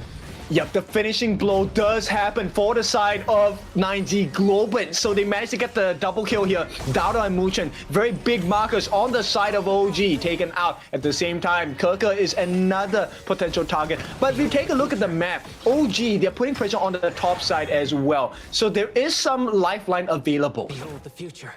Absolutely, yeah. Even when OG loses, it feels like they don't lose everywhere, right? Look at this. They're down a few kills, but they're actually, you know, even if not up in gold here, the waves are kind of pushing in their favor, right? So they're not losing as badly as you'd see other teams kind of lose. They never really fully lose the map. They lose this side of it. They lose, you know, maybe a little bit in the mid, but they got to make sure they're winning somewhere, right? And in this game, it looks like the waves are kind of in their favor here, making it hard for 9ZG to go ahead and get those towers.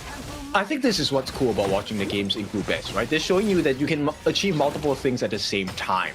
And while that's happening, OG places defense on the mid side of the map. And at the same time, Kirka split pushing to his happiness for now, because there's 3 people approaching him. He has to stay silent. Here we go.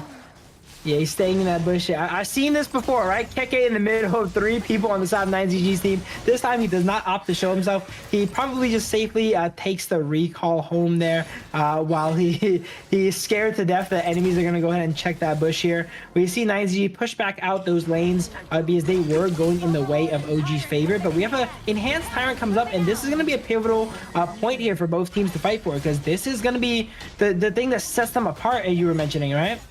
I think he didn't TP. I think he's been sent there to wait. And oh no, they have found him. Kirka, he needs to run for his life. The backup comes from the side of Dowda with the knockup as well. But the Scepter of Fate has been laid down. Where is the damage? They get the heals. And it is a killing spree. Unfortunately, WinRJ has been caught out, and all of that freezing frigid charge is going to be working on the backlines on the side of 9Z Globant. And 1 catches 3 with the taking liberties. So what if he has the damage? Hang on, the double kill, the turnaround coming in from the side of Leffy. And it's not looking good. They get the kill to Dowda as well. And An, he gets the return, the revenge. But a 2v1, Moon and Capo Saber, they're very low. Does OG want to be greedy here? An says no. And for now, after all of that, it is dead even. Super close fight there. Keke, he was kind of low, but he actually went in there in a 1v3, just buying time for his team, right? He's like, okay, this fight is gonna go the distance. I'm gonna just take this right now. I know I'm gonna go down. I'm gonna do a lot of damage inside 9ZG, as well as buy my team some time to go ahead and take out the target that they are stuck on there. So great decision making from the side of Keke there. And he's even, look at this, he's 1-4, but he's keeping up in gold with Dharma. He just has a way of dying so often, but still keeping up in gold with his counterpart in the Clash lane. I'm just so curious, how did they deal with WinRJ? I mean, he was taken down pretty early in that fight. Yeah, I didn't really notice it as well too, but there's a lot of damage on the side of OG, right? Wen and An probably front-loaded a lot of damage on him there, but we see another fight come out here. I'm not sure who got the Tyrant here. It looks like Dowda ends up securing the Tyrant here as the fight breaks out, and it goes 1-for-1 on both sides. Yep, they could not get that final hit onto the side of Dowda. And here comes the punish from the side of OG. Do they have the ball? No, they do not. So they will be content with just pushing away the side of 9Z Globant. In the meantime, there is a bit of pressure coming in the mid. Nice work by Leffy to make sure they have access into the jungle because of the pressure in the mid T1. And now they get a freebie in the form of the Azure buff. This one goes in the hand of Moon. So perfect start and recovery for the side of 9Z Globant. Look at this gold chart here. Odd is surprisingly up 1,000 gold here on Lefty here. But in that final fight, Lefty actually did a lot of work, right? Odd was able to take him out at the very end, but that was not before he took out multiple members of the side of OG here. So, you know, while Katsuyu does not scale as much as the Long here, they are still able to, you know, put out that pressure and do that damage. But the map control always seems to be in OG's favor. Somehow they're taking another T2, and now the board is laid down. Does not not catch anyone. And hang on, hold on. The fishing net has been unleashed. They force out the unending sorrow from inside the Capo Saber as well. But Kerker, he is just a menace. He might give his life for this cause. He does not have the ultimate anymore, and he will be taken down. Honestly, Keke would have probably escaped there if not every single person on 9ZG's team ulted him down there, right? He got dueled to the death. He got jumped on by Concert U as well. The whole time he's getting slowed by Moon as well. They literally threw everything after him there, and they barely got him. But they did get him though, so now they do have a numbers advantage for this enhanced Overlord fight. It is a 5v4, and I kind of want to see Win RJ join and put some pressure in some of these fights, right? We've seen Keke do a lot of work recently, but Win RJ has just kind of been farming, you know, waiting for his time. Yep, and they do get the catch on the Dao Dao. The Blood Rage, though, saves his life, and they are unable to get rid of Dao Dao in the meantime. They get the backlines, though. Nice shutdown onto An. No more damage for the side of OG, and this is a big win for the side of 9Z Globant. Absolutely. These fights are really, really close. I was saying that the game with BTK and Boars earlier was the closest game. This is the new closest game here. Look at this. 14 minutes and the teams are neck and neck in gold and kills and objectives. And these are two teams from Team S here, right? Like we don't usually see games like this come out from OG where they're being pushed this much. Yep, this shows the potential of 9Z Globant, one of which everyone has been very open and clear. They have noticed this since day number 1, even ranking week, and once again, Dao Dao plays in a horrible position, a nice truth mantra, and they should be able to get the job done. Dao Dao takes another fall. In the meantime, it is OG. They're trying to go for the split push at the bottom, will be instantly cancelled out by Leffy, which opens up the map. This is sick. He does have the smite as well. OG, can they really go for the steal here? There you go. They're getting it really, really low here. They're contesting it, but they do not have the smite available. It is just going to be whiff skills here. But no, Masashi goes ahead and smites it away. But I got to say, we were mentioning that Win RJ was not doing much there in the early game, and he really wasn't. But now that we're into the late stages of the game, he's making plays. He's hitting truth mantras here and catching people out. Because Keke was definitely pressuring the side of 9ZG in the early game. Now he's starting to fall off kind of on that Guan Yu, right? He's giving away a lot of gold to the side of 9ZG now, and it is kind of their time to shine here on side Win RJ. Yes, so I think if we take a look at the timers, right? Every 2 minutes, we just need to focus on Win RJ because his flash will be off a cooldown. There is the potential of the flash truth mantra as well. That's one big thing. But the other thing is we also have to pay our eyes and attentions onto Kerker because he is one frigid charge and a Razor Cavalry away from changing the entire team fight. Yeah, both Clash Leaders are going to be very, very pivotal here. I'm starting to notice, yeah, Clash in professional play here can make so many plays. They are the miracle makers, right? They can make or break the team, win or lose the fights. And it looks like, ooh, Win RJ, that might have been the lose the fight situation as he gets caught out. Yep, they do get the push in. It's 2 lives for the price of none so far. It is a double imperiled state. They do get the kill. On to Sick as well. Everything was going well for the side of 9Z Globant. And all of a sudden, it is now them on the run. Moon, he has to run for his life. They do get the trade in the form of Muchen. But it's a triple kill for An as they start to work on the rest of the structures on the side of 9Z Globant. They will let that Shadow Overlord make its work on the top side for the side of 9Z Globant because they will make a trade immediately. A T2 open up when falling a bit low. I believe he is passive. I'm not sure why he would risk his life at this point. But for now, board is going to be set down. They want to push him away because if he steps a bit too close, he will get taken out. But here comes that recovery. T3 going to be recovered. There we go. The Halo pick coming in clutch, right? Like, sometimes I think that tower recovery is a bit of a gimmick, but right there was a perfect example of the power of Halo. Being in a 1v3 situation, you know you cannot hold that tower, but guess what? Once it goes down, you can just bring it back to life, and that is a full health tier 3 coming back fresh. Yeah, but is that really a good advantage? Because 9Z Globant now, they have a tier 3 broken on the top side of OG's base. Isn't that disadvantageous for them? I would say it's good for them, right? That OG lost their high ground here. If I recall correctly, even though you bring back the high ground, it still spawns elite minions for the rest of the game. If I'm correct, right, Ken? Yes, yes. So while they have that tower there, to, you know, hold off those minions there. The effect of the tower going down still takes place there. So OG definitely had that idea in mind when they were pushing towards the Hano. They know they're going to go ahead and bring it back, but what they care about is those minions, right? And with those elite minions spawning, they're always, wow, look at that flaming palms on a tower. Holy. Like a 60% health damage flaming palms there are like eviscerates that tower. Again, they bring it back to life, but now that lane is going to be permanently spawning elite minions now. Yes, and they will force them back on the side of 90 Globant. So OG, I mean, this really is a very OG-esque kind of game, right? It never looks like they're truly winning, but across the map, when you really break down the information, OG are in a dominant position here. I don't know if I want to say that it never really looks like they're winning, because I've seen some games from them where they look like they're winning here. But yeah, this game is definitely a lot closer, right? 9ZG's giving them a real run for their money. They're actually up in kills. Now, that is definitely very impressive against OG being up in kills here. But I would say OG's playing more towards their composition. They have that Ogudo jungle, 0-4-12. Look at that stat line here from Dao Dao, right? Playing more supportive. He's there just to push these towers, and he's achieved his win condition, right? He has two lanes here spawning elite minions. Sure, they still have their towers, but it's, you know, a little bit phony there, as the elite minions are going to be permanently pushing there to their side. If they're able to go ahead and take out the bottom one, even if they do recover it back, it's still going to spawn those extra waves of elite minions.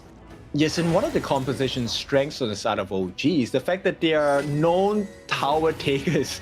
They will melt turrets in an instant, right? So, you know, there is a lot of structural damage incoming from the side of OG. Yeah, I like the Hano pick to recover the towers, but these are kind of the worst towers to recover. Okay, you want to recover the tier 2 or the tier 1 towers because, you know, they're only towers. They don't have that extra, you know, elite minion effect. When you bring these back, those elite minions, unfortunately, are still going to be going here. Yes, and you can see like how devastating this effect is. Look, in the span of 30 seconds, they have gotten the turrets, and holy, they will force out the ultimate, and the bursters come in. The rampage will on as they look to set their sights upon the crystal. OG, they have locked them up. Like another nice catch by Kirker, and this is what they were waiting for. OG just needs to hit the crystal, but they're falling a little low. Right now, Dao Dao can change the entire team fight. All they have to do is to get the kills. The ball laid down. They have caught everyone, and 9Z Globant, that should be the end of the game, but Sick has unplayed, wants to go for the 1v5, but the base will not stand the test of time, and OG win game number 2. 9ZG actually won that final fight there, it looked like, right? They had a little bit more time, but those Shadow Vanguards there, the enhanced Shadow Vanguard, they do so much damage to towers, and the side of 9ZG, all their towers are gone already. And that final push, they're spawning elite minions, they're spawning the Vanguards, and even though they won the fight, they're not able to do everything at once, right? They got to stop every member of OG on this side, they got to stop a few dragons on this side, a few dragons on this side, and eventually they got overwhelmed. Yes, I mean, this is so hard to play, man. Like, there's so many things you have to consider. And OG, I like the response by 9ZG, right? I think it really speaks volumes about the mental recovery they have against OG, because OG did beat them quite badly in game number 1. But even with that, they came into game number 2 with a very strong mindset. Unfortunately, the difference maker was really that elite, the super minions coming down on the top mid as well as the bottom. Hey, something I always say, those high ground towers are permanent. Even with a Hano, right? The effects are permanent. If you can ever take it in a professional game, in a solo queue game, it is going to be paying you dividends until the game ends. And that game highlighted that a lot, right? Dao Dao was able to go ahead and take out that mid-high ground there relatively early into the game. Sure, they recover it back, but the effects were forever. That lane spawned super minions, the elite minions the entire time, and it kept pushing. It made it so that 9ZG, once again, they were not able to leave their base. And when their opponents cannot leave their base, they can't win. It's just they can not lose at that point. True. I want to see the damage dealt by the side of 90 Global, because I felt like they took quite a lot of good fights actually. Like OG were put onto the ground a couple of times. Yeah, can we also look at the gold from On? Is that the richest marksman we've seen like in an under 20-minute game here? 18,000 gold under 20 minutes is he's almost averaging 1,000 gold a minute there on marksman, which is incredible. insane, right? And I mean, look at the conversion as well, 163,000 worth of damage. This is also in sync with Wen, who has had some very nice boards, some very nice taking liberties, and the stones have been working it for the side of OG, 164.4 thousand. But look at 9Z Globant Moon, he dealt 150, Leffy dealing 110. So this game was not as big of a gap as we expected all the way until the last portions of the game. Yeah, look at that. It was super even, very up and down, but even still, it was like under 1,000 gold for each side, right? But then, right once you see that turning point right there, that was probably when DAO cracked that high ground there, started getting some tower gold here, right? And then when you bring towers back and they take them out again, they get the same gold again, I'm pretty sure, right? So he gets another cycle of that global gold. And ever since then, their lead was climbing here. But look at On here, flexing, and for good reason, because he's 11-1, 26% of the team's gold, 31% damage. He put in a lot of work that game, and he showed you the power of long late game. True. Like there's a lot of value in the lone pick as well, which is kind of scary. And this is the trend that has been showing up in this particular season of KMW. Not a lot of people have been banning Lung out. So there is a potential of this hero being used consistently between all the teams in KMW. Yeah, we were saying Lung's one of the most picked heroes, right? Because it's good, but it's not like good enough that you need to ban it outright like the Arlie or the Dharma. And because of that perfect mix, it is kind of like the face of competitive marksmen, because there's a good chance you're gonna get it in the series. Yes, very independent hero as well. You can make very risky plays, and especially look, An at this point does have the Sage's Sanctuary, so even if he did take a fall here, they would have turned it around against Sig nonetheless. Of course, during that particular moment, the Shadow Overlords and Shadow Vanguards were already working hard onto the crystal of 9Z Globant. So what a performance by OG. Now with that being said, we will be going for a break. When we're back, this is series point for OG. Will they close out the day with a 3-0? We will find out.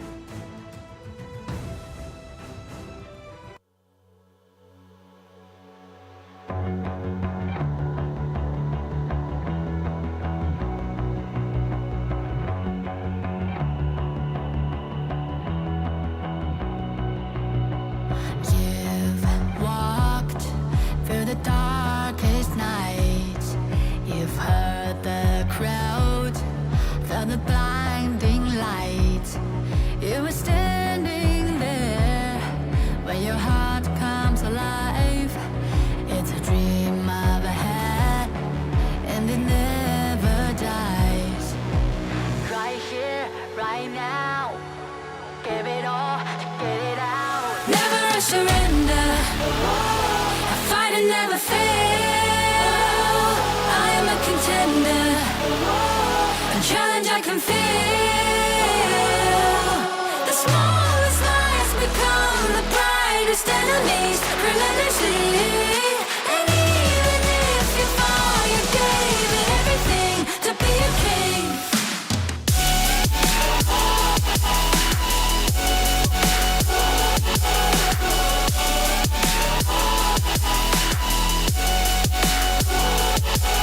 The smallest lies become the brightest enemies, relentlessly. And even if you fall, you gave it everything to be a king. You carved your way with a sharp attack. You watched it all burn, and you never looked back. There will come a day when your fears will rise.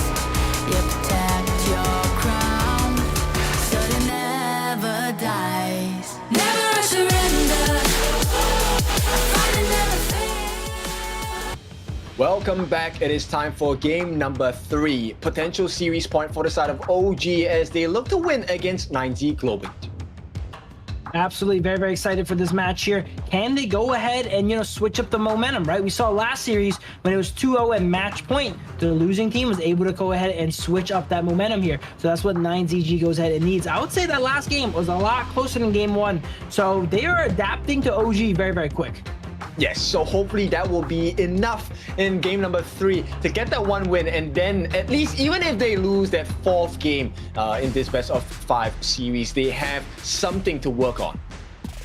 Absolutely, and I would say I always say this here when 9ZG is down, almost down for the count here, right? Go back to your comforts, right? We see 9ZG's comforts, and I feel like they have not really been playing their comforts. They're known for the fade, they're known for the jings, and maybe even the lambs potentially, right? I would like to see some of that being brought out here. And then Win RJ, right? Last game we saw he didn't really have that much pressure throughout the map because he has a bit more of a scaling pick. Maybe, put him back on a pick where he can pressure out the map early game.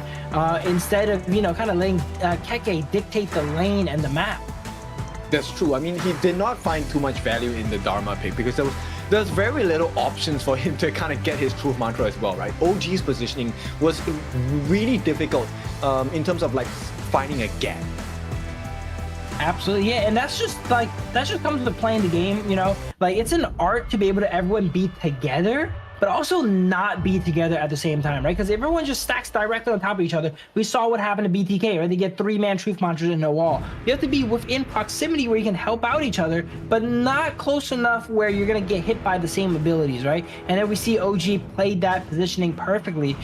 There was never really any multi-man truth mantras coming out from Win RJ last game.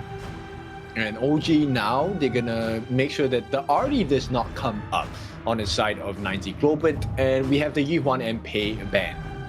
Interesting. Yeah, pretty standard bans from both sides here. They're potentially gonna have to go ahead and ban out the Luna, right? If they don't ban out the Luna here, there's a good chance Sick goes ahead and picks it up here. But then again, since Liang was not removed, even if they do Luna, oh, I forgot about Mai too. Mai's coming in here. Liang is on the table here, and I know Muchen loves himself some Liang.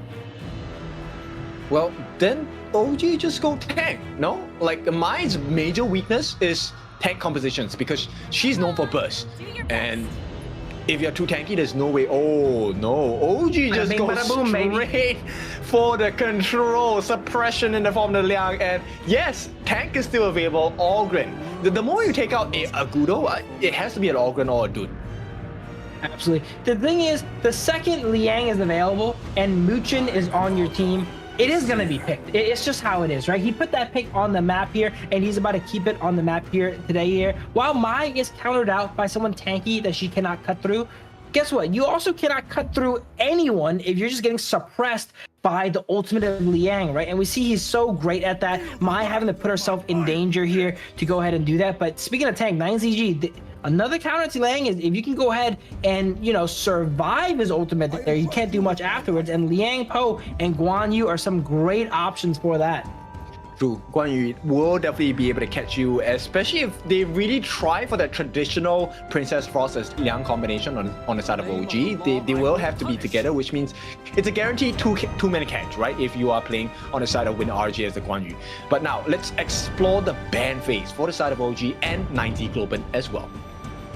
Absolutely. While they could get that 2-for-1, I would still say probably remove the Princess Frost, right? Let's not give them like their bread and butter combo that they're so comfortable with, right? That core of Ogren, Liang, Princess Frost is just so reliable, right? Princess Frost, Liang roam their map, and then they funnel all the gold into Ogren because neither Liang or Princess Frost really need it. There we go. 9ZG opts to remove it anyway here. OG giving them the chance to do that, right? They opt to pick up the D-Renji a little bit earlier. They want to ensure that On has a pick that's reliable here, and that's definitely a reliable pick with that ultimate being able to shred down the defenses of both the Liang Po and the Guan Yu, or potentially, stun up the Mai too.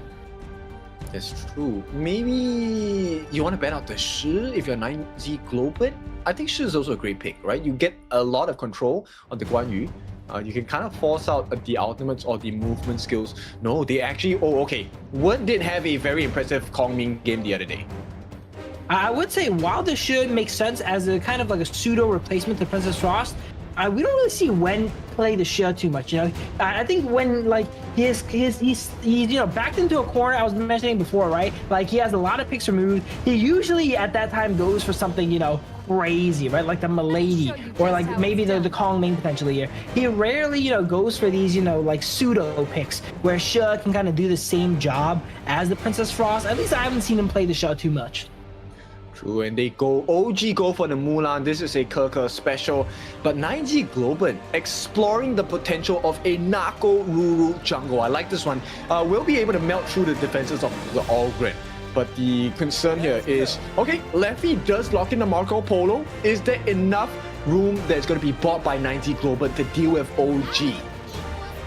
All right, I'm looking at 9Z's team. All right, 2 words this time, all right? It's going to be go in. They all just want to go ahead and go in and dive the side of OG. Realistically, if every single person on your team wants to get grabbed by Liang, then he can't grab them all, right? Every single person there is a good grab for Liang. Then they all benefit from someone else getting grabbed, right? All right. So interesting composition here. Again, very polarizing composition. Either it's going to go really well where they all jump in here and just wipe OG, or they're just going to fall flat on their face here, right? I would say on average, these dive compositions, we've seen them in the past, they are relatively hard to execute because you just got one shot. You pull the trigger, either it works and then you wipe them or it doesn't. But historically, we've seen it not work that many times. So I'm excited to see 9ZG go ahead and take a crack at it as, you know, a Group S representative and show us how these all-in dive compositions are going to work. I hope it works, because actually 9Z Globant, they also have a very strong pick-off composition, right? The Nakoruru went ahead. It's almost a guaranteed kill onto Liang, onto Direnjie, and the Angela. And even Mulan, maybe, depending on the itemization by OG. But that's minimally 3 members on the side that are at risk of huge burst potential. One by Sick, the other by Moon. Absolutely. Yeah, I would say also their roaming potential is really high too. The Guan Yu and the Nakoruru have really quick abilities to transverse the map, right? The passive from Guan Yu and then the ultimate from Nakoruru being able to move around the map super quickly. So maybe depending on how they play out, they can bait a fight in a certain lane here and then just out-rotate the enemies too, right? Sounds a bit gimmicky though, but it is something that they could potentially pull off here with a composition like that. I mean, then it really is about, hey, can we burn out the first and second skill of Liang, or even just the ultimate of Liang, right? So Muchen, I think it pays to be stingy as a Liang for this game for OG.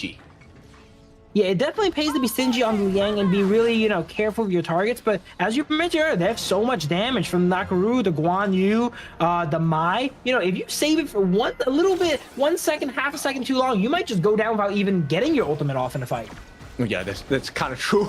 So let's see who achieves their win condition here. And of course, with the power of word, they will be able to get those markers down. And a fast clear coming in from the side of OG. Dao Dao also manages to get that steal onto the board camp. Dao just kind of sneaks around there, walks through the lane, you know, nothing to see here as he goes in and steals up the board camp here. Everyone is helping Dao go ahead and clear up the jungle here because they have that priority. Another good thing to take in your, you know, games as well too. If you're cleared your lane and you can't really get a gank off on the opposing lanes, maybe help out your jungle, right? Let them go ahead and clear a little bit quicker. They do get that experience and all that anyway if you let them last hit it, which is nice. But we see Liang Po back into the bottom lane here with Lefty, and they're fighting against on 1v2, but not much is really going to come of this. They're going to do a little bit of damage to each other, but no kills should go down here from my understanding. Yeah, you shouldn't. At this point, it's also time bought. This rotation by Muchen now, oh, hang on, might be first blood here. No! Sick. He could have gotten the first blood off of Muchen, in fact. Yeah, just quite did not see that one there. Tried to go for Keke, did a little bit of damage there, but not quite enough. But this is the assassin pick we're talking about, right? We were saying we want to stick to play an assassin. This is an assassin. Now, not the one I was expecting for sure. Nakoruru, again, not a very, you know, played pick here. But this is the great thing about, you know, the format, right? You're able to see these picks that you don't really see every day here. And that is Nakoruru for sure. Okay, we'll see how this pressure at the bottom side is going to work out for the side of OG, because they want to push them behind the tower. This is going to be, oh, hang on, Dao has been caught by 3. This has to be first blood. Come on, 90. Oh no, with the conductor assaults. Here comes the fever barrage as well. Somehow Dao is alive, one as well, but the pushback comes in from WinRJ. Can they get the damage in? Nice knockup by the side of Moon, and they do get the first blood. So 90 Globant start off with a bang. Make that a second kill. OG falling in this first 3 minutes of the game. Beautiful 3-0 for the side of 9ZG. Hey, maybe it's not a gimmick, right? I was talking about how they can rotate so quickly there. Win RJ and Sick were just able to rotate so quickly, it caught off OG there. Dao did survive a pretty long time, but it basically removed them from the fight, and he had to, you know, run away there as 9ZG can just opt to keep it and chase them down here. So far we're seeing Nakaru ahead of Ogren. You know, definitely not something you see every day. This is why the tier list, while it is a good, you know, example here, it's not set in stone. You're able to play these picks if you find them in good positions here to play them, and then they're gonna work out as well too. It truly never is set in stone, right? This is what I love about so-called the meta history. And one of the difference makers was that Dao actually wasn't allowed to maximize the heals coming out from his ultimate as well. This was one small trait on the side of 9Z Globant that you guys can learn, which is to kind of separate yourselves from an Ogren that you know wants the out. Absolutely, yeah. Don't let everyone get hit by that Conductor of Souls here. But looking at this, Sick is playing all these assassin junglers as tanks. Look at this. We have the Giant's Grip coming out for the Nakaru as well too. Definitely not something you see every day as well. Into the Axe of Torment here. So going to a tank lamb style build here on the Nakaru. Very interesting to see how these pros play these assassins here.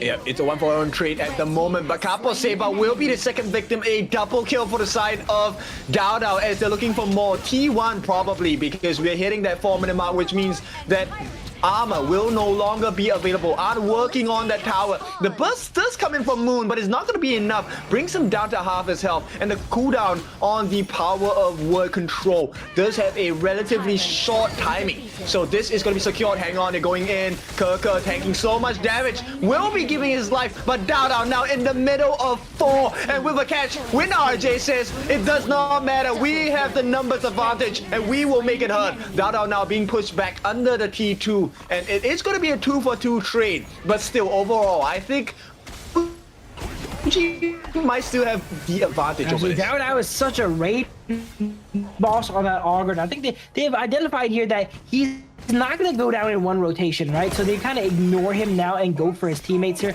like On and someone else that's easier to take down. But you're going to eventually have to deal with Dao, right? And he's just able to output so much damage and sustain. Someone on the side of 9ZG is going to definitely need to build anti-heal for him. But outside Win RJ, there's no one that really wants to go ahead and pack it here, which is why Dao has just been able to sustain so much in these fights. Okay, this one is looking a little bit dicey for Kirka. The knockup, one more hit. Oh no, that's not gonna be the case. You cannot outplay that, come on. And Moon punishes him in this very spectacular fashion. So OG, this lead that they have managed to carve out for themselves is non-existent, because right now 9Z Globant have the goal lead. Absolutely, but I'm still surprised. Like 9Z Globant's up 3 kills, but they're not really up any gold, right? So where have they been hemorrhaging gold? Probably farmed throughout the map. But we see an ultimate coming out from Liang, grabs up Moon there. That's not, you know, the counter pick there, right? There's not much you can really do on a Mai. If you get grabbed up, you're gonna probably go down. You're not durable enough to survive that. Dao is getting ran down by 3-4 people here now, though. Tries to sustain up. Now, he was sustaining earlier, right? But you can only survive so long when 4 people are focus firing you down. And that's exactly what happened there. And he gets dispatched shortly afterwards.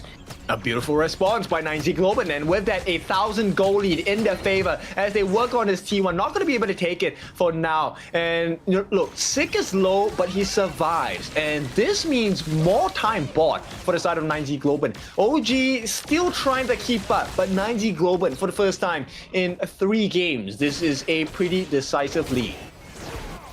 Absolutely. Let's see if they can go ahead and extend this lead. We've seen that, you know, teams have been able to get leads on OG, but stays at that 1,000 gold mark, right? Are they going to be able to extend that and bring it to something like 2,000, 3,000, 4,000 where it's really, really decisive? We see Keki get soloed out somewhere on the map here, probably on the bot side of the map by Lefty here. So it looks like 9ZG, they have the momentum in their favor. This could be the turn we were talking about.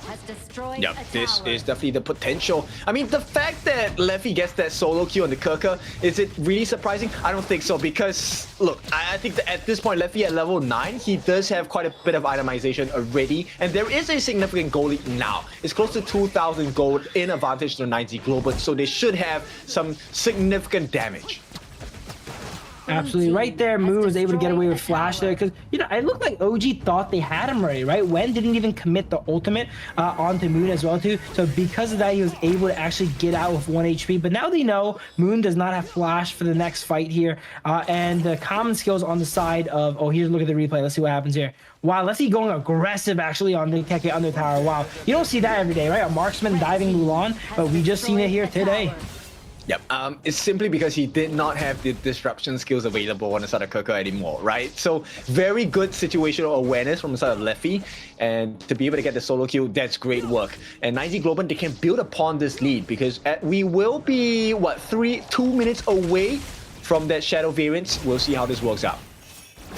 Yeah, we have a normal tower coming up in 10 seconds here, though, which both teams are probably going to want to fight for. Yeah, but Dado stole it. Like, they did the work and OG claimed the credit. So 9Z Globant, that one hurt a little bit.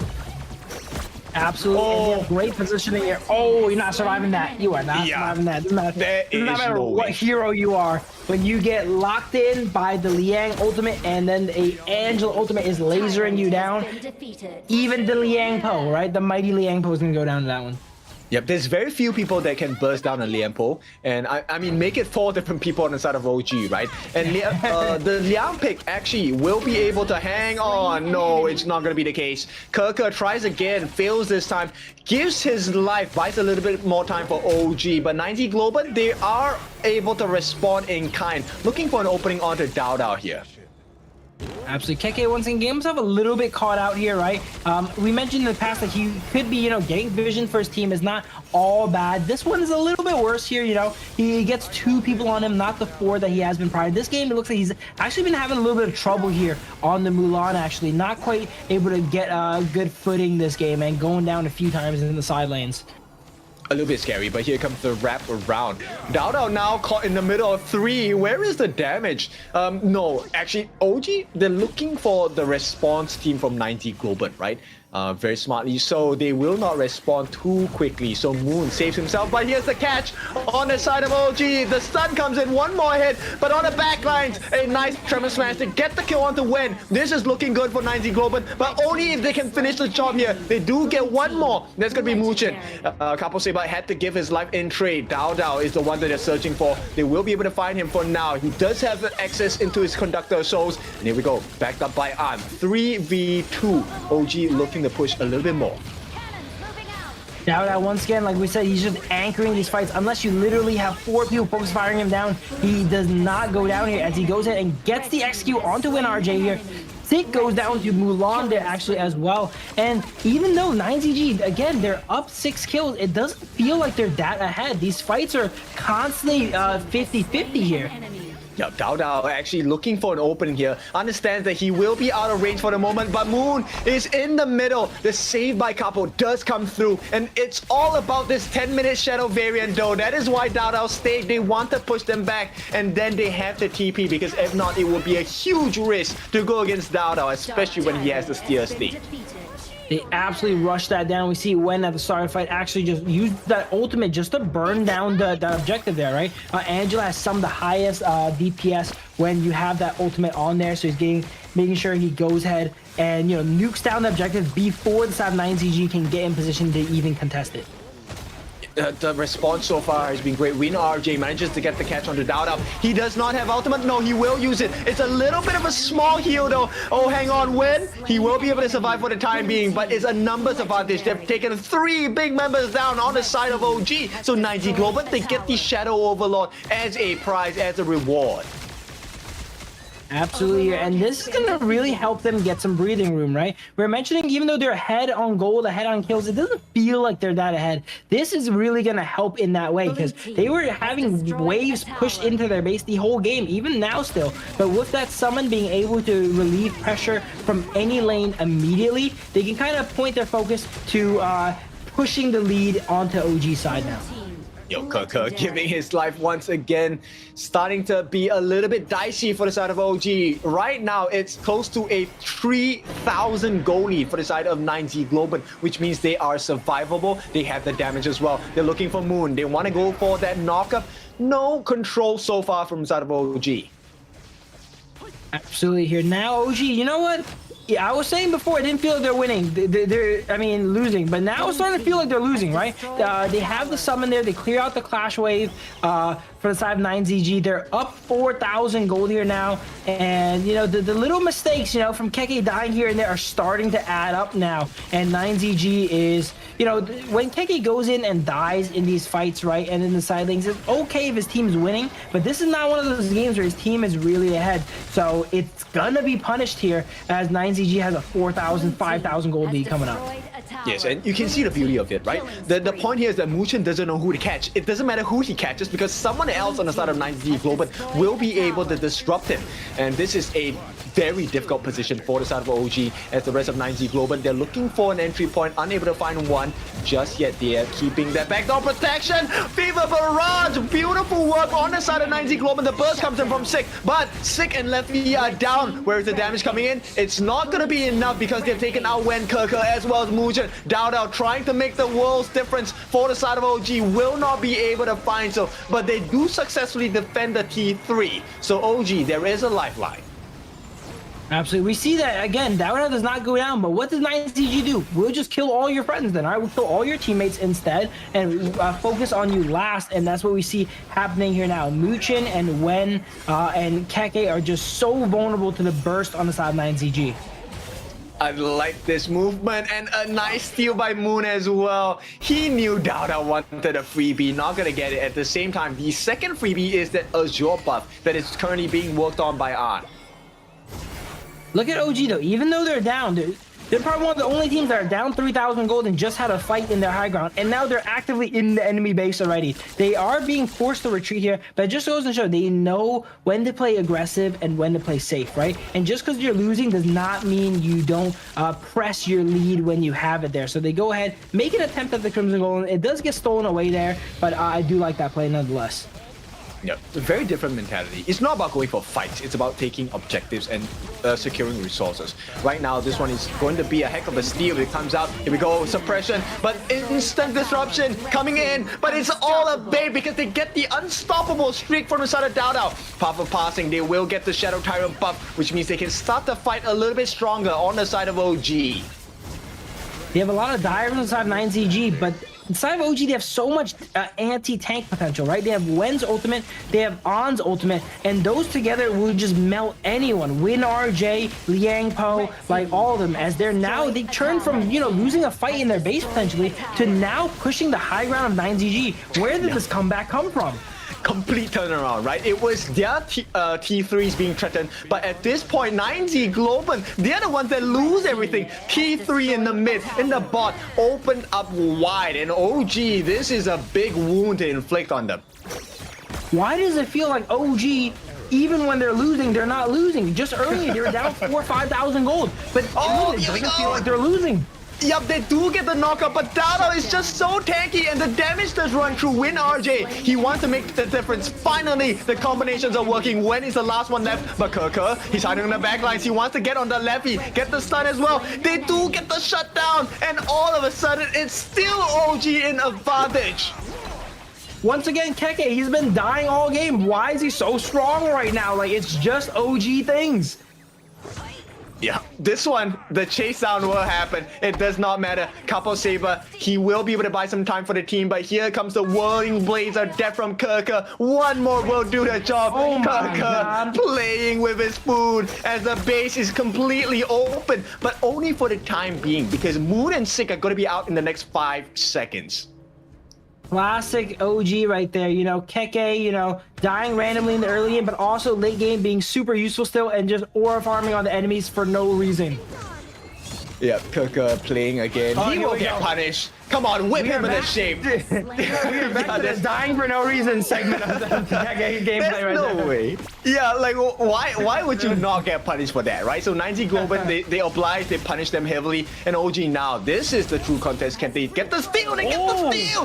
This could be huge. They buy some life, but at the same time, it's a huge punish. They get Sick down. It's gonna be a double kill. Both Moon and Sick gonna be down. There is very little life left in the side of 9Z Globant. Even if they get the charge with the Razor Cavalry for Win RJ and, you know, with the knockup from Capo Saber, it might not be enough damage from Lefty here. What's important is though, while he did steal it, he did not get the summon off before he went down here now though. So you're not actually getting that lane clear effect that they desperately need right now, as this could potentially be the end of the game. Yep, they get the suppression down as well. Capo Saber going to be taken away. For now, Win RJ should survive, but the Crystal might not because the minions are marching in. One more hit, it will do it. The Crystal is open, and OG take it all away. Clean sweep, 3-0.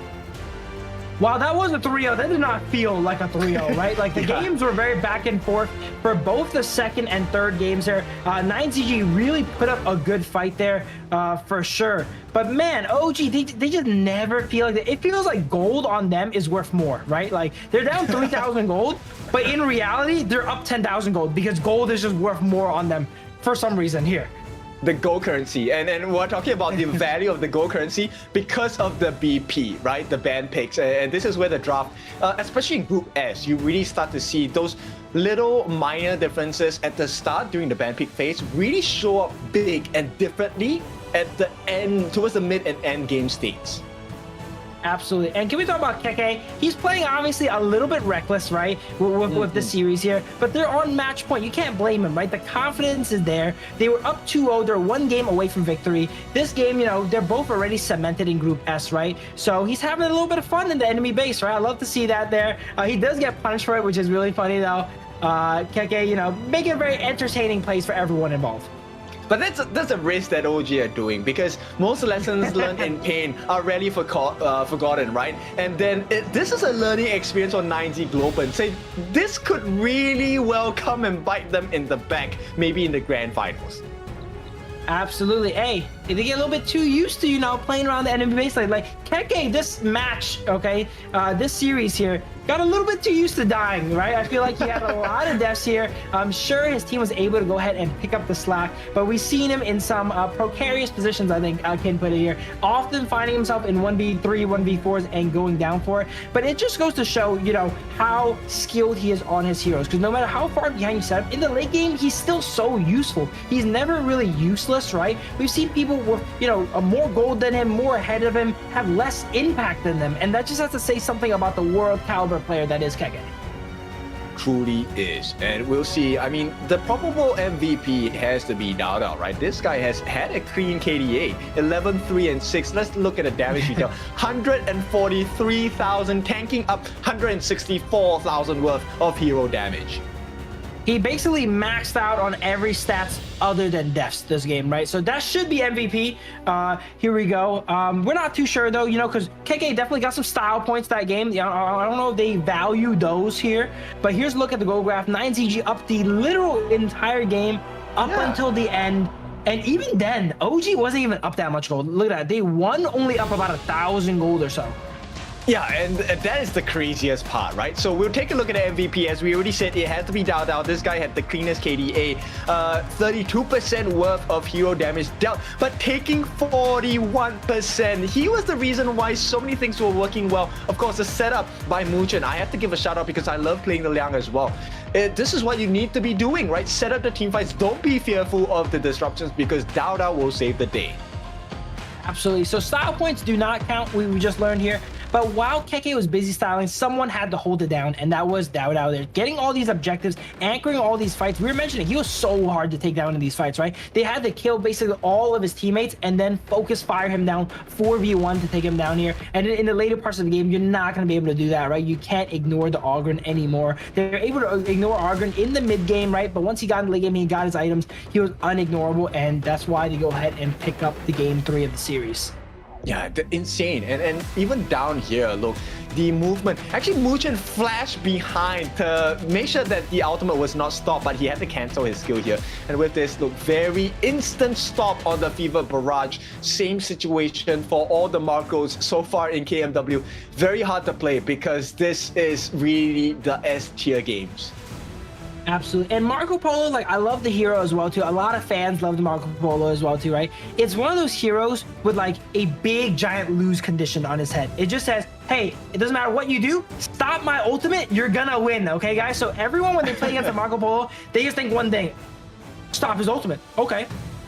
immediately ultimates, they watch out for a stop as well too. So he's one of those fragile picks, right, where it is so easy to disrupt their game plan. He doesn't have a win condition, he has a lose condition, but his lose condition is actually very easy to achieve. It's kind of painful because I understand exactly what you mean, and I have been on the receiving end of being a Marco that has had his ultimate instantly stopped. So yeah, it's a pain point, but still, it requires a little bit of pattern recognition, which is why your team needs to build that space for you.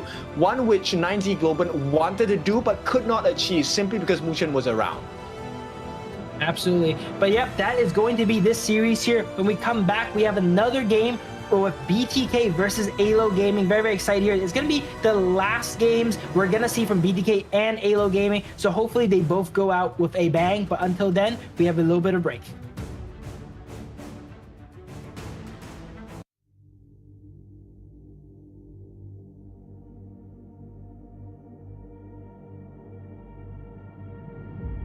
I feel it deep flowing through my blood. Rising up to become someone, and taking it all on my own. What a sweet victory. And taking all of my control, awaken something deep in me. Like flames, feel it burning inside.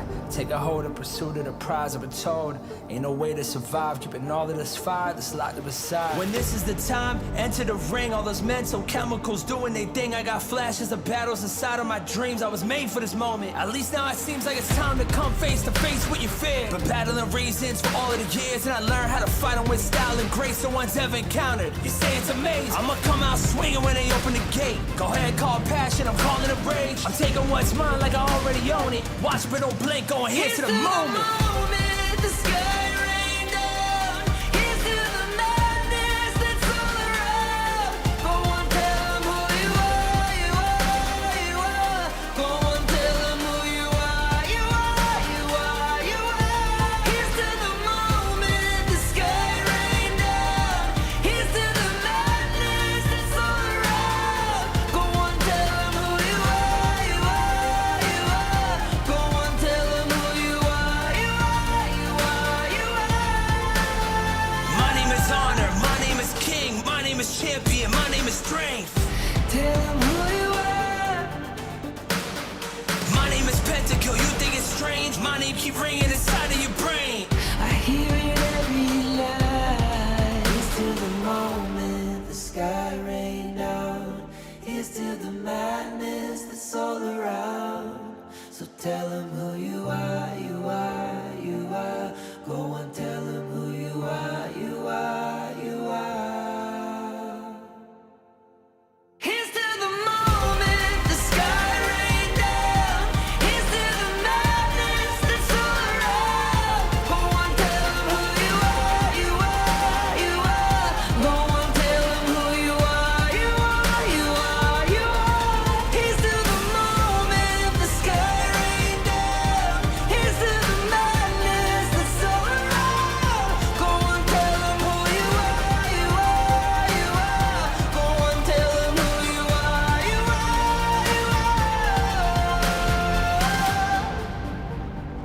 you are. Welcome back. It is the last hurrah between BTK as well as AYLO Gaming. Phil, what we expecting for this series? Honestly, I don't mind who wins this, right? I just want both teams to go ahead and play their hearts out, right? Put on that final show, just to, make sure they got everything they wanted to get in here in the KMW before they go home here. And that's it, yeah. Yeah, we definitely need a new performance from both these teams. And of course, when we're talking about something new, get ready for something new on the 24th of September. This is going to be the chance for you to unleash your spirit. Absolutely. And then the Ultimate Awakening, thrilling MOBA combat is also coming on the 27th. This is a new mode where all the characters have supercharged skills. It's going to be amazing. But I want to see an Ultimate Awakening right now in this final match here between these two teams. This is their final chance to really show the world what they've got, to impress everyone here, to get that final bit of training and cement their legacies here in the KMW. Yes, so please give us the Lunas, please give us the Fades, give us whatever that is out of the box, because we want an entertaining series between these two teams. I know we were just talking about how Marco Polo is very easy to lose on, okay? Because he is, right? But give me the Marco Polo once again for my boy Zane, all right? That's his signature pick. Here's the final match here, right? Best of 5. You're gonna get the chance to pick it. I want to see everyone go ahead and bust out their signature picks, all right? Maybe the Hoon Shangguan, you know, that could be kind of fun too, right? Some stuff like that. Final match here. Both teams should try their hardest, but also have some fun at the same time. Yeah, actually, I want to see one hero played by both the mid laners, and that is the Gun and Mo. I want to see Hoon's Gun and Mo. I want to see Lomax's Gun and Mo. I think both teams have been doing well, but let's take a look at the first team here, BTK. So you should never give up. You gotta fight for it. Whoa, let's go. I know you're running. I see the fire in your eyes. You gotta fight for it. Let's go.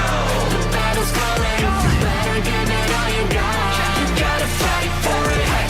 The time is right for you to raise a bar. Yeah. 'Cause you could be the greatest of them all. Yeah. Let's go. The battle's calling. You better give it all you got. You gotta fight for it.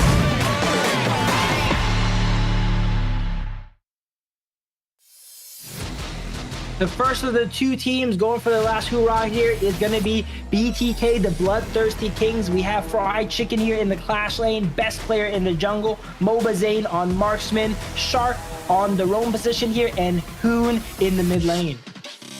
Very important time for them, because we have seen their improvements. We want them to get the series win. Everyone wants them to get the series win, or at least start off with a win. Absolutely here. And speaking of picks here, right? Look at that pick that was behind Shark there. The Guaigutsu. Have we seen that yet? I don't think so. That could be a fun pick as well too, right? Let's go ahead and check out their opponents here. Also for their last hoorah here, AYLO Gaming. So you should never give up. You gotta fight for it. Whoa, let's go. I know you're running. I see the fire in your eyes. You gotta fight for it. Let's go. The battle's calling. You better give it all you got. You gotta fight for it. The time is right for you to raise a bar. Yeah. 'Cause you could be the greatest of them all. Yeah. Let's go. The battle's calling. You better give it all you got. You gotta fight for it.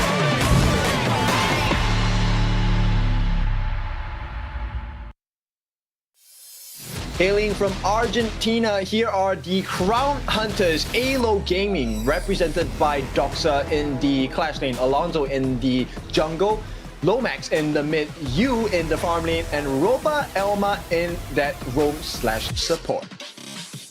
So we've seen these teams play each other before, right? AYLO Gaming came out on top the times they played, but also BTK, they're able to take games off them, right? They put them to the test here. And that was back when I would say BTK was a little bit less experienced too. Now, on the final day of week 2, here we go. This is the ultimate test. Are they going to be able to improve their record against AYLO Gaming here?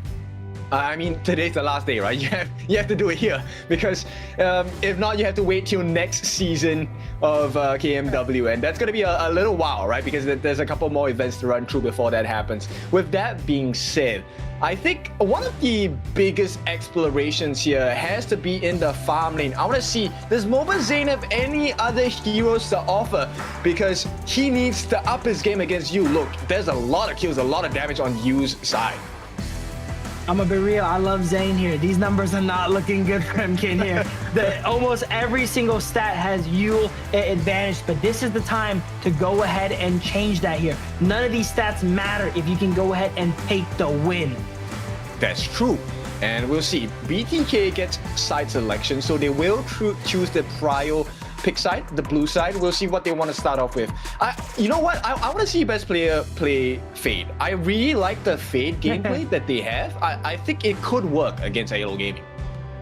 Absolutely, yeah. I see him play it a lot on ladder as well. He's a really good Fade. I'm surprised he has not busted it out yet, right? Fade is one of those heroes where it's not really like a perfect time to pick him. You just gotta know when you're feeling it. When you're feeling it, you lock him in. He's not one of those heroes where you're like, oh, this is a perfect Fade game here, right? Or maybe if you got a double smite, you can think about pulling out the Fade here. But let's go ahead and see if they cook it up here for game one. This game is going to set the pace for the match here for either BTK or AYLO Gaming.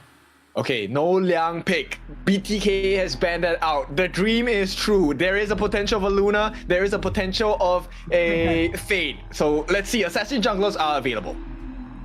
Absolutely here. AYLO can only ban one of those, right? It's probably likely. I don't even think they're going to ban the Luna, actually, because BTK is not really known for their Luna gameplay. They might go ahead and opt to ban something else here. Let's see what they end up deciding on here. But yeah, junglers aside, can we see a Guigatsu from my boy Shark? That would be amazing. There's Luna. Luna's up in the air now. Here we go. They actually open it. Yeah, so all right, great. So that's a great start. BTK, they're gonna try and get the Luna. Let's hope they lock it in. Best player one should have it. But then another thing that you were talking about, this Guigutsu pick, it makes perfect sense, especially when it's paired with Marco. Absolutely, yeah. You're able to just, like suck all the enemies into that Marco Polo ult, right? You're able to make him go invisible, and this is like the cheesy kind of like gimmicky stuff that will definitely work in global pick ban. You can only pick every hero once anyway, right? So if you can just cheese a win off of some of these heroes, I'd say it's pretty good. Yeah, but AYLO is also one of the few teams that have used a Fate against BTK very dominatingly, so we'll see if AYLO is going to pull that on out. BTK to go for a little bit more tankiness here. Zhang Fei as well as the D-Renji to be able to sustain against the long damage. Absolutely, I like picking the D-Renji and the Zhang Fei here because they're a good set bonus, right? In this particular instance, it doesn't really matter that much, but usually if your enemy has not picked the D-Renji and you pick the Zhang Fei, I think D-Renji is a really good counter to Zhang Fei. It's able to cleanse a lot of his crowd control and then shred it with that ultimate. In this particular situation, their marksman and Rome was already picked, but that's something to keep in mind, right? They're usually picked together as well too, because you don't want the Zhang Fei to get countered by its counterpart there. As we see the Flowborn tank being locked in for side of AYLO Gaming, so more Flowborn tank action. Will they be able to make it work? So far, Flowborn tank has kind of had middling to kind of poor performances, I would say, kind of mirroring the KWC with the global teams. But this is the exact same matchup we had previous series, right? So is it going to be a different story here? The Flowborn against the Luna. Absolutely, yeah. Again, we mentioned it's decent in it against the 1v1, but it's never going to be a fair fight, right? Is AYLO going to be able to, slow down the Luna? Because if Luna naturally, gets to farm throughout the match, it's going to outfarm and outscale the Flowborn tank. Yep, and they even ban out the Lady Chen on the side of AYLO, right? So now this was one of the picks that actually Hun was showing the other day. It was a debut pick as well. And it definitely spoils the game for Flowborn tank, especially the fact that they don't have a Da Chao to get the save in. So that was a good ban. Absolutely. I'm thinking like BTK might just go ahead and pick the Xiao Xiao here, right? Hoon is so comfortable on that pick here, and it gives them enough firepower to go ahead and take down the Flowborn tank. Now, with the Nua outranging it, it's going to be a little bit tougher here. That could be a bit of a removal pick as well, too, because Nua has a great matchup against Long. So maybe AYLO's thinking, let's go ahead and remove that from the side of BTK so they cannot counter out our Long. But let's see. They're going to pick their last two picks here. We're now going to go ahead and see their Clash laner, which is probably going to be something like Byron or Fatih for someone like Chicken or Charlotte here, right? And then round it out with Hoon's pick here, which is there the we Xiao go. Xiao. There we go. I was actually thinking more of Gun and Mold, right? I think in lane it works against Nua, and you can definitely like burst down the Long, but I think Xiao Xiao works as well. We'll see how it's going to be paired, because you need to have a preparation against the Flowborn tank. As well as the Diadea. And now with an addition of the Guan Yu, yeah, the knockup is going to be super important here. I will say though, Guan Yu, BTK has a few kryptonites, all right? And Guan Yu's kind of one of them. He's usually able to just like shove fried chicken in and just roam throughout the map and turn it into a 5v4. So it's up to BTK if they have gone ahead and adapted and learned to play around that strategy, because historically we see them struggle against the Guan Yu, the Luna, low-key everyone struggles against, right? The Masashi. So this is going to be a good test to see if they have learned to deal with that Guan Yu. Let's see. I mean, we all have lessons to learn. BTK, of course, have done the most learning in these 2 weeks. Let's see, can they cement the result today against AYLO? Game number 1. Absolutely. And again, the Xiao Xiao pick, right, we're mentioning, it's Hoon's Comfort, and he is like deceptively good on the Xiao Xiao pick, right? He always outputs a lot of damage on it. You know, people really sleep on that pick. I personally slept on that pick a lot here, but I see it put in so much work and so much damage, and the way they're playing it is just perfect. And I really think that this game 1 draft-wise, they got the Luna, they got the Zhang Fei, the Byron. They have everything they want here on the side of BTK. Yes, so it's important. It's actually paramount that they get the win with this one, because you have to put AYLO in a very uncomfortable position. So far, AYLO Gaming, I think their performance has been shaky in between the weeks of ranking week into survival week, but they're kind of hitting a good stride at this point. Absolutely. They are one of our veteran teams that we've seen in the past, right? But yeah, as King was mentioning, they are, you know, a bit shaky right now. So if there was a chance for the new kids on the block to take down one of the old heads, this could be a great opportunity. That's right. And they'll be using one of the best phones possible, and that's the phone we're talking about. This is the Realme official gaming phone, Realme 15 Pro, built for performance, made for gaming, smooth, cool, and reliable. Just the way esports demands. If you're ready to level up, get yours now and feel the difference.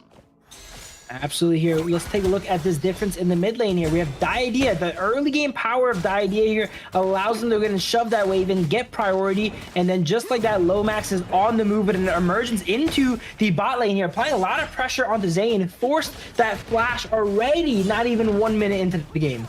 I mean, this is the difficulty for the side of Mobazane at the first few levels, right? Because definitely the burst potential is going to be a little bit scary. Shark does come in time to give him the shield. And for now, Mobazane, as long as they secure what is rightly theirs in their side of the camp, it should be A-okay.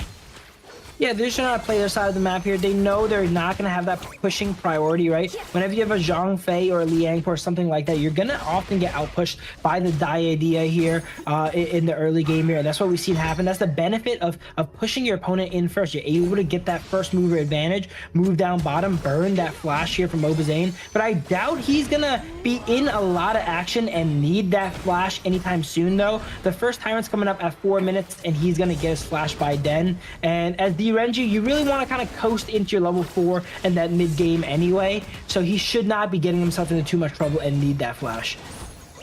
True. Lomax is also looking to be able to hopefully set up something for the side of you, but at this point, the positioning from BTK has been cleaner, so they won't be able to find an opening. Oh, best player 1, maybe a potential target. Oh, the TP does come down. Emergence going to be cancelled by Lomax, which means there's a knockup available. A lot of damage on that ultimate, but unable to find the kill. Hoon with a deterrence with the Blossoming Fan as well. So everything evens out for both BTK and AYLO, and there isn't much to separate the two teams in terms of gold now.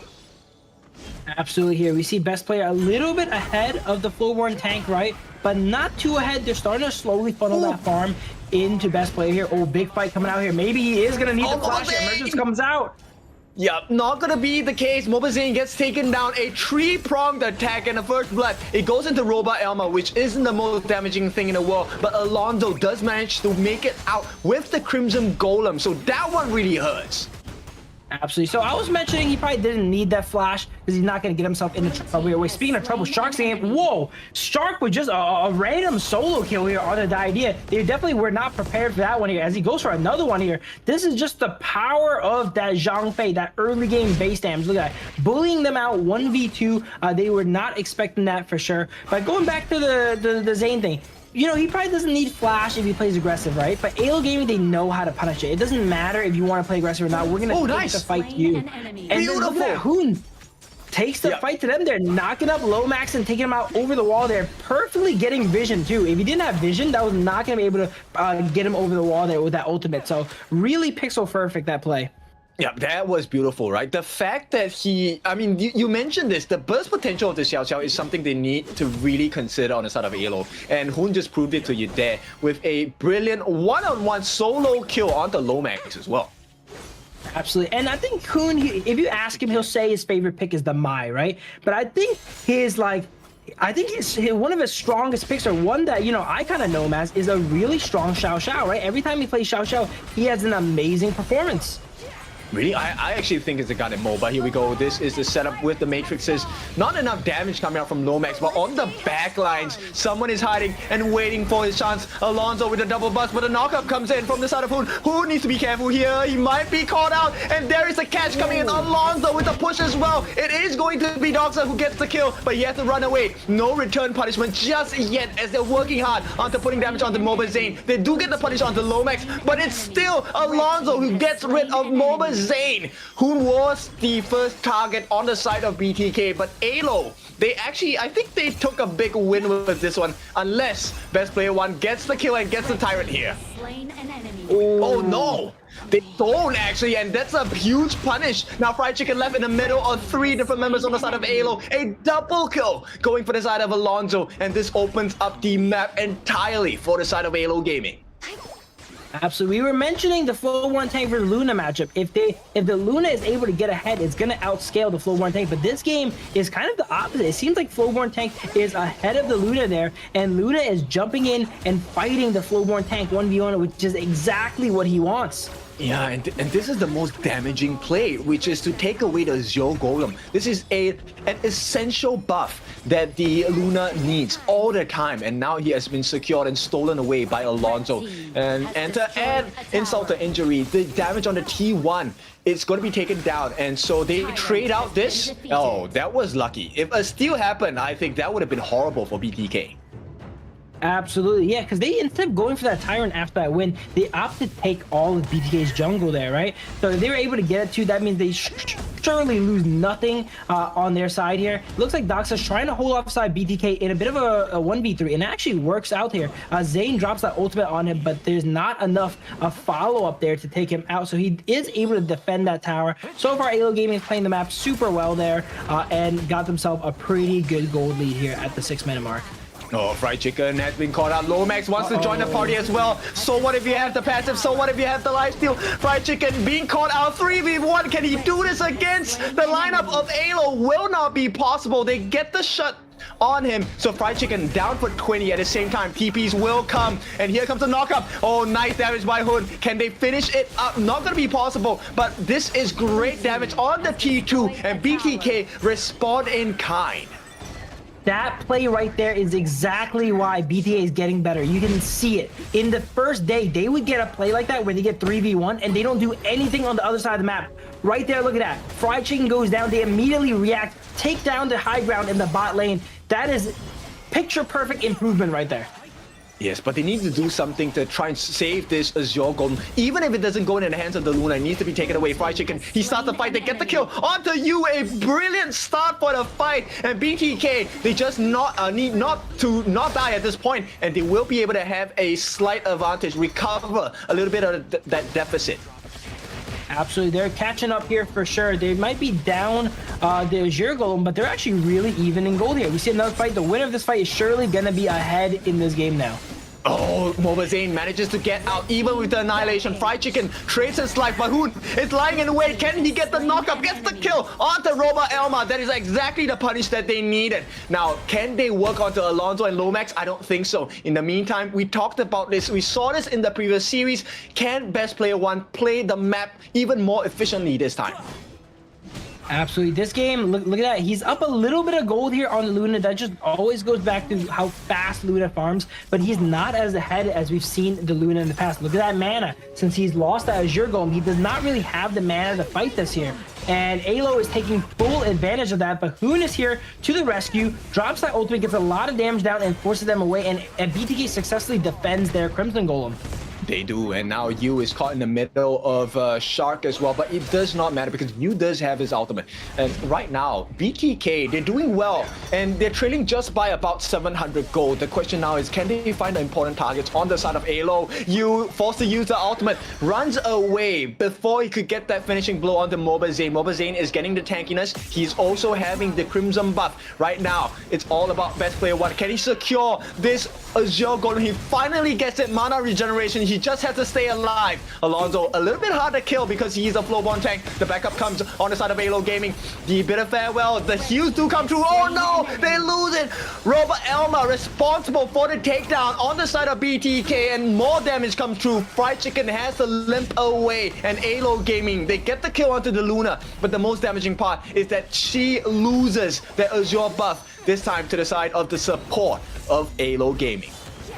Yeah, once again, best play. He's playing Luna, but you really need that Azure Golem. He's gonna find himself out of mana coming up once he is back here. But AYLO Gaming, they have some bigger problems here, it seems like, as AYLO Gaming is pushing down to their tier 2. They opt to back up, but we see the enhanced version of these Tyrants coming up here very, very soon. I think right now BTK just need to figure out a formula to how do they make the trade, right, in this Azure camp tussle. If you can't get your own, then there needs to be a solution where you can actually go into the jungle of AYLO to get it. So far, they're successfully getting the Crimsons for Mobazane, or even for best player one. Now they need to kind of double that and get the Azure buff instead. Absolutely. I think gold-wise, they're still all right, but that last fight definitely set them back behind another 2,000 gold. Now they're once again on the back foot, and they're forced to win a fight to come back here again. This fight is going to be pivotal here, as we see best player one face check the Flowborn tank. He latches on with the skill 2, but best player one is able to get away. It looks like another smite fight. BTK, they're known for being good at these, as best player one opts to go ahead and rush it down. Nice. It is going to be stolen this time by the side of BTK. Shark gets it. Dogs are on the backline. They do secure the kill onto Shark. Right now, this is the chase. They do get the Shadow Tyrant. So BTK have a big win. Nice setup by the side of Fried Chicken. And it is going to be best player one with the Crimson buff. True damage galore. They come in. They shut them down as well. Mobazane got credited for that kill onto Alonso of all people. And with this, AYLO Gaming are now on the back foot. There we go. This game is neck and neck. It seems like one team's ahead for a moment, immediately flips back. Once we see the graphs at the end of this, we're going to see some squiggly lines here. BTK was down, but they're not out. They get the Tyrant, and I would say even though they're down about 1,000 gold, they're probably in the lead here with that Tyrant buff. Yes, they definitely can take a good fight now, right? And the most important, oh my goodness, Mobazane, he survived that one. But more importantly, they have now figured a way out to get the Azure Golem. Not by taking the camps, but by taking the kills. For sure here, and they're really catching up here. The gold is neck and neck at 11 minutes. We have a lot of close games today, actually, and this is going to be another one here as the Crimson Golem gets given away to the Long here. We see the Dover being tapped a little bit, maybe kind of baiting it there, but they have Primal Bond, so they're not going to want to go ahead and take that down. Yeah, this was something that happened yesterday, right? They actually took a fight with the Primal Bond and they got punished for it. So BTK, they've learned their lesson. This time they play it much more patiently. And AYLO, this might catch them off guard. AYLO setting up a bit of a death bush here. We see Fried Chicken go ahead and check everything with that ultimate. It's a great tool to check bushes as well too, because you're gonna get a little bit of move speed from the bush if people are hiding in there. But best player one is level 14 versus the Flowborn tank's level 13, so he is ahead. But is he ahead enough to, you know, outweigh that being kind of like a losing matchup for him? We're gonna have to find out. Oh, here comes the wraparound. They get the two of them. It's going to be Mobazane, the first one taken down. Best player is super low as well. And that will be 2 kills in quick succession for the side of AYLO Gaming. The Crown Hunters have found the Crown of the Kings, and it's not looking good. Yeah, that's why we say that the Guan Yu is BTK's kryptonite here. It's just able to find these angles, these blind spots on the side of BTK and get these amazing flanks on them. Their best player one and Zane being taken out. Those are both the carries of BTK. After that, you're not going to have any damage. You're surely not going to be able to cut through a Flowborn tank. I mean, it's really big credits to Doxa on the Frigid charge as well. This was a very early itemization for him. And with the freeze from the Frigid charge, he manages to get the 2 most important members on the side of BTK. Best player one because he offers that disruptions and the catches and the shields, but also Mobazane, who is dealing consistent damage across the team fights against AYLO Gaming. Absolutely. There's just so much damage flying around that Mobazane has to be very, very careful, right? Even if he survives the initial burst of a Doxa flank or a Flowborn dive, right? He has to worry about Annihilation that could potentially take out half of his health. So even though he doesn't really play the game with a full HP bar, he's always kind of playing at half HP because he knows he can be smited down at any time by that Annihilation. True. And AYLO Gaming, they're starting to get a little bit more patient here, just escorting the Shadow Overlord down. Annihilation already used for the side of Lomax. The cooldown is relatively short in comparison to the other skills. So let's see what does AYLO do here. They get the catch on the side of the middle where Fried Chicken actually gets a knockup. Nice knockup by Hoon as well. And they want to go in, but hang on. It is all damage for the side. They have gotten the catch from the side of Doxa as well. This is Hoon taken down. Nobody has fallen on the side of AYLO Gaming, but there is backdoor protection for now, so AYLO Gaming, they have to stop that aggression on the T3 on the bottom, but there is still Vanguards in the middle, and right now, T2 across the boards have been taken. AYLO's going for towers here now. They have this Vanguard, and they're gonna, even if they probably will lose this fight. Wow, look at that. Huge flash combo from Byron, takes out Long immediately, and he's gonna go ahead and fight. He's in a 1v4 now. He's surviving pretty well. Shark trying to help him out here, gives him the shield, and is he able to get out? Maybe not. Oh, it was really, really close there. He's able to jump in there, take out the Long, and really single-handedly stop that push from AYLO Gaming. Yeah, Fried Chicken gives his life for the cause here. And I think AYLO Gaming, now they have to be respectful about the distance. Yes, you have an advantage. Is it a super huge one? It's about 4,000, so it's kind of significant. But if AYLO Gaming make another mistake, BTK can come back because we're reaching the later stages of itemizations already. Absolutely. Look at Zane's health bar there. He almost got taken out by that Annihilation we're talking about. He really has to, you know, walk on eggshells this game and watch his positioning because it's gotten him into a lot of trouble so far this game walking up there. He gets poked out by the Nua or flanked by the Guan Yu. But there's still a chance here as we look to this Tyrant here. It looks like AYLO will get it.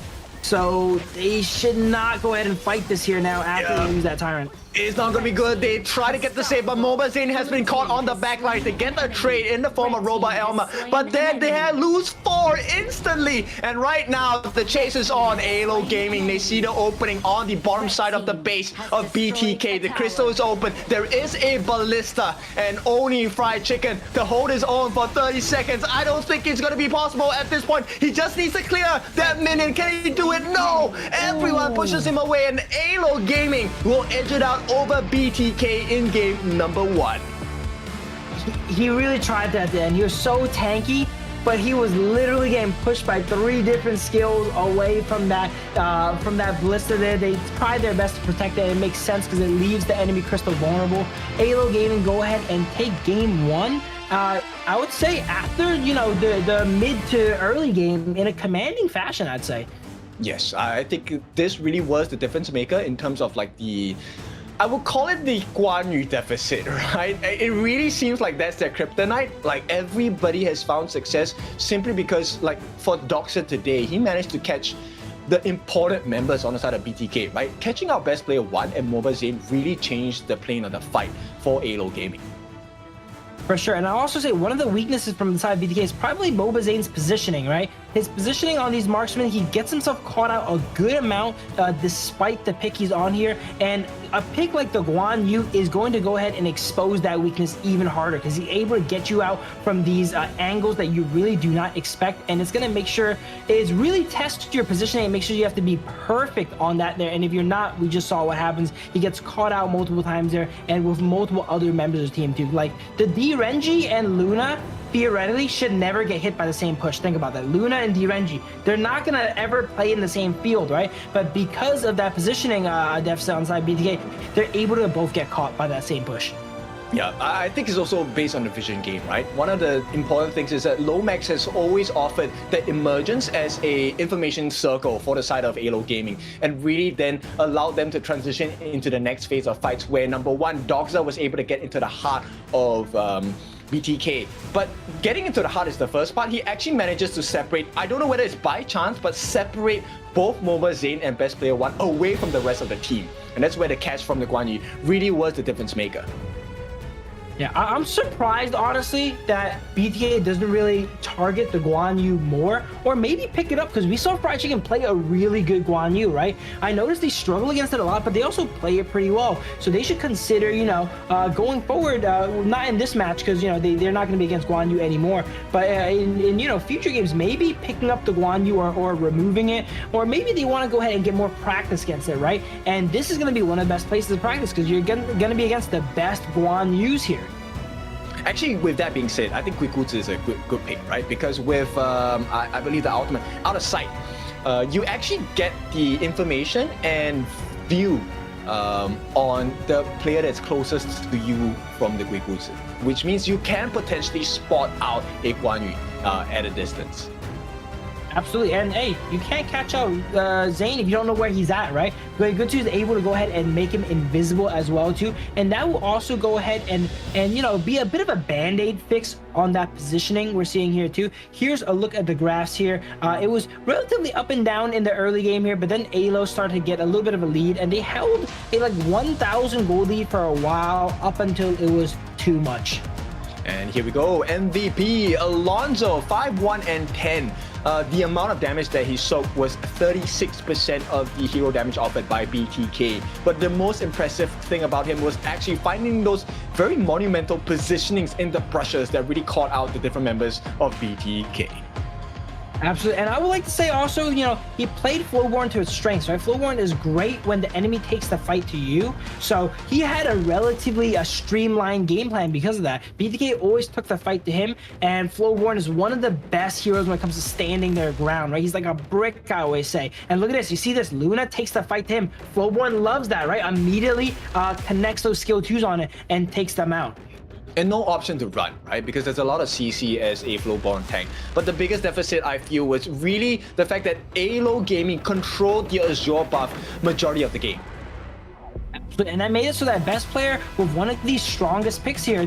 Wow, look at that annihilation too, man. I didn't see that one, but that was definitely a highlight for sure. But yeah, being able to control the Azure Golem definitely put best player in check there, and didn't give him, you know, the room to be the Luna we know, right? Skipping around the map and darting around the map there. So being able to remove that and then catch out Zane made it so that both the primary carries inside BTK were usually hindered. Okay, but for now, we'll take a break, and when we're back, we bring you into the next game between BTK and AYLO Gaming.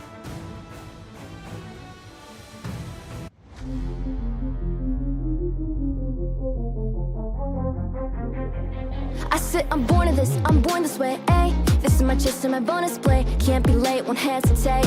What do you say? Rays to find my face, scars to find my skin. I can't convince them, can't please them unless that I'm the one that you hate. H to the E-R-O, doing it for real, locked on my goal. From the ashes, I roll the game. Flow with a rumble, make them crumble, make them run. Cause baby, it's go time. Knocking you down's how I rise. An inspiration, I know I'm the one who will build them up, no lie. We gon' do it. Facing up fears, we don't think we just move it. No, we the best, so we don't gotta prove it. Somebody test me, I swear I'm gon' lose it. I got a sure fuse on this boom and illuminate. The truth within, another day, another win. You got the power to turn around. Inside a champion, yet to be found. It's my war cry, oh, calling out for the game.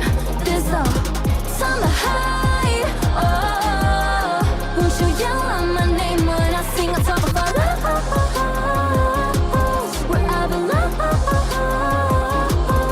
It's my final day, oh, won't you yell out my let us begin. Crush the foe, look at me now, ready to go. Power within, we're standing tall.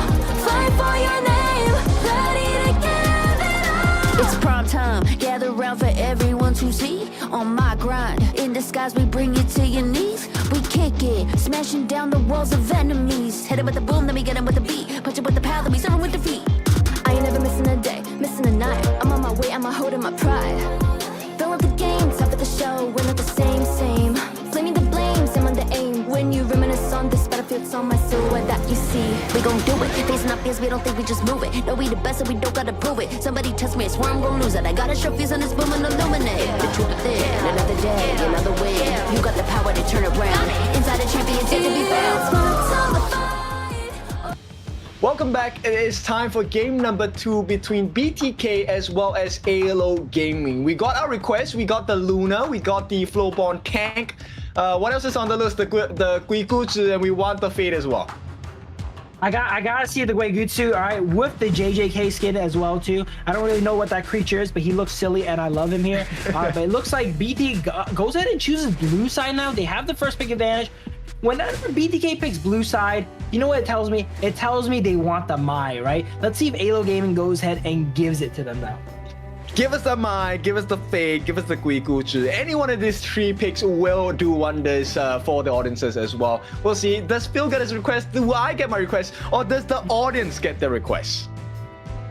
What's the audience requesting here? I'm curious about that. We're gonna have to go ahead and check it out after this. But there's a lot of picks these players are all going ahead and be known for here, and this is a great time to go ahead and try them out here. We see the Luna game banned out. BTK, they played it once already, and they definitely do not want to play against it here. And let's see how the draft goes out. The Long gets banned out for AYLO Gaming. I think the Mai is in the cards. A lot of teams like giving the Mai and picking up the Dharma as a big counter here. So it looks like to me that's probably gonna happen here. We'll see. And I mean, there is a potential. Okay, I know it's not a probable pick between the 2 teams here because that was an OG special, but maybe the Milady, I hope. The Milady, yeah, that could be a fun one here for sure too. But oh no, they actually opt to go for the Arlie here. Mai's up, but they go for the Arlie, so that means they're gonna go ahead and give the Mai and Dharma. I don't know, man. I know Arlie is the #1 marksman, right? But when you're giving up the Mai and the Dharma, you know, is the sum of the Dharma and the Mai, you know, higher than the Arlie? I think a lot of the times, yes. Actually, Dharma is kind of like the straight up counter against the Arlie because of the burst damage as well. You kind of delay her from switching spots with her umbrella, so it's a known counter, right? So we'll see how this goes down, because end of the day, it's not just the heroes, it's the players that are using them, right? You can definitely outplay that matchup, even if it's a non-favorable matchup. Absolutely. Arlie is one of those heroes that no matter what situation you're in, how bad the draft is, you could probably overpower it with just raw player skill. And that is why pros love that Arlie so much, right? It has infinite possibilities of how they go ahead and play here. But so far, BTK has a pretty, you know, solid lineup here that you would expect from them here. The Charlotte, Arlie, and the Diadea. Top tier picks all around. Whereas AYLO Gaming here, they're picking up the Motsu to round out their composition. They feel like they have enough firepower already, right? Getting that Motsu is going to be great once they're playing from ahead, able to land the cannon blast and get vision of the side of BTK, and try and, you know, get some catches on them too here by setting up in the jungle with the Dharma potentially. The biggest strength I feel on the side of AYLO Gaming's draft is they have so much CC, like Cannon Blast, you have Truth Mantra, you have like Ryu Engine, so many things to stop the strength of BTK. And yeah, here is another counter that BTK has struggled against, which is the Musashi pick. You were mentioning this before.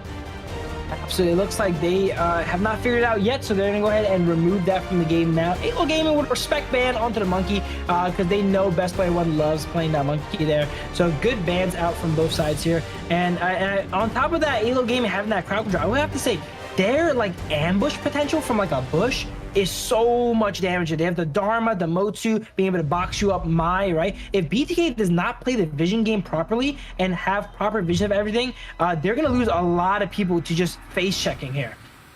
That's a very scary notion, right? Because AYLO Gaming, this composition actually fits a Fate jungle pick. Oh, banned out. Okay, BTK says no. And AYLO, they will pick up the Garo. Oh no, we have not seen a Garo that much in KMW. This might be the debut pick. They're expecting BTK to pick up the big tanks with shields. So let's see if that really is the case. So they're preemptively picking the Garo to, you know, kind of dissuade them from picking up those tanks. Garo, for the, you know, since it's a newer pick here, we don't see it too often. The passive of Garo helps her do more damage to enemies with shields. So far, not that many shields on side of BTK right now, but they want to go ahead and keep it that way with the Garo pick.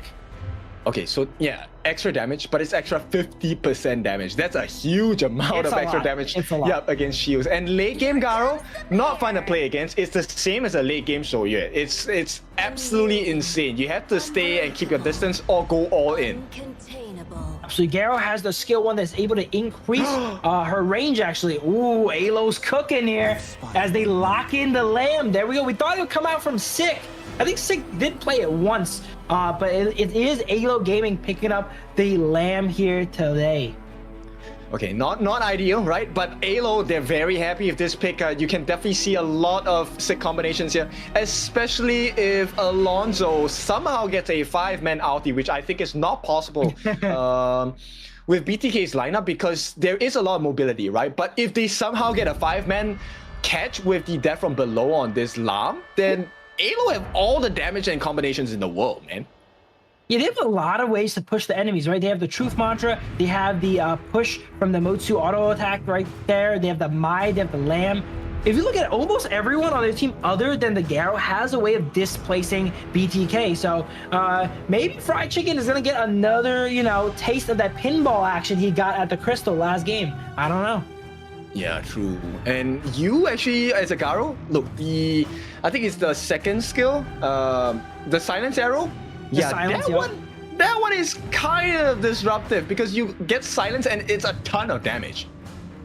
For sure, it's a surprisingly good defensive tool. A lot of people use it to, you know, wave clear and such, but in an all-out fight, if you get dove by Charlotte and get a silence on her, you know, she kind of feels weird, right? That's one of those heroes that don't want to be interrupted there during her combo, and that's something that can definitely happen here and get Fried Chicken in trouble. And the whole time, again, while people are being displaced, they could just go ahead and get silenced, right? They can't respond to any of those displacements here. But very excited to see how Alonso go ahead and plays this Lamb here. That's definitely a fan favorite pick.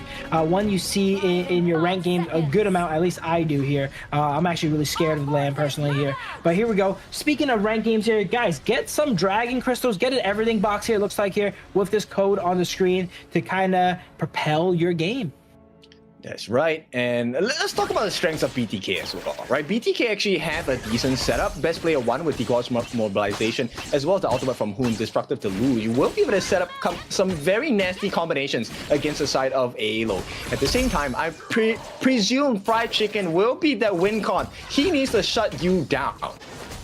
Absolutely. I would say the advantage of the BTKs is their composition is just more top tier, right? If we look at their characters, they're individually stronger. We have the Arlie, the Diadea, both top tier picks, and that's like the #1 bot lane potentially, right? And the Charlotte as well too. Whereas AYLO, oh, here we go. Speaking of AYLO, we got big fights coming out. Is this going to be... Yeah, oftentimes you don't see any kills go down here in the very, very early game, but they certainly got close there with the Arlie. But I would say AYLO's composition is probably not... Oh my god, Zane's not letting me talk as he goes back in for a fight. No. Yeah, that one actually, I mean, you can't blame him. That I would have gone into. That one was pretty much available, but let's see, what was the skill? Robot Elma did not take a heal, he actually took the flash, so there was definitely a disruption here, but there is more damage to come. Can they get the return? Robot Elma will be taken down, and best player 1 gets that in his bag, so it's a 1-for-1 now. The gold gap not going to be too big. All right, not the worst comeback from BTK there, but I would say that jump in there is a little bit questionable there, right? You kind of want to scale up on the Arlie, right? Even if you have the frenzy in the early game, you want to play for that late game. Sure, Garo has a great late game as well too, but that situation was just a bit unfavorable there, I would say. But speaking of jump ins here, we see Mai jump in, and there's that displacement we're talking about here. Oh my god, look at all that displacement there. With the Mai ultimate, the Dharma Truth Mantra, pushing them all the way back here and pushing best player back to base already. Yeah, actually one of the strengths on AYLO Gaming's roster is that they're also, hang on, potential kill. Yep, the flash committed by the side of Lomax just to get out of danger. But they're so mobile. This is something that, you know, we did not talk about on the side of AYLO's draft. It's pretty hard to catch them, especially if they're trying to run away from BTK. Absolutely. Everyone on their team has a dash other than Garo, right? So it's not going to be easy to hit those combinations on them, to trap them within the ultimate of Hoon here. But they go ahead and pressure bot lane once again here. The Mochi is just so oppressive along with that skill 2 from Garo, just applying that poke under tower. Oh no, nice catch. It's going to be a free one. And right now, Hoon once again the target of the aggression coming in. And even best player 1. This is why the Lam is a hater pick against the Gudo, because of the iframes. For sure, and Lamb is one of those feast and famine picks, and it looks like he's kind of feasting right now. He's getting really ahead this game. We could see a really high kill game here coming out from Lamb. Usually, they either do nothing or they do a lot, and I feel like he's on track to do a lot. Yeah, and they buy space, right? This is all time for you. He comes in again, once again. Hun able to push them back a little bit, but the stuns, look, Robot Elma just landing all of this. Cannon Blast, the knockup as well. Can he get the lockdown? The heals do come through, and for now, Hun survived. But on the back line, there's a lot of trouble for the side of Best Player 1. The aggression comes in, the knockup comes in as well. Lomax gets the Ryu engine, and there's more. Alonso gets the secondary kill onto Shark. Moba Zane, the next to fall. Too many things to look at for the side of BTK. As AYLO Gaming, they do get punished. You will get shut down by Fried Chicken, but he is in the middle of 4 different heroes now. Look at the Lamb all throughout this fight, applying a lot of pressure, stealing. I think he stole, maybe he did not get a steal, but he pressured the Zergo, Crimson Golem, and now he ends up cleaning up a bunch of kills there. And we see a 4-minute Axe of Torment for Alonso. Uh-oh, this is not good here for the side of BTK.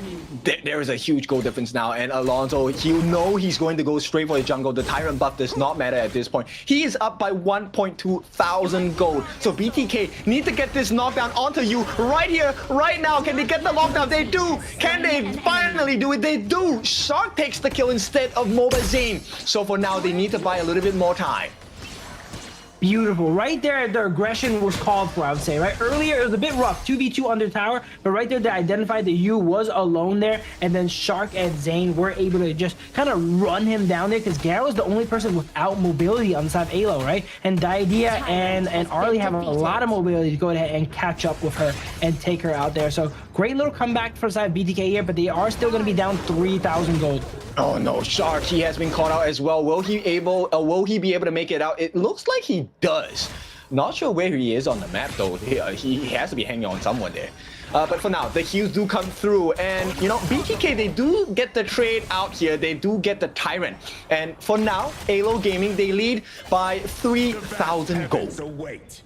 Absolutely. Every single fight, BTK needs to keep an eye out on Lamb and shut him down early. Not only is he worth a lot of gold, he's one of the few members on AYLO Gaming capable of taking out your entire team. He has the sustained damage. Oh my god, speaking of damage, a lot of damage goes out onto Zane here and Hoon, and they're having a rough game here. This game, Hoon has been caught out a few times here. That's going to be his 4th death here, and he's really, really behind Lomax on the Mai. It's very hard because they have so much mobility on the side of AYLO Gaming, right? That is one of the core strengths on their composition side. Like you mentioned before, everyone has a dash on the side of AYLO Gaming, with the exception of you. I mean, if you want to count the flash as a dash, then I guess you could say so. Absolutely here. So it's going to be a tough game for Lady Gen to land those combos, right? Lady Gen, like, they love playing against melees like the Dharma, like the Mai, but when everyone is just so flashy and able to, you know, juke around and take the fight to you, right, and take you out before you can really get your combo down, which is what we've been seeing happen to Hoon so far, it is not good. And Lady Gen, if you don't get the damage going too, right, you don't have enough firepower to threaten these divers here, they can sometimes just face tank a lot of your damage. Oh no, Moba Zane caught out. They cover every single angle. How is he supposed to make it out of that? It is really, really tough here. The side of AYLO Gaming, they've definitely switched gears here after game 1. It feels like they've now got the momentum, and they are carrying it all throughout the game. 7 minutes in, they're up almost 5,000 gold here, and it is off with this Lamb pick. Look at this. It is the feast game here. He's so ahead. If we check the score again, I'm pretty sure Lamb is like 7-0 so far already.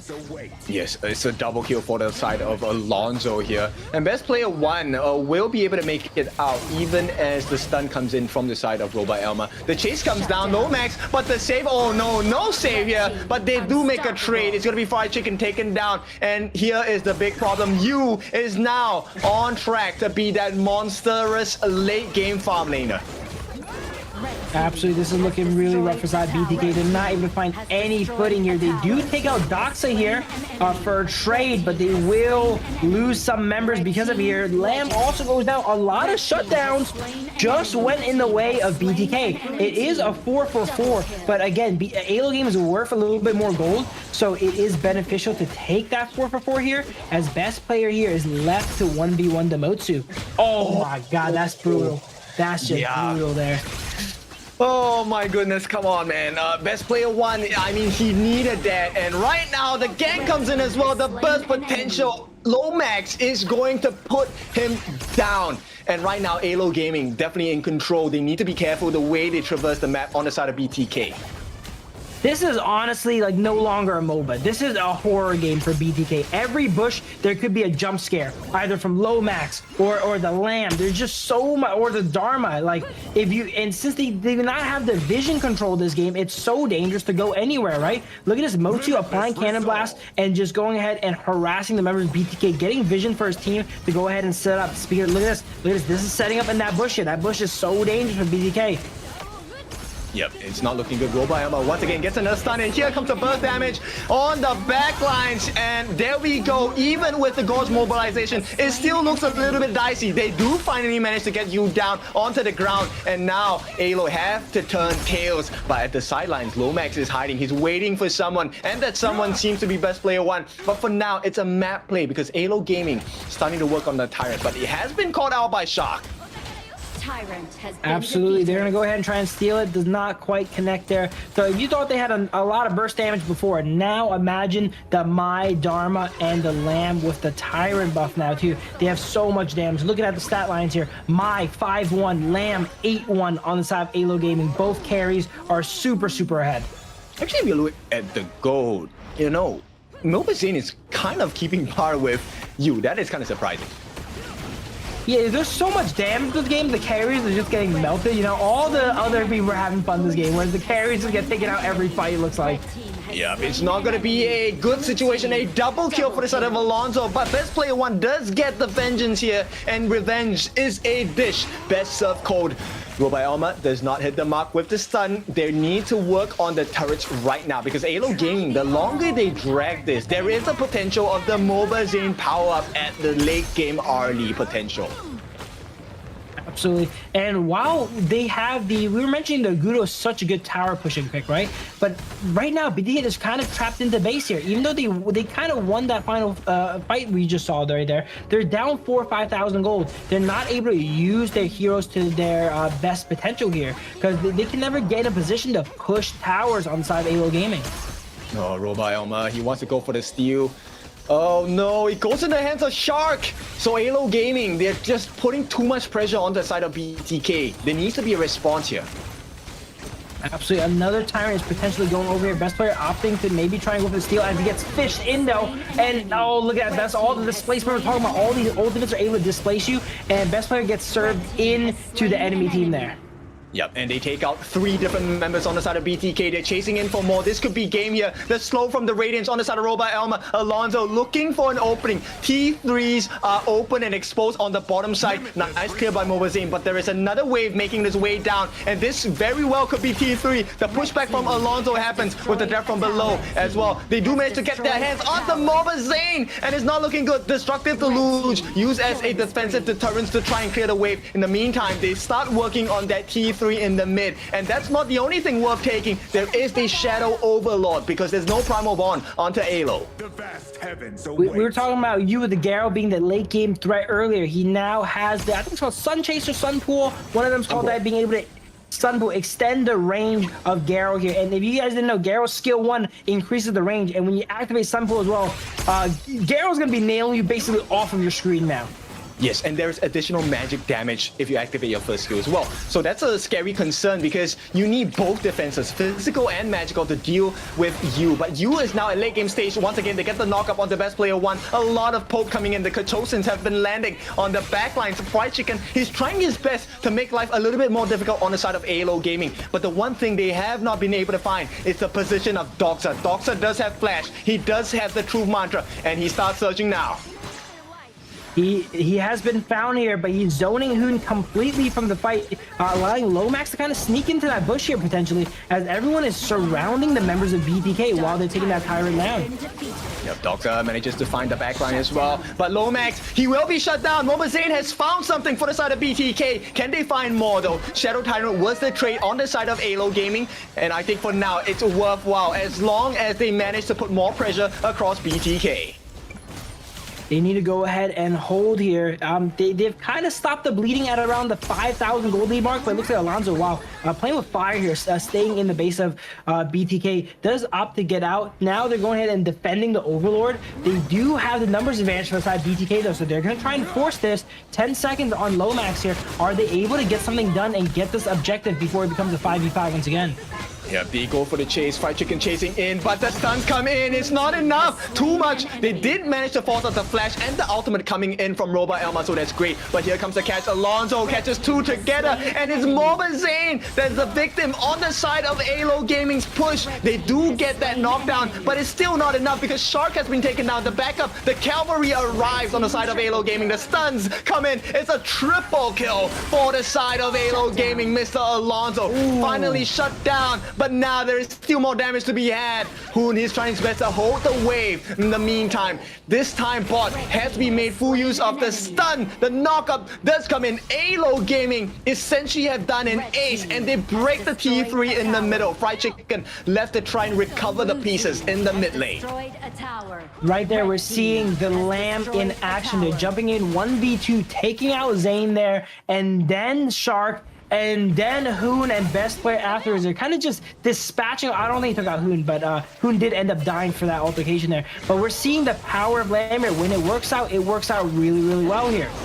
Yep, they have managed to catch another target. Fried Chicken now in the middle of 4. He will not survive, and Yu catches his hands on him. The stun comes in. A double kill for Yu. And once again, there's a numbers disadvantage. 30 painful seconds for BTK. But 30 seconds of happiness for AYLO as they put more pressure. Mobazane gonna try and mount the comeback against you one-on-one. Can they do it? But the catch comes in as well. Best player 1 unable to find the mark just yet. The hues come through on the Dogza and the crystal is exposed. There is a wave coming in. What more can they do? Excellent knockup by the side, and Hoon gets taken out. AYLO Gaming looking for the end here of game number 2. They take the T3 on the top first to escort the wave.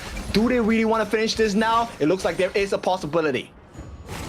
They're playing safer, opting to back up and take the overload. You could have made an argument for pushing for the win there as well too, but they're a little bit low and they don't have much resources here. Opting to play it safe. You know, they know the game is in their hands here. They don't want to go ahead and rush things. But can we look at you during these fights? I want you guys to really focus on how far you was able to get those autos. In that last fight, you were nailing them like up from the middle of the lane all the way to the high ground, it felt like, right? Well, not in the squarely middle of the lane, but he was able to shoot them from so far away now that they have that sun pool and that late game acquired. Yes, a lot of pain, and the fact that Yu also has the Azure buff is a concern. While he does not have the Crimson buff, that's fine. Yu definitely needs a lot more mana regeneration for his first skill. And here we go. This is going to be the pushback on the side of AYLO. The stuns start to come in once again. There's too many control skills on the side of AYLO. Look at that damage he was able to get on the best player while he's behind his crystal, actually. He's able to outrange the crystal damage there and get these autos in and apply that residual damage we were talking about earlier as best player gets absolutely nailed down by the arrow here. Has the Blood Rage shield, almost goes down there. Yep, Shark is all alone on the back lines on the side of AYLO Gaming. But AYLO Gaming, they've lost Yu. That's the major damage dealer on the side gone. Alonso as well. But still, it is not enough. Hoon has been taken out. Mobazane, maybe he can turn the game here. He has a lot of damage to offer, and they are starting to shut them down. No, the stun misses. The shutdown happens, and Mobazane has bought life for the side of BTK. Goes in for the chase as well. There is ultimates available for the side of Doxa. He cannot overstep his boundaries. Mobazane, they buy some time, and it's time that is absolutely necessary for BTK. Absolutely there. Fried Chicken really clutched that fight, actually. While we were talking about you, I was looking at while you busy shooting best player, Fried Chicken found an angle to go ahead and come in and assassinate you and Lomax for taking a double kill. And even though they're losing this game and down by 5,000 gold, Fried Chicken is still ahead of this Clash laner in gold, which is extremely impressive. That's great. I mean, they definitely need this, right? Because as we hit the later part of the game, this is where the differences will matter. And in that shutdown, Doxa gets rid of Mobazane. This very well could be the lack of damage for the side of BTK.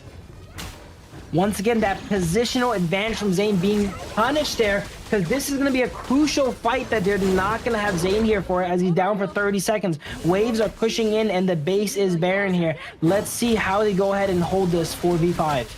Yep. 30 seconds is a very long time, and Alonso is way alive. He's waiting for the knockup as well. Yu comes in with the damage on the best player as well. The knockup comes in from Doxa, gets the Truth Mantra down, and they do get rid of Yu, but on the back lines, can they get rid of the main damage dealer? That is the Mai. Lomax has been causing destruction. They get the knockdown onto Fried Chicken, and Hoon, he is not tanky. He does have damage, but he's going to be helped out by Mobazane, who has been respawned. He is the lifeline that BTK need right now. Here we go. They're going to be holding all 3 waves here, 2v3. It looks like AYLO Game is once again playing it slow, right? They're not trying to push into the base there, even though they have all those minions there. They don't want to take that risk. They go ahead and back up and set up more of these ambushes we're talking about. That's true. And you know what? They really have held up quite long. And in another 90 seconds, there is a potential of a true 50-50. Maybe not true 50-50, but there is a chance of a comeback because of the Tempest Dragon. Absolutely. Everyone's coming on to full build now. This gold lead is not going to matter too much anymore. And as you guys probably know at home, whoever gets the Tempest has a really, really big chance of winning here.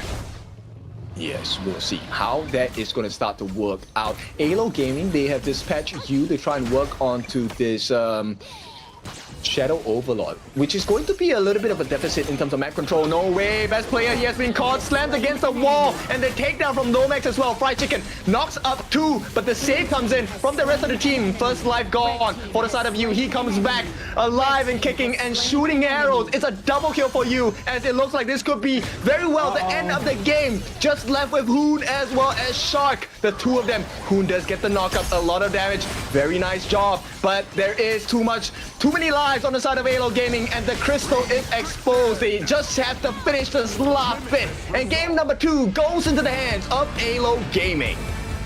Really good fight BTK put up there near the end. Even though it was 22-46, they almost dragged it out to Tempest, in which honestly none of those kills and gold really matters at that point, right? Everyone we saw was coming up to full build. Even Hunair was super behind early game, had full build already there. So it was a full power fight. It's just they were down too much. They were hemorrhaging too much from those high grounds they lost earlier. The major difference, if it really went down to Tempest games, would have been just the difference in turrets, right? So at this point, it was still disadvantage for BTK because they already had a Baron base. All T3s were taken. And I believe there was still quite a few numbers of T2s for the side of AYLO Gaming. Yeah, they would need to basically wipe the opponents at Tempest to go ahead and make that push go all the way through. They do have an Agudo though, so it kind of makes up for the fact that the enemy team still has a good amount of towers because Agudo was able to brute force down some of the towers there for them there. But unfortunately, we're never going to know because they did not make it there. As the final fight preparing for Tempest, AYLO caught him out. And we were mentioning it already before, right? They're so dangerous from a bush without vision, and that's what happens there. They're able to get so many catches there. What was that? A 60+ kill game. This was a bloodbath. 60 plus? Oh, yeah, that really is a lot. I believe this is the heaviest kill game we have ever had in KMW, at least for the fall season, right? And this is really crazy stats here coming in. And AYLO Gaming really just, I mean, actually both teams went for a pretty risky pick with no tanks. Absolutely, and that's how we have so many kills, right? There's no one really protecting each other. It was just kills left and right. Pure, you know, mechanical skill here of all these heroes here being so highly mobile and in mechanically intensive as well too. But it looks like AYLO Gaming comes out on top there. But that game, honestly, if it went a little bit longer, could have went either way. Yes, because there were a couple of nice ultimates coming in from Best Player 1 as well as Fried Chicken. But the goalie, this one, there was no argument, right? The fact of the matter is AYLO had very good control of the first few minutes of the game, starting from, I think, second minute. The moment they got the first blood, they really rode that wave and momentum and just continued gaining gold all across the map. Absolutely, and I gotta give flowers to Fried Chicken. Fried Chicken played his heart out that game, all right? They were honestly hemorrhaging too much as a team, but every single fight he did so much damage. He had done so much work. Not enough as Lamb here, Alonso on the Lamb here, as he gets MVP. 16, 5, 10. This was a crazy game when Lamb has 26 kill participation. Yes, and not just in pro games as well, even in our community style, like your ranked games, dude. Every time we see a like an SSS style game right here. We're like, no, we do not want to play against the Lam. For sure, and that is exactly why we mentioned it's, you know, it either works or it doesn't work. But look at this, when it works, that's a lot of kills. Yep, it started off with this initial dive here. Oh, no, this was already pre-mid-game here. But of course, Alonso, this is one of the reasons why he's so feared, because he has a lot of iframes. During that skill usage of the space split, he's able to negate and mitigate a lot of damage. And when the backup comes from AYLO game, you know it is so hard to play. Absolutely, and look at, I was mentioning also, look at all these displacements. Everyone on the side of AYLO Gaming has displacements. That's why Best Player got caught so many times. He was like in that bush above his red side, and then he would get pushed by 1, pushed by 2, pushed by 3, and by then he was dead, because they just were able to just maneuver and, you know, pinball the side of BTK. Yes, and the late game basis, you start to see why Sage's Sanctuary itemization is so important, because it buys you another lifeline, another chance to take a great fight. And with the composition with AYLO having such a great CC potential, it was so difficult for BTK. But of course, with that being said, that was just game number 2. We are at series point for AYLO Gaming. We'll be back after this short break.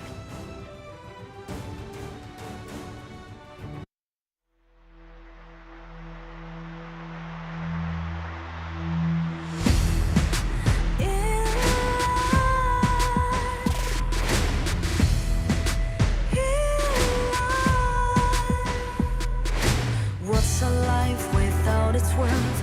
Compromising with what hurts inside. When you let fear decide your fate, you don't choose which path to take in life. In life, I'm finally letting go of everything that still holds me. I'm against all odds, but I won't give up, 'cause it's my time to shine. Standing in the spotlight, can no one let me down. Destiny is calling high. I'm not afraid to fight for everything I love. Victory's on my side.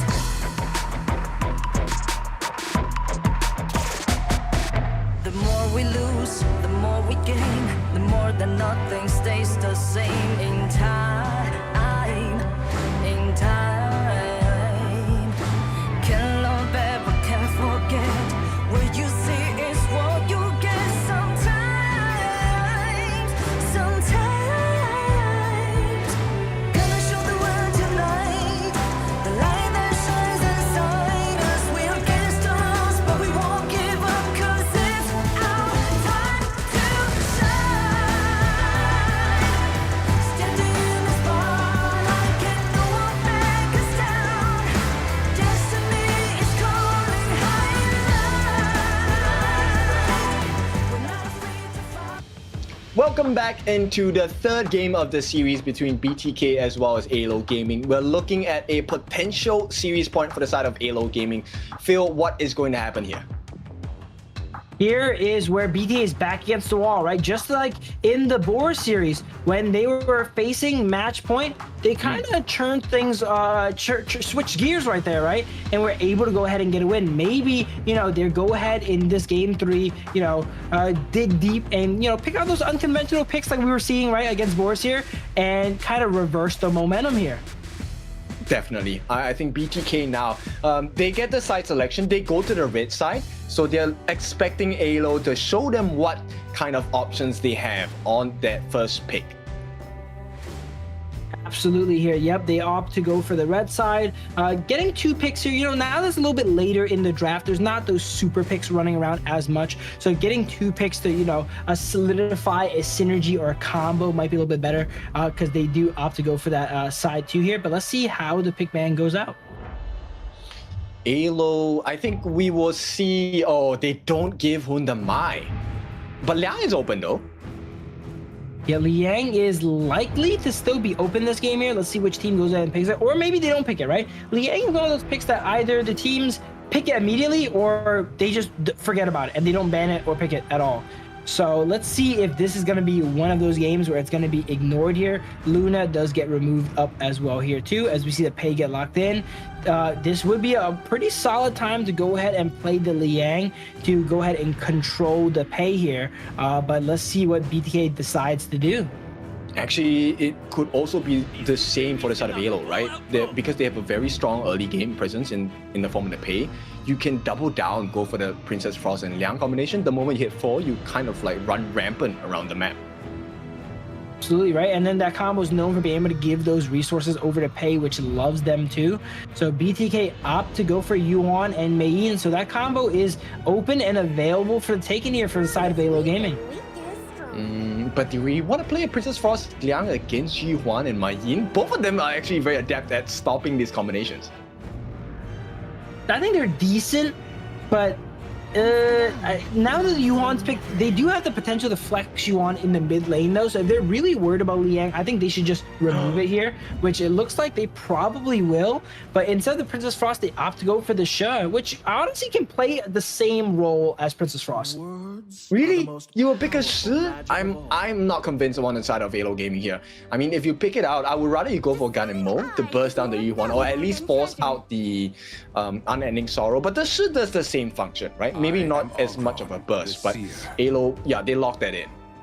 I think as a utility mage, Shi plays a similar role. It's not going to have the as consistent of a like kill threat on the target that is grabbed up, but they get the added benefit of, you know, maybe at the end of that ultimate being able to pull the target to chain that crowd control even longer too, which could be what they're going for here. But yeah, Shi and Princess Frost, I'd say yeah, for the combo in particular, Princess Frost is probably a little bit better, but she has some other benefits they could do throughout the map and kind of enable this Pei to get even more ahead. True. I think AYLO were kind of expecting BTK to go with the Ogren. Ogren is great pick here though. Like there's a lot of sustain coming in from the Yuan and the Ogren. The only thing is, can they survive that early game pressure that AYLO is going to definitely put onto BTK? Absolutely. They do get best player on his Ogren. If I'm correct, the one game they won versus Boars was when he was on Ogren. So here we go. It's time to turn the tides here in the game 3. Speaking of signature picks, we got another signature pick coming out, the Marco Polo for Zane here. We're talking about this a lot.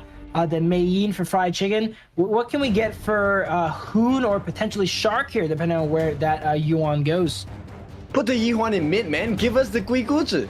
It's perfect synergy with Marco, with Mai Yin, with Yuan, even with all, everything. It's like the perfect recipe, man. Okay, if he does not pick it here, why did he put that picture behind him there, all right? Exactly. They asked him, they're like, what hero do you want behind you here, all right? This is going to be potentially your final game here. If there was a time to bust out your favorite hero, it would be now. As we see some interesting picks coming out from side of AYLO Gaming, Byron and Futsu being hovered. Is that going to be a Futsu marksman, or not marksman, but like in the bottom lane here? Looks like, yes, it is going to be locked in. Oh no, this one is a bit tough. While he will suffer against Mobile Zane in the early parts of the game, the Liang is actually going to be able to... What? Athena Row? Whoa, we're cooking, Ken. We're cooking here for the final game. That might be even better than the Guaigutsu. I would love it. He's thinking about cooking here. He's like, all right, it might be my final game. I'm about to go out with a bang. Ooh, look at that. Yo, pick up the queen, man. Okay, Shark goes for the standard motor pick. Yeah, he's messing with us. I like it. Nonetheless, still a good pick.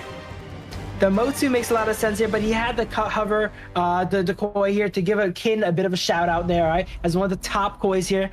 But there you go. I would have loved to see something like that come out though, you know? It would make sense with the script, you know, that we were mentioning, and how last time they kind of busted out kind of random picks with the Flowborn Mage, and they pulled it off, right? It would go along well with that storyline there. But the Shark's Motu is actually very, very consistent as well, too. We mentioned that's one of his most solid picks. He's able to get a lot of vision there with that Cannon Blast and apply a lot of pressure early, especially, you know, with the Marco Polo there, being able to bully out the Futsu, you know, having two of these, like, aggressive poke-style bot laners is definitely going to give Futsu a hard time. Yeah, you rarely see him miss. I think that's the one thing that sticks out to me about Shark's Mortar, right? I rarely see him miss, and there have been a couple of times where his think inside the box have been really on point. But they need to be able to capitalize off of it on the side of BTK, and it's not going to be easy because AYLO's draft, let's be honest, this is a snowball composition, and if they get any inkling, even a finger, a pinky on you, you are dead. Absolutely here. Here we go. Potentially match point here for the side of BTK. They need to lock in right now. And as we mentioned, dig deep. Give them all they got here because this is going to be your final chance. Yes, for the season as well of KMW before we head into the next round of battles. AYLO now leading 2-0 against BTK. Let's see how this composition is going to work for both sides. Absolutely. I think BTK has a very, very solid chance to go ahead and win here, right? They have the Marco Polo, they have the Motsu to bully the Futsu early game and not let him get to that late game, right? Zane even has the stun here, which is pretty good tech if you think about it, against the Futsu. He's already going to get stunned up a lot now and bullied by the Motsu, and now he has to deal with Zane stunning him as well.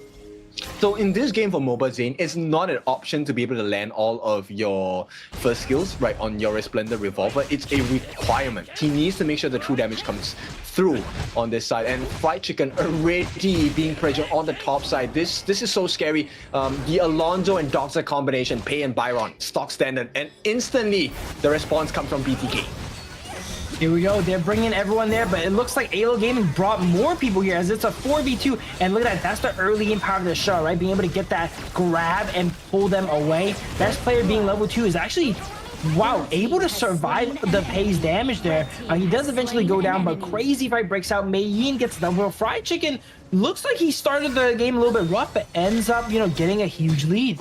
Yeah, first blood, double kill for him in fact, but they need to get Lomax here. That's the real damage dealer, and for that they only get their hands onto Robot Elma, but still the Crimson buff in the hands of Lomax. Look at this. This is what we're talking about, when, here we go, another crazy fight. Shark goes in to try and pressure the Azure Golem and gets himself in a little bit of trouble, forced to flash away, and he's still there though. His job is to delay this Pei, and he's doing a great job of it so far. I mean, it will work if there is no smite, but for now, because there is smite on Alonso, it actually hastens his jungle take here, which means there is a contest that's available onto this Tusked Boars here. Will go into the hands of Robot Elma, I believe, but now, best player 1, he needs to retreat back into his own jungle. This is what we were talking about earlier though, right? BTK with their backs against the wall, they kind of spring to life. Look at this early game. They're up 1,000 gold already, 2 minutes into the game here. This is the start of the comeback.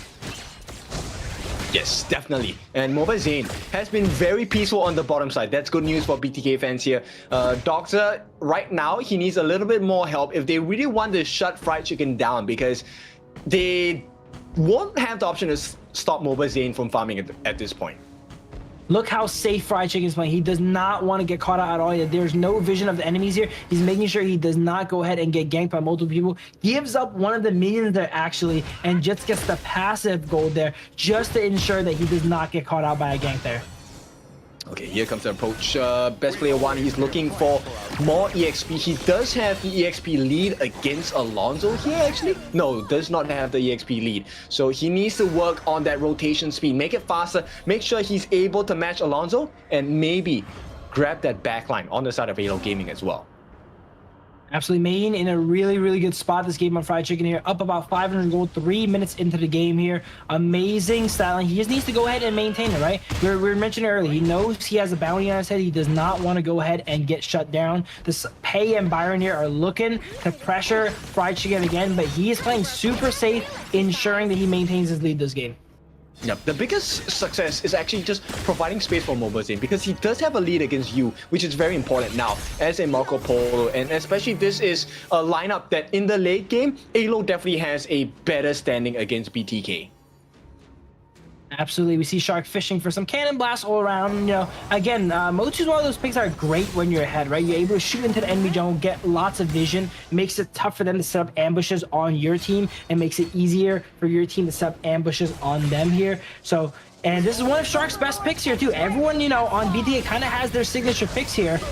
So this is going to be quite the game. Outside of Chicken, which is not really known for his main, but he's doing a great job of main nonetheless this game. Oh, you can see what AYLO are going for. They want to make sure Fried Chicken does not get it. Oh, nice bait by Fried Chicken. But the response on the side of BTK is to go. The full team is here. They get the catch onto Alonso as well. Can they get the kill? He will be taken down. A nice setup by Shark as well. They get the full team wipe maybe. And Dogza, the last victim in this third kill that is available, and nice flash onto Lomax. They force out the flash from Lomax as well, but that is not going to be the end. They get the pullback, but for now, the T1 is the reward. BTK game 3 again. I cannot stress it enough. When their backs against the wall, they switch gears. Look at this momentum here. They're playing against a pay early game with Ogren and destroying them early. They're up 2,000 gold. Yep, you stop the win condition, right? This is exactly what you want. And they have a 2,000 goal lead, by the way, on the side of BTK. Now, there is a response coming in from AYLO, and that's going to come in the form of Yu, who has taken T1 at the bottom side of the map. But losing the Tyrant buff, not ideal for the side of AYLO Gaming. So I feel like the only way for AYLO Gaming to get back into the game is through that Futsu, right? And his late game potential, because everyone else on the team doesn't really scale that well. But is Futsu going to be able to carry, you know, his team on his back, metaphorically here? Because as 5 minutes in, every member of BTK is ahead. I mean, it's looking a little bit dicey, but he does have the Protector Cuirass, right? The half-build item. This is going to provide him with quite a lot of armor available for the team fight against Best Player 1. Will they actually go for it here? And it's one of the best picks versus Marco Polo, actually, right? His ultimate scales off attack speed, and the fact that if he attacks you, his attack speed gets lowered, means just by Marco Polo hitting the Futsu, he's going to lose damage. Yep. Oh, they get the catch though. Best Player 1 is falling low. Finally, the turnaround, and with the save by Mobile Zane as well, AYLO get punished, and they get punished hard. One more kill for the next one, and it's 4 members down for the price of nothing. And BTK, what a day to come back. BTK, oh man, this is the game here. Here we go. Every single person said they just need to maintain this lead, right? We're seeing them struggle a little bit earlier, but they're putting all their lessons to the test here now, and they are passing so far. Yeah, BTK, they're punishing this early game draft, which is really cool, really interesting. For sure, and they're doing it in style too, right? All of them on their favorite picks too. You love to see it.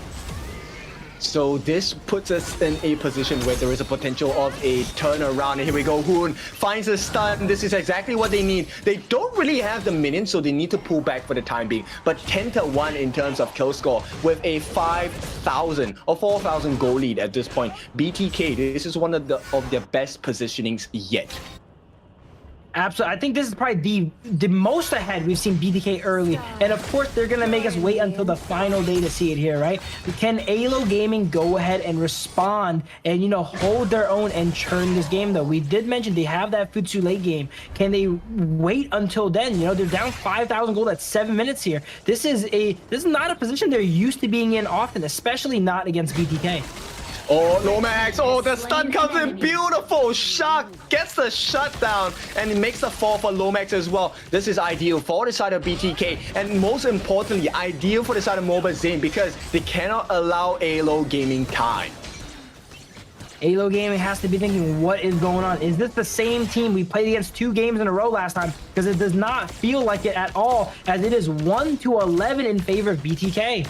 Yep, definitely not. And then T2 is going to be taken really quickly here. Now, they do make the trade on the side of AYLO Gaming instantly, in fact. But does this work out in BTK's favor or AYLO Gaming's favor? Because the wraparound comes in. Do they really want to over-aggress here? They get the catch. Yu is falling low. The armor does not matter here. And even with the numbers advantage, hang on, he is tanking so much. The life will not be enough. And BTK get the punish onto Yu. Absolutely. Here we go. 1-12. Their lead just keeps on growing here. They just need to go ahead and keep this up. Honestly, 5,000 gold is a sizable enough lead. They don't have to be too aggressive here and push for more. If they can just maintain this gap, they're on track to go ahead and win here. I mean, they get the Tyrant. That is going to be a power spike for the next 80 seconds. Well into that 10-minute mark. And for now, they get more advantages. Doxa are unable to push against the wave of BTK in the mid, which means T1 going to be secured. So it's a pretty open map for the side of BTK. For sure, they have a lot of possibilities here. They need to start thinking about setting up for these enhanced objectives here coming up, the Tyrant and Overlord. And if they're able to play their cards right with the lead they have, they might be able to actually get both at the same time. I don't think they should risk it, because the last time they did so, they lost. So right now, 6,000 gold in advantage, close to 7 in fact. BTK, I think they played it safe.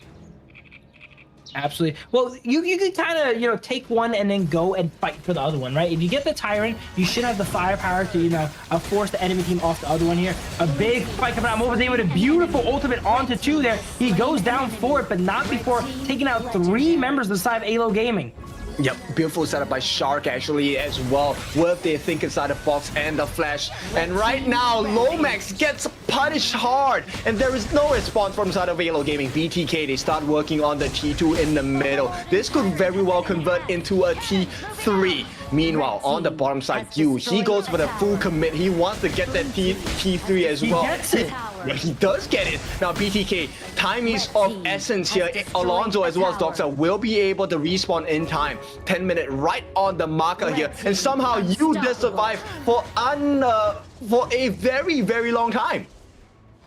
You almost took out Fried Chicken there and like clutched up the game and maybe stole base there, but Zane comes in clutch for the save and barely takes him out. So now we see the enhanced objectives up. BTK opting to actually they're doing both at the same time. I know. I mean, if you don't want to risk the Primal Bond, all right, this is the best way to do it. And it is a numbers advantage so far, right? They split the fight. Now they know that they have the advantage here. Do they really want to go for this? Okay, they will. 80 seconds. They have scouted out that no other members of the side of AYLO Gaming around. So this will not go punished. For sure. And it will have a punish, but not the biggest punish. I'd say Overlord is probably worth Fried Chicken's life here, because they're able. There's no objectives on the map to fight for now, right? It doesn't really matter that you're 4v5, and you're able to go ahead and clear their waves. But hey, they want this win here, and they know getting double objectives will surely speed the game up. As long as they don't get caught, though, it's best player 1. He does get the kills, and the stuns do come in. Rampage for the side of Hood. This is his most powerful performance so far. Taking Doxa out, taking Lomax out, and now the hunt is on. BTK, the Kings have arrived, and they will get Robert Elmer as well. Alonso and Yu, these are the 2 lifelines left for the side of AYLO, because they need a defense for the next 30 seconds. Here we go. This looks to be the game here. I don't see how AYLO Gaming go ahead and defend against this. A completely different BTK here in game 3 as they go ahead and show that they are not going to get 3-0 today. Yo, this one was a smash. 21-3 BTK. They come back, and they come back in convincing fashion as well. The big question here is, does this bring the momentum back into the hands of BTK? Absolutely. They're not out of the woods yet. They still need to win 2 more times. Both of these teams, you know, they're going for, you know, that final blitz of glory here as it's going to be both their final games in Survival Week. BTK, we've seen they're able to get that 3rd match win against Boars Gaming, but they weren't really able to keep it up. Can they go ahead and switch that up today here in the final match and go all the way? Yep, is it good karma, right? Because they set their counterparts in the form of LM to be in a good position to qualify into that top #1 slot of Group A. Will that favor be returned? Can they turn this whole series around and take it against AYLO Gaming? Because that game did look quite shaky. That game, if you ask me, I would not even know it was BTK, right? From BTK's past performance, we wouldn't really know they could play like that. They just... when it matters, they bust it out and they play that, and if they can keep that up and be consistent and have games like that all the time, they're gonna go far here in HOK. Yeah, we need more of these kinds of all-ground plays coming out from Best Player 1. He was one of the main reasons why AYLO Gaming overdived. They were committed onto this boy, but Best Player 1 turned it all around with the help of the rest of the members of BTK. Absolutely, very, very good game here coming out from Best Player on his Augur. Hey, his Augur today is 100% win rate, right? You won both games on it, though. So that might be one of their secret weapons going forward here. But that's going to be very exciting. We're looking forward to match 4 coming out very soon. After this, here's a look at some of the stats here. We see, man, look at these kills on the side. I'm surprised Zane doesn't have a kill, by the way. Why did Zane not have a kill, Ken? Because Hun took it all. Maybe best player 1. I mean, 10, 1, and 5, he probably is the MVP. But Hun played a major advantage in the way that BTK took fights, because the range stuns coming in from Hun really changed the state of the fights. And also, Shark this game, a lot more confident plays. The flash ultimates did make the difference, allowing Mobile Zane to get a lot of damage in. Absolutely, yeah, he was able to box up a lot of people there. While Zayn was not getting any kills that game, he did soften up all the enemies for his teammates there, right? 63,000 damage. It was a bit of a shorter game, so not too many incredible damage numbers here, but definitely great job to both teams. Look at that graph right there. That's a very, very decisive graph. Yeah, and this is could be the very new BTK graph going into, even next season of KMW. Absolutely, yeah. If they go ahead and go back and review all the matches they had here, and learn from their mistakes and try and improve upon it, right? Increase their hero pool, everything. They definitely have a lot to grow upon, but we've seen them grow a lot already. Okay, so MVP, will you give it to Hun, or will you give it to Shark, or will you give it to Best Player 1? I'm gonna have to give it the Best Player 1. Look at that stat line, 10-1-5, right? I'd be upset if I played a game and I went 10-1-5 and I didn't get MVP, right? So I gotta give it to my friend here, Best Player 1. He also did a great job of playing the early game, right? They were getting invaded by the Pei, and he was able to survive a very, very long time there and go ahead. And, he did still go down, but he kind of thwarted their invade and didn't let them, do the clean get in and get out that they wanted to. And that kind of set the pace for the game. Yes, it was the even trade actually that made the world's difference for the side of BTK, right? And that initial start led them to have that snowball. Look, this one, it was so close. You would have, most people would have thought that Best Player would have been gone, but the turnaround and, that recognition to understand that, okay, this is the extent that my hero goes. I have tanked the damage, I have gotten all of the setups for the team, and here we go. The heals coming in from Hun really made the difference. The think inside box there from Shark into Hun with the flash stun onto enemies to ensure they stay trapped into Zane's ultimate there. Beautiful. Yep, exactly. And Shark, this one was a big moment of success because although he did not hit the mark there, it was enough deterrence to stop Alonso from trying to gain access into the last hit of that Vanguard as well. Absolutely. Wow, that's such an action-packed game, but we're going to have to take a little bit of a break here as we get ready for Game 4 of this match.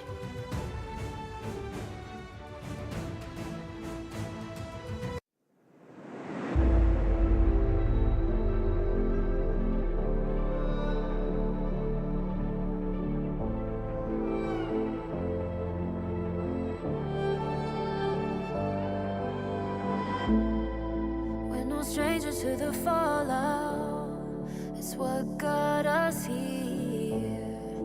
Ever changing, some chameleon, blood, sweat, and tears. We'll never make it if we fall to everything that brings us down. With a comeback is now. Blood, sweat, and tears. Fight for what we want. Doesn't matter the cost. Every day, put in work. Blood, sweat, and tears. Nothing comes overnight. Strength in numbers start to line. We don't bow to fear. Blood, sweat, and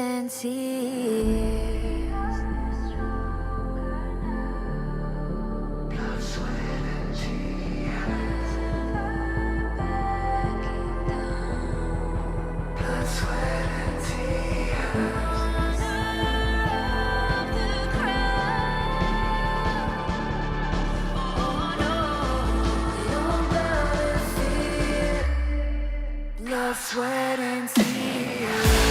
Fight for what we want. Doesn't matter the cost. Every day, put in work.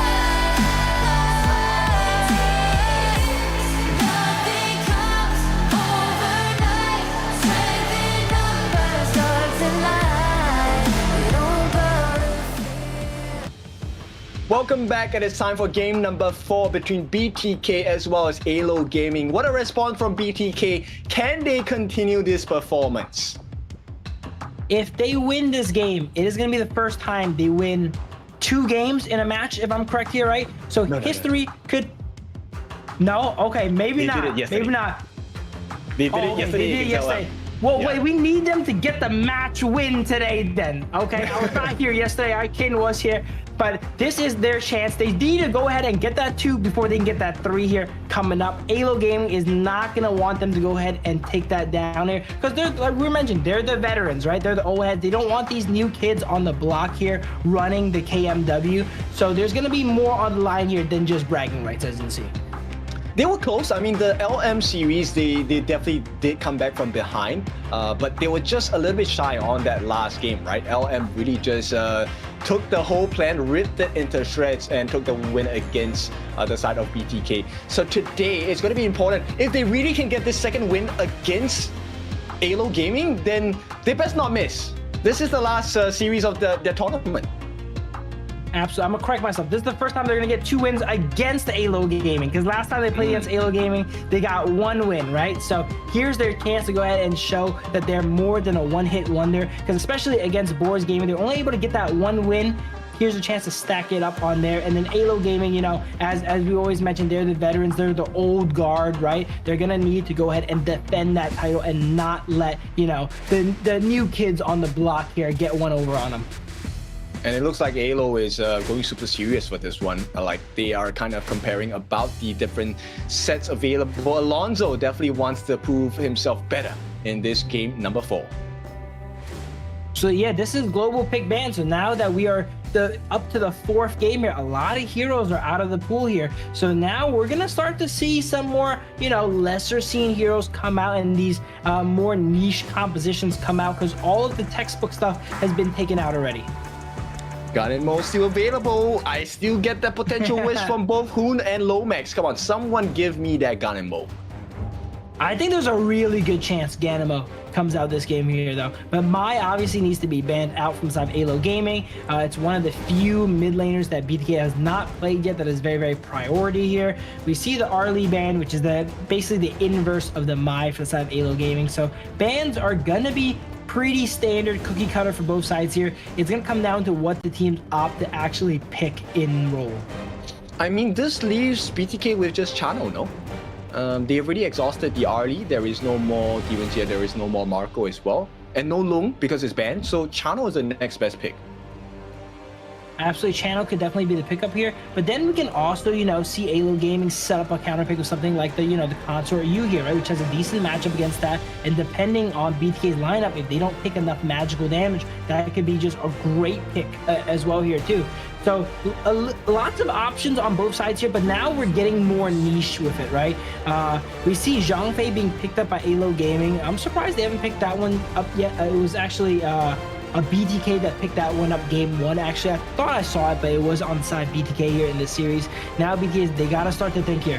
What is available for them? The Dharma is available here potentially too, right? Dolia, Dharmia, double Ds. I know Kin loves those here. Could actually get locked in here, but no, we see the Monkey actually get picked up before it gets banned out, because we know AYLO will ban it away from Best Player 1. Well, what's better than double Ds? The MD, right? Master degrees here coming out for the side of BTK. And this one's going to be tough though. AYLO, they get one of the most damaging drafts available. You have the, perfect board with the Zhang Fei Ultimate Unbridled Outburst. You get the Slams, the Stampedes, and then you finish off with the Marco Polo Fever Barrage. That's definitely a combo you see very often. I'm surprised it took until game 4 for it to come out, right? It was because both teams, you know, kind of were taking bits and pieces from that synergy. But now AYLO finds a good position to go ahead and lock it up here. The Yijing and the Zhang Fei have very, very good synergy, and throw Marco Polo into the mix. It's going to be a good time. And then Kin was correct here. Chano is one of the last few options for the side BTK, and they do opt to pick it up. That's one of Zane's comfort picks as well too. So everyone on the side of BTK have relatively comfortable picks, even though they're up all the way here to game 4. Yep, smart ban by the side of BTK. This one really fits the bill for Fate, right? AoE galore. But BTK, I think they also need to ban out the Fatih. This is a huge risk against... they ban out the Musashi. This means the Fatih is available for the side of AYLO. Absolutely here, and AYLO might want to consider removing the Dharma, right? Yeah, we haven't seen the Dharma being played yet too, and Dharma with the Dolia is gonna be trouble here, but looks like no, BTK heard it. They're like, no, you are not getting the Fati. We're gonna head and lock that in now, leaving Doxa with not many options here left in the clash lane. That's true. At the same time, BTK, there is an option for the mid lane Gun and Mo. Would it work in this composition? I'm not sure. I'd say it's a little bit tougher to get the Animo going now because you're going to be shouted at by the Zhang Fei, right? And especially now with the Han Shin coming out, it's going to be really tough. The Han Shin Lee Bang combo. That's another combo right there we talk about in the past. Yes, exactly. The dive potential on the side of AYLO is so scary. But once again, this is very dependent on a successful start for the Hanshin, right, in the jungle. So BTK, if they can redo what they did in game number 2, they can definitely tie this series up. Absolutely, yeah. If they can just go ahead and win that early game, right, stop that aggression from the side of AYLO Gaming. Whoa, look at this here. Is this the Hoon coming out potentially? Yeah, it looks like it is. There we go. Yes. I had to double check if it was jungle here for a sec. This is going to be one of Hoon's picks that he says he likes playing here, but we definitely don't see him play it a lot in professional play. But a pick he likes to play on stream, you know? And to be able to bust it out here is going to be very exciting to see. He did mention on his streams that he will play the Kong, so the audiences get the wish that they wanted, right? So BTK, this is a pretty decent drop. This one requires, once again, Fried Chicken and Best Player want to open up the fights, and hopefully they will be able to melt someone down low enough on the side of AYLO. This is also a great counter to the Han Xing pick, because if they get him low, no matter how far you run, the winning strategy will connect. It requires a block instead. Absolutely. The Dolia and the Monkey have great synergy as well. Dude, not too many heroes, I'd say, with great resets. They're combing ultimate resets, kind of, you know, whatever, because you want to go ahead and use it in a way that you reset it by yourself here, right? But in case you go ahead and miss that, the Dolia can reset it for you. But we're mainly going to be looking for Dream Roam resets here from Best Player to go ahead and brute force down the side of AYLO Gaming, which, while they're kind of bruisery, I don't think they can go ahead and last in an extended fight with someone like the Monkey that's built for it. Actually, there's a lot of options, right, for Shark to explore. You can even give the double Fati ultimate as well, right? It might change the fight stance, because then you get the insane amount of sustain and lifesteal, but also get the damage worth from the Fati ultimate. So we'll see what Shark chooses in this fourth game between AYLO Gaming and BTK. Once again, we are at series point. AYLO Gaming just needs one more win. Absolutely. And I was going to bring up that Hoon was mentioned he wanted to play some Komang Teleport, right? But he opts to go for the Flash this time here. The Komang Teleport might be a little bit too much cooking, but we see you here take the stun Marco Polo 2, kind of going ahead and matching what Zayn gone ahead and did last game here with the stun. I guess since he played against it, he figured out, wow, that was pretty good actually, right? So he goes ahead and locks that in here. But here we go. The Gojo skin on Hoon here. Very, very exciting. One of the best skins in the game here. And let's get this game on the road. Yes, and right away, Hoon actually starts off aggressive here. So he's going to get the initial clear, and Lomax opting to go for the help onto Alonso here. And this is going to be contesting AYLO. They start off good on the bot side. Yeah, he has the smite, so it makes a lot of sense for Zhang Fei to go ahead and start with that one there and remove a camp away from BTK's side here. I will have to say, though, Komang, one of the strongest, surprisingly, early game skirmishers, as he's able to get his passive in, which is kind of like another ability there. Level 1, he's extremely strong. Speaking of extremely strong here, everyone, wow, look at that Shark barely getting away from the extremely strong gank here from Lomax, as he has to burn his flash and leave him with 1 HP. Yep, the ult just in time here. And with the jump shot, they will be able to push Lomax back for a little bit. But this guarantees the Firehawk, or maybe not. There is a TP coming down, and this has to be the jungler, right? Best player? Nope, it's not him. It is Hoon who actually TP'd down. But with that being said, now AYLO Gaming, they want to focus on the farm here. They already have a 200 gold lead. Not the biggest, but it is going to start snowballing. So I'm very curious how Alonso goes ahead and plays this early game on the Hanshin. We know Hanshin as one of the most mobile heroes in the game, with up to, I think, 4 dashes if you use your abilities right here. And let's see how he goes ahead and uses this, as he looks like Lomax is dropped low, forced to go ahead and have the Battlefield Command used on him instead. Usually you want to use it on the Hanshin, but that ends up saving Lomax's passive, though, as we mentioned in the past, has a really, really long cooldown. Yes, but he did have to burn the flash. So BTK recognized that there is a deficit in terms of the common spells on the side of AYLO Gaming. They're looking for an opening here. And Mobazane as well as Shark, they're going to try and run down you there. A lot of damage coming down. He's not level 4 yet, so there is no Fever Barrage to save his life. Fano in the early game definitely has the advantage in lane here against the Marco Polo. He's able to jump away and dodge that skill 1 as well as land his damage, which is targeted, right? Marco Polo is not going to be able to go ahead and dodge that one. Yes, and right now, everything being wrestled back into control by the side of BTK, taking the touch Boars, taking the space sprites, and also maybe taking away the spike tail beast at the bottom side. Looks like Mobazane is working on that. Super even game so far. Looks like Hoon's just kind of, you know, doing housekeeping mid, just clears the wave and then roams up.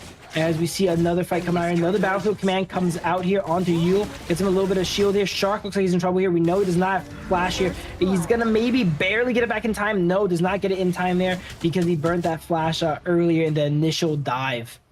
Yeah, first blood going into the hands of Alonso, but there is a potential of a return here. Fried Chicken and Hoon working hard, will not have enough damage to be able to force Hoon to use his ultimate. But Lomax is low. Does he have his passive? He does have it, I believe. Wow. Will not be forced out just yet. And now the counter attack. Mobazane in danger, and that's gonna be 2 kills for the price of nothing on the side of AYLO Gaming. Alonso's so ahead here. Level 7 goes in and dives in. There's not much you can do, especially when he has backup from the likes of you and the Zhang Fei there.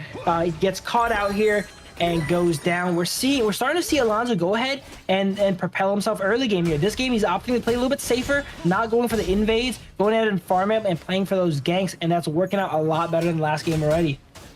Definitely, and you can start to see that both teams, they're looking for that advantage. Here comes a TP, got Battlefield Commander, stun comes in as well. Fried Chicken is doing his best under the tower, but it's just not enough. And AYLO Gaming, this time they get a killing spree. Not only that, they get a secondary kill onto Mobazane as well. Shark is trying to buy time for the team. Best player 1 has arrived. Can they get some return? Can they get a consolation prize? Will not happen as AYLO Gaming stand 4-0. Wow, what a great early info game. That's why that combination is picked together. The Hanjin's able to maneuver the map so efficiently, and to be able to, you know, kind of always call in the lead bank to actually help him out there when he needs it. Like right there, where he needs a little bit more juice to take someone out, he's able to do so. And dude, this is the kind of like a classic combo we have not seen in a while, right? So it's nice to see it go ahead and come back out. Most teams are a little bit afraid to bust it out, but not AYLO Gaming. Yeah, I mean, this is potential game point, right? And they have a safety net in the sense of a 1-game loss. So that's worth it to try and this is one of the most irritating heroes to play against, the Hanxing. When he's farmed out, he's hard to kill, he's very mobile, and there is a potential of a 1-shot burst or a 2-hit combination killing off players like Hoon. And with that, they get the setup as well with the Fever Barrage. The defense comes in and they get absolutely destroyed. Even Hoon cannot survive. Hoon and Shark, the first 2 to be taken down, and the map is open for the taking on the side of AYLO Gaming. Yu does end up going down, so it's not quite like they didn't go home with anything here, but AYLO Gaming squarely ahead in kills. But look at the gold, Kin. What's going on? They're up 5 kills, but only 200 gold. Maybe they're prioritizing these kills too much and not really farming up efficiently. That's true. We have to see where the major goal difference is at. And it's going to start showing in the mid lane, right? The biggest goal differential is between Hoon as well as Lomax, which is great. So Hoon needs to make sure that he manages to get a couple of kills in his favor for now. And right now, Alonso giving information for the team, but he himself wants to go in. The backup comes, and it's not going to be enough. And right now, oh, hang on, it's a shutdown. Fried Chicken turning it around, and best player 1 gets rewarded as well. On the bot side, they do manage to get rid of Mobazane as well as Shark. It's a 2-for-2 trade, but I think it's working out in favor of BTK. He thought he had enough firepower to go ahead and burst out Fried Chicken there. He was a little bit short there, and we were mentioning earlier the Li Bang, once he runs out of damage, he kind of doesn't do much, right? Hanxin is kind of similar as well too. They kind of they need to kill you in that 1 rotation, or they don't do much there. And since Fried Chicken was not able to be taken out in that initial rotation there, he was able to sustain up and take them out in that 2v2. Yep, not ideal for the side of AYLO Gaming. But BTK, once again, they're starting to shut down the members on the side of AYLO Gaming. This is a good habit to have. While the goal difference isn't the biggest, it's still within that 1,000 range, which is not bad. But look at this gold kit. It is actually in BTK's favor. They're down 5 kills, but up 1,000 gold. We haven't seen this in a while, actually. Yeah, so like we said, the kills don't really matter. You need to convert it into resources. You need to convert it into advantages across the map. So there is a T1, 2 towers taken from the side of BTK. They've managed to take the T1 in the mid and the T1 at the top. So this is where that gold advantage comes from. But right now, they need to make sure that they dive deeper, maybe get access into the T2s, and then they really can secure the rest of the neutral objectives. Absolutely. And I would say while AYLO Gaming is up on kills, every time they do go for kills, they have to invest a lot, right? They have to invest the battlefield command, displace Doxa. That's someone that's not out there farming their lane. So they are able to get kills, but they're going to be hemorrhaging farm and side lane pressure because of that.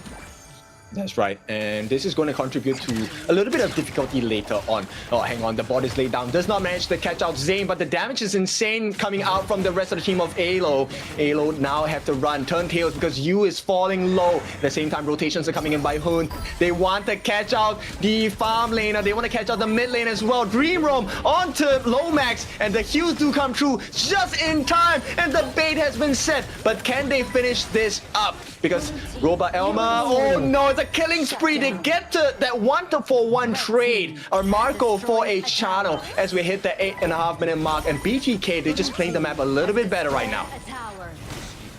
Absolutely. They're up 2,000 gold here. They're just able to get these side lanes pressured up and grab them farm. It looks like, speaking of side lane pressure, Alonso is trying to go ahead and make up for that here by pushing in that clash lane. This is kind of what Hanshin is known for, right? Maneuvering around the map and being really annoying, stealing towers too, because he can go from one tower, from one lane to another really, really quickly here. He has the Blood Rage on him, so it has to be kind of more of a bruiser style Hanshin. Very curious to see that build. Because that usually it goes full damage, but then it used to go tank back then. This could also be a little bit of a hybrid build coming out. Very curious what Alonso's picking up there. Yeah, we will take a look at the items in a short while, right? But at the same time, one of the weaknesses that is very readily seen on the side of Alonso is that Hanshin really consistently needs the Azure buff. And when he's not having it, the cooldown reduction is one thing, the mana regeneration is the secondary thing. Yeah, it's kind of like a Luna, right? He wants to dart around the map, and that requires using abilities. And if you don't have infinite mana, like the blue buff kind of enables, you're not going to be able to, you know, have that mobility and also be ready for action all the time, right? So you're going to have to focus on securing that Azure Golem. It looks like Best Player and Fried Chicken are trying to go ahead and get that away from him, though. But I'm pretty sure Alonso got it already as he goes ahead and joins his team for this potential fight here. No, he does not, actually. Okay. Yeah, he did not get it. This is huge for the side of BTK. The board is laid down. There's a lot of damage coming in. And with the battlefield command, they clean house on the side of AYLO Gaming. Can they get rid of Best Player? Yes, it is 3 for the price of none. And do they get back on to that Azure buff? Yes, they do. But this one goes into the hands of Yu. And right at the 10.5 minute mark, the timing could not have been better for AYLO Gaming. Absolutely, and we were mentioning these compositions are explosive, and look at this, when they work, they're very, very explosive. 3 for 0 on side AYLO Gaming. Great board, Zhang Fei and Marco Polo combo, but it looks like fight is not over yet. Zhang Fei secures it on 1 HP and barely goes away here. Yule will go down for that though, because Zhang Fei is still here in the fight and really close to Unbridled Outburst, and he goes ahead and tries to take down Shark here. Yep, this is a great sequence of events, but Alonso, he has to walk away, will be taken down. The greed is punished, this time by Hoon, who says, you have overstayed your welcome. And there is a potential for turnaround. It is now still a 1,000 goal lead for the side of BTK. Absolutely. It looked like he was able to just get behind Lomax there, but ended up not getting behind him there to go ahead and block that ultimate. So he gets that kill there. Great pickup for Hoon here. Hoon is actually really ahead this game in gold. So we're going to definitely see him have a really nice late game here on the Calming. And hopefully, you know, if he's able to use all that gold, output a lot of damage and take out the side of AYLO Gaming. For sure. Who now did secure that Shadow Overlord for the team. Curious why Robot Elma did not use his ultimate to try and secure it. and make use of the smite as well. But we will see how this turns, because the 1000 gold lead is still available for BTK. They start working on this T2 on the top as well. Here's another board comes out, almost gets Zayn as he flashes out, but Shark gets caught here. He's in the corner of the board. Zhangfei jumps in, takes him out here, and it looks like Alonso has the flank here. They know Zayn does not flash here. He goes ahead and gets the knockup on him, takes him out. Zayn's down. Alonso will potentially go down here. No, he's on 1 HP. Hoon is in a tough spot here on the co-main. Not many people are low HP for him to go ahead and get an execute on. Oh, as he does get it on the Yi Jing though. Yeah, but it's at the price of the whole team here, an ace for the side of AYLO Gaming. And have they extended their advantage a little bit too far? It is now cut down to 500 golden advantage for BTK. And at this particular timing, they're going to start losing everything in the jungle. Azure buff going into the hands of Yu here. And they get rid of the Shadow Overlord as well from the side of AYLO Gaming. Surprisingly, even though AYLO Gaming is up 12 kills here, they are just now catching up in that gold here. You in the early game was getting a little bit of trouble here against Zayn, right? Getting bullied out a bit, but now he's hit his mid-game stride here, getting a triple kill, and then, cleaning up that fight really well too here. Level 15 here on the Marco Polo, and he's only going to get strong from here as he itemizes more and more defensively, and he's not going to be able to get one shot by the likes of Hoon or Zayn.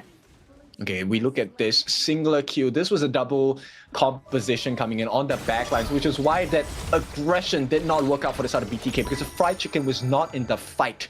Now, it is still a map advantage for the side of BTK, and in fact, this 1v1 is not looking good for Doxa. He is going to be caught in no man's land. Hoon is coming in with the winning strategy as well. He will be able to dash out, but this should be his life. No, he gets a save. And with that being said, this provides room for the rest of AYLO Gaming, especially you, to get the T2 at the bottom. You're not getting that kill there is pretty bad, because they invested 2 heroes there, right? Now they... Oh, it's going on. I don't know if it goes down to the minions there. Fatih is speeding down there, and it does clean up the wave, but that's a little bit of damage on the tier 3 for side BTK. But as we're mentioning, since he's not able to secure that kill there, they kind of wasted time of 2 people for nothing. And AYLO Gaming was not wasting time for sure, as Marco Polo goes ahead and actually pushes down that tier 2. And look at that. That's another great use of Battlefield Command to tank up and deny the kill from Hoon there with that ultimate. Yeah, AYLO Gaming, they cannot contest for this, right? I don't think it's a great idea. BTK will secure this for free. That's great for them. The next 90 seconds, they will have the fighting prowess. And once again, the gold is restored back neck and neck between the two teams, AYLO Gaming as well as BTK. This game more than ever shows that kills do not matter that much, guys. All right, look at this. Down 12 kills, but still neck and neck in gold. You got to get these minions. Ensure that you're getting kills, but farming your jungle and your lanes as well. Doxa, while he's helping out all the members of his team, jumping all throughout the map, he can't have possibly gotten that much farm compared to Fried Chicken staying in lane. For sure. And right now, BTK is just trying to find out where is Alonso hiding. They know he does not have the Azure buff. They know that he's going to struggle with mana regeneration. If they get him down now, he'll be great. They have on him. Yep, nice outing, but with that, the Dream Roam will be used defensively, but it could be a turn and a catch. Dream Roam onto 2 right now. The damage comes through. Hood with the winning strategy. They have gotten rid of Roba Elma. That's a big kill. Doxa as well. There is no more save value for the side of AYLO Gaming, and now BTK can start to work onto the Shadow Overlord, even if there is a Primal Bond. Absolutely. AYLO Gaming committed too many ultimates there for relatively little return, right? We saw Lomax with a very narrow board that didn't really connect on much here. The Zhangfei also, the ultimate did not really connect on much. So BTK knew they were up some crucial ultimates there and immediately churned that fight. Best player coming in with 2 Dream Roams to force a fight onto the side of AYLO Gaming and taking a nice little 2-for-0. Yep, beautiful work here. Once again, the goal difference really null at this point. The 1000 really doesn't matter. It's about the T3s. This defense needs to stay, and it will now work. T3 has been taken. A nice jump on you as well. They get the cleanup. Can they get the rest of the team though? Fried Chicken working hard on the back. He holds them off while the rest of the team is trying to clean it up. But for now, Fried Chicken now is caught in no man's land. He's the last member standing, and with a double kill by you, this could very well be time for AYLO Gaming to get the recovery going.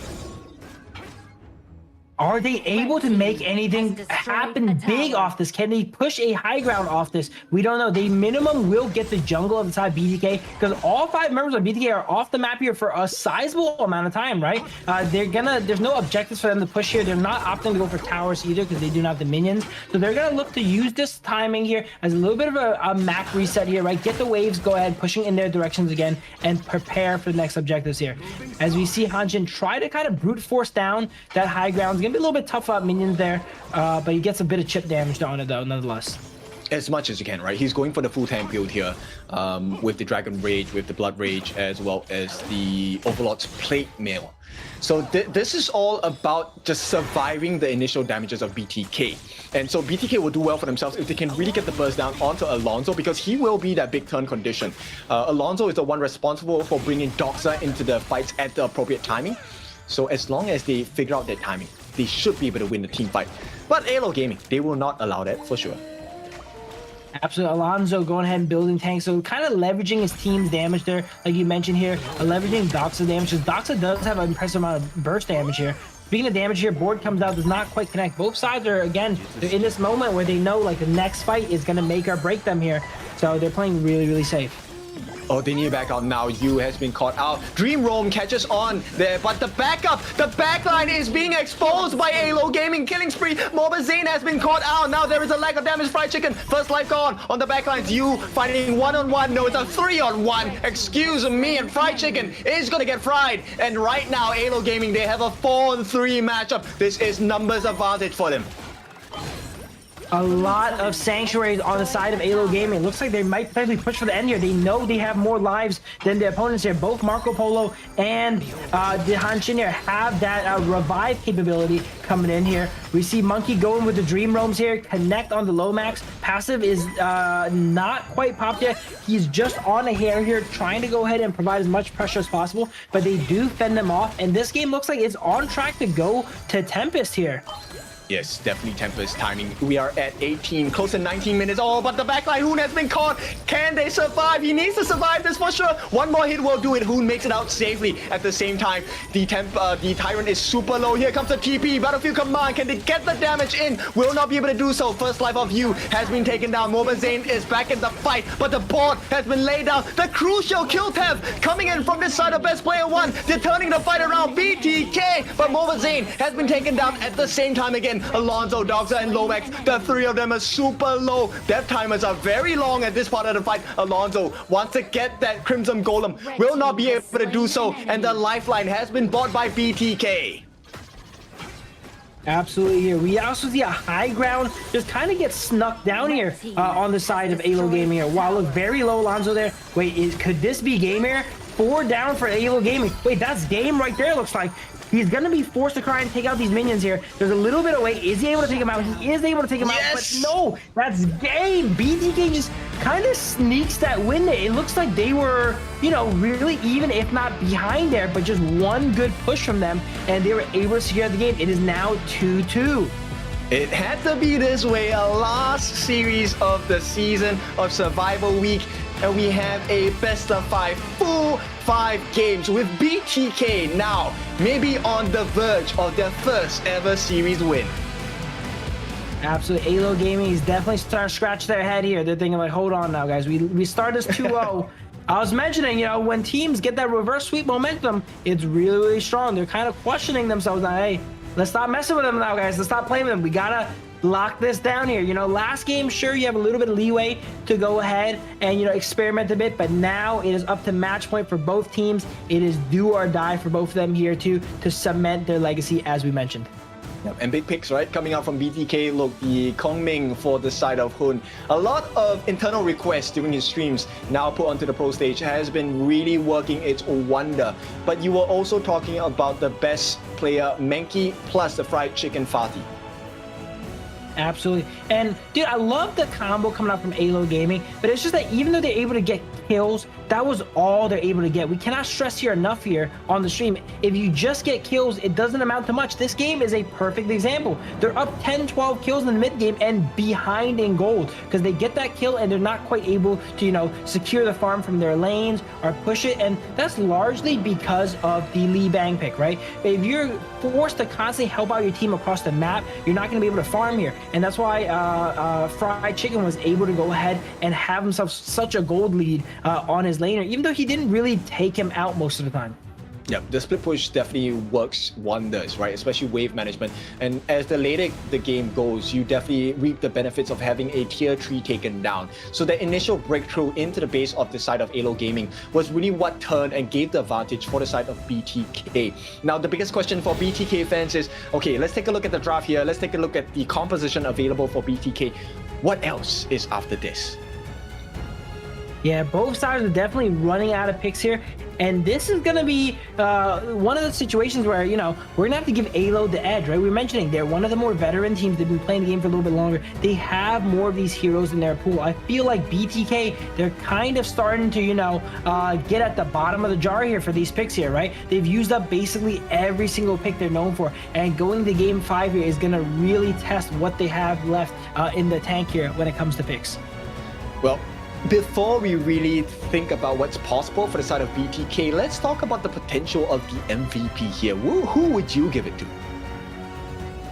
Look at his stats here. It has to be best player, right? Look at this. Most damage dealt and most damage taken here. You know, 1-for-1 here. Strongest tank and damage deal there. He was just such a strong front line. And Shark most of the time was sure resetting his Dream Roam, but he was able to, you know, kind of force those initiations. We're mentioning in the mid game where he saw that AYLO Gaming used a lot of crucial ultimates. He's able to Dream Roam forward twice and force that fight there and, you know, capitalize on the fact that AYLO doesn't really have their stuff, and no one else could really do that on that team other than best player. But it looks like no, it's actually Fried Chicken here coming in with a 557 KDA here. He did do a good amount of damage and got a lot of gold. We were mentioning he was oftentimes not really against someone in his lane, and because of that he was able to get really farmed up.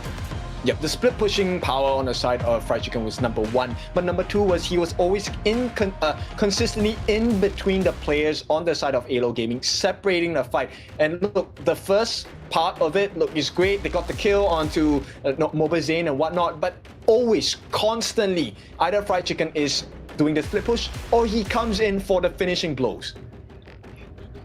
Absolutely. And it's just when you look back at these highlights, I'm seeing them being at 14 kills to like 4 here, but they're down 2,000-3,000 golds. I just can't imagine where they're hemorrhaging that gold here, because they're not that down in towers most of the time here. Later on in the game they were, but in that early game, they definitely lost a few waves doing something they shouldn't have been there, and that really set them behind in gold.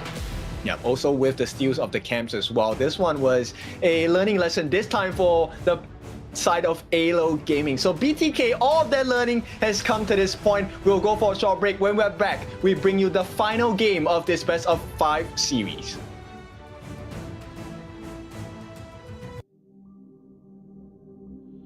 In this world,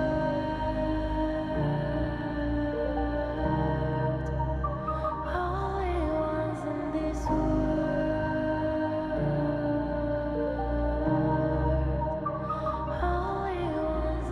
call out my name,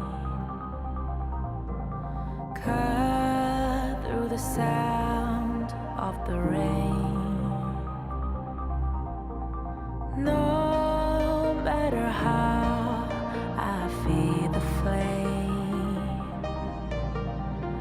you know I feel the darkness and the pain. All of the ways we tried to break free from the night, you know we made it out, we found the light. I fly so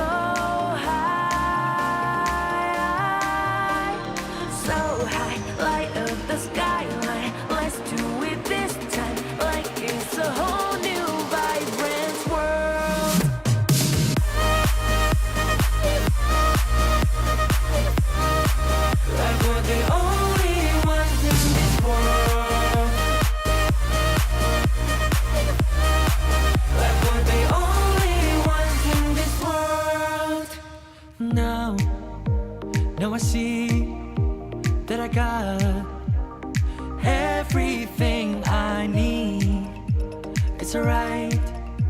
I'm on fire. I'm alive 'cause now. You have arrived at the last possible game of the last series of the day of Survival Week. We're talking about game number 5 between BTK as well as AYLO Gaming. It has been your favorite kind of tofu as well as Phil. So what's going to happen in this final one? Who are you going for? Honestly, I gotta go with the momentum. At first, probably, when BTK gets that one win on AYLO game, I'm saying, okay, they're gonna go ahead and lock in and clean them up the next game here, right? But the fact that they just lost that last game means BTK is up 2-0 on them. They're in their heads, right? They have the momentum. Sure, AYLO Gaming does have that potential, they have the hero pool, right? But BTK, there's one of those teams that are very momentum driven. They're feeling themselves right now. They can go ahead and they're so close to getting that match win. And we have a victor here going to be crowned today here. And I think that's what's going to be happening. But regardless of what happens, the true victors are the audiences, right? The viewers are definitely happy with this result. This has been a very impressive comeback and a very impressive showing from BTK for their fans. Now, the question is, who will take the final strike in this best of 5 series? Because winner takes all in this one.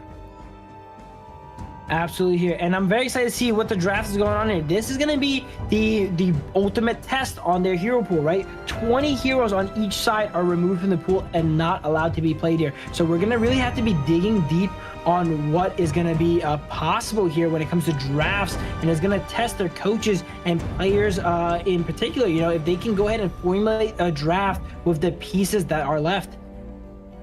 Okay, will we see the Princess Frost as... No, this is not Princess Frost. This is Garden guarantee, right? For BTK, Here we go. It has to be. We were saying we're looking for it, right? I think Hoon definitely is more of a Ganamo person than the Princess Frost, so that's definitely something to think about. But interesting that BTK, Liang is such a contested pick, but they've saved it all the way until this final game here in game 5, where it matters most, and it's a great time for it to go ahead and come out. AYLO Gaming is now picking up these. I would say these are great, like blind pick, all around picks that they didn't really use for some of their more pointed drafts in the past, right? Renji, Yuan. These are, staple, more cookie cutter picks. They're not bad, but oh, there we go. Look at that. They're hovering it so far. Yep. All of the comments about the hero pool on the side of BTK, they're showing everything now. Last game of the last series, there is no way we will have any more surprises, right? There we go. Ganamo and Flowborn Marksman locked in. They have a great duo there to take out the target that is locked up by Liang. This is exactly what Kane was predicting here. And it makes sense, right? A lot of Hoon's signature picks has been picked away already. This is the one remaining one there. BTK has a very solid strategy outlined here so far. They have a lot of damage, a lot of telegraph damage, but Liang being able to hold someone down means it does not matter. Yes, I think there's a lot of control, a lot of burst damage as well. The question is, for the side of the Clash lane, who did they pick? Because they have really exhausted a lot. Byron, Charlotte, Mayin, Fatih. Yeah, basically every one of Fried Chicken's picks here has been used already. They might actually, follow in Doxa's footsteps last game and go ahead and pick up the Lu Bang, which we've seen Chicken play before in the past too. But it is, again, we're kind of running out of picks to use here, especially when Dharma and Guan Yu is also removed away from AYLO Gaming side. Okay, now that it's completely open, why not just pick up Xiangyu, I guess. Xiangyu, I mean, if they love to dive, then get the Xiangyu. Low health, Hegemon Slash, you get rid of everyone. Or you can even go for the Nerza pick, right? Just play the map. I like the way Kin is cooking here. I'm a big fan of the Zhang Yu pick. Let's see if Fried Chicken opts to go ahead and choose it, because again, there's not many good options left. Sometimes it's not about picking a good option, it's about picking the lesser of the evils here, right? I'm trying to think hard here. Is there any other Clash laners that could fit in this position here? Yes, there is. Miyu could be a good option too. Maybe pick up the Miyu, have that split push 1v1 potential, right? Could be a nice option too. Makes your team a little bit weak to Succubus though, but it shouldn't matter that much. I'm thinking that's the last kind of viable option they can go pick up here. Ada? Okay, interesting. That would really work and spice things up. I was kind of thinking the Lupu, but never mind. Ata as well. Go ship. Okay, it's because you want to lock them in a singular spot, right? So I guess that kind of makes sense. You lock them in a singular spot, and then you get the ultimate, the freshly forged into the couple blades by the gun and more. Makes sense. You also make aiming easier for Mobile Zane with the arrows shower as well. So let's see. AYLO Gaming, they go for the Dun pick, and I don't know, this one once again truly 50-50. It's better execution wins. Absolutely. I like the composition side BK. I was thinking about the Miyu, right? But looking at their composition, if they do lock the Miyu, they're so squishy. So the ADA makes a lot of sense here to go ahead and work as a pseudo enabler, maybe using the Ghost Ship to lock someone in place for the Flowborn Marksman and the Ganemo, but also they just needed that front line, right? Their team is so squishy once they gone ahead and locked in the Fade. Their support is Liang is not really known for his durability, so they needed someone that's really, really durable, and Ada is going to be one of the most durable picks in the game, being one of the few pure tank-style Clash laners. Okay, look, you're already this deep in the pool, right? BTK, I think, just do what I love to do, which is a lot of people hate it. Invade your level 1 buff as a Liang. You're able to do it. Just go for it. Yeah, you are able to set those books down, right? And if you set 3 books on a buff there, that's a lot of DPS, and they're probably not going to expect it too, right? Looking down a Fade, they're not going to expect that bit of invasion there. Maybe Liang and Ganemo can go ahead and set up a play for both the Boars and the buff, as they have amazing early game clear potential. But here we go. We're getting ready to go into the game here. Match point 2-2. AYLO Gaming definitely were not prepared for that. I was not prepared for that. I thought AYLO Gaming was going to take this, but BTK definitely showed us that they have some life in them here, and they are potentially able to go ahead and best AYLO Gaming. Let's see. I mean, the reverse is true as well. AYLO Gaming fans looking for the performance of their lifetime against BTK. And we'll see who is going to finish the day and finish the season with a major explosion. Absolutely. I would say AYLO Gaming, they have a lot of pressure on them, a lot of pressure on them. They're the favorites, right? Anytime you're the favorite, you have so much pressure against you, especially if you're one of the more veteran teams, right? BTK, they're playing kind of carefree right now. Of course, they want to win, but they know they don't have that many chips hanging on their shoulder this game. And I think because of that, they're able to play a lot more freely here and be creative with the picks here. It looks like Shark is going to go with Ganemo here in the mid lane, trying to clear out that way. They do not opt to go for any invasions this game here, though. So pretty traditional jungle from both sides. Wow, look at you, the aggression here onto Zane. Oh no, Mobile Zane. One flash will do it. One flash. Oh, they force out the flash from Mobile Zane. And with that, the job is done for the side of you. Absolutely, getting that flash in super early. He's going to relay that information over to his jungle and mid for sure, and they're going to set up for something later on. We've seen this happen prior, right? A flash is burned. We think nothing much is going to come from it, but a minute later, when they least expect it, they set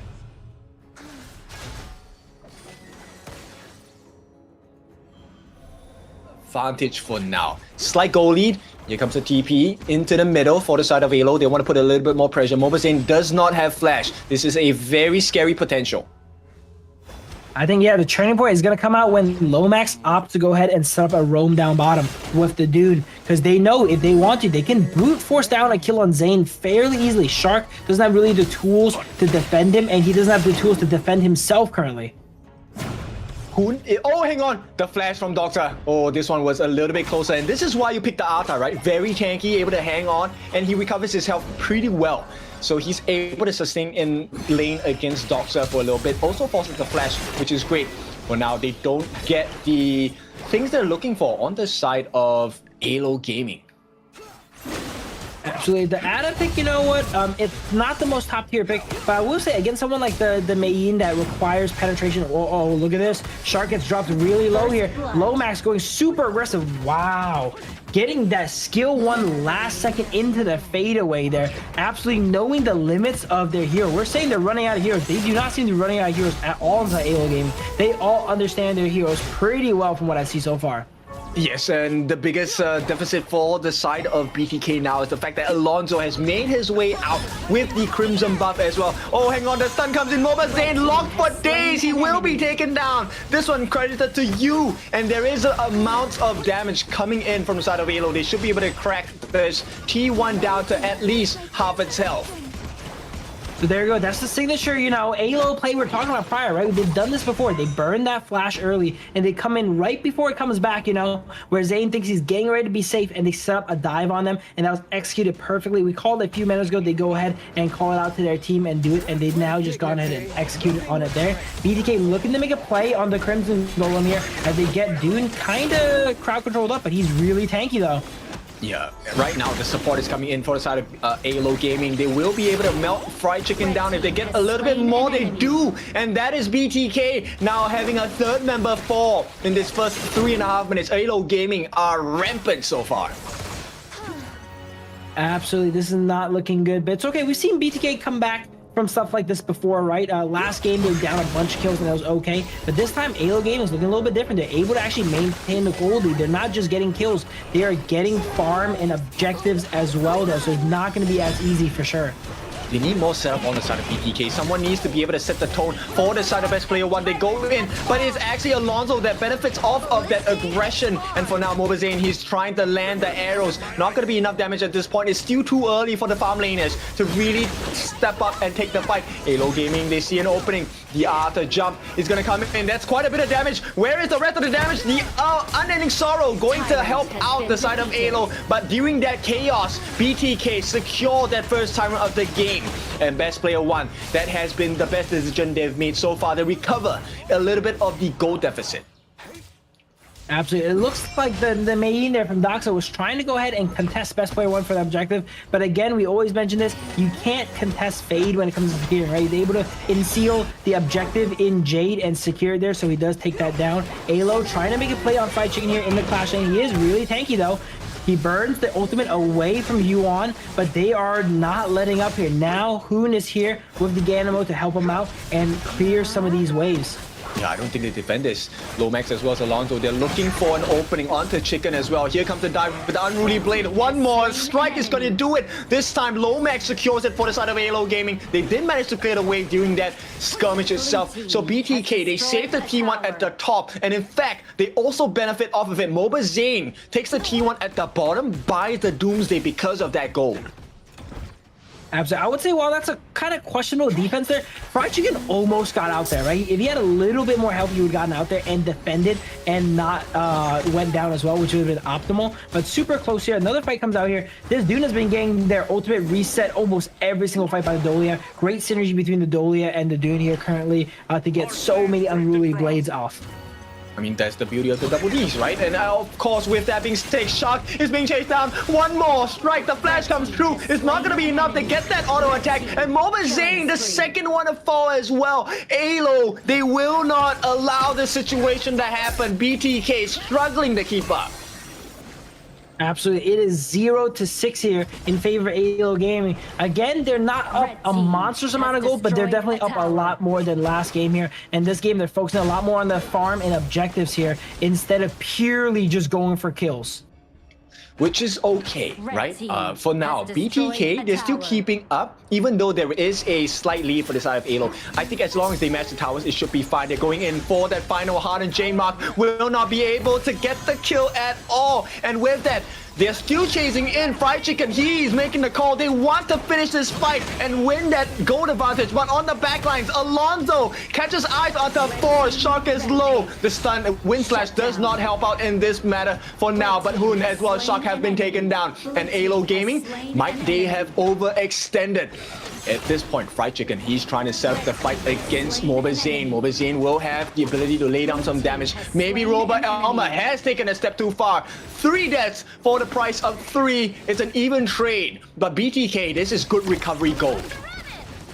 Absolutely, BT is showing signs of life here as they get some shutdowns there. That fight kind of started off pretty rough there, right? Shark grabbed someone with the ultimate, but Hoon did not have his ultimate available to go ahead and immediately take him out, which kind of dragged on a fight longer than you usually would see with the Liang. I would say BT in this game, they have not really been comboing Shark with the Giganimo that much so far, right? We need to see them go ahead and set up their ultimates to take someone out without real movement or counterplay there. But it looks like AYLO Gaming is able to position in a way that does not give Shark those easy ultimates. I mean, that's the whole point, right? When you know that there's a Liang in play, you have to be really careful about your positioning as well as the information that you give. And this is one of the things that you has been doing pretty well.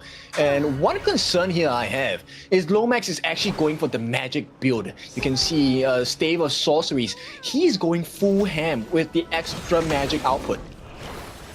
Yeah, usually you don't see this full damage build from Yuan from mid lane, right? They usually like to go a little bit more tanky there with something like the Frost Guard maybe, but nope, Lomax is here to deal the damage and carry the game here. We see Ada go ahead and jump in and engage on Lomax though, but he's not threatened though because that is a full tank. Ada's not going to do enough to go ahead and cut through Lomax here as they go ahead and take positions for this Tyrant.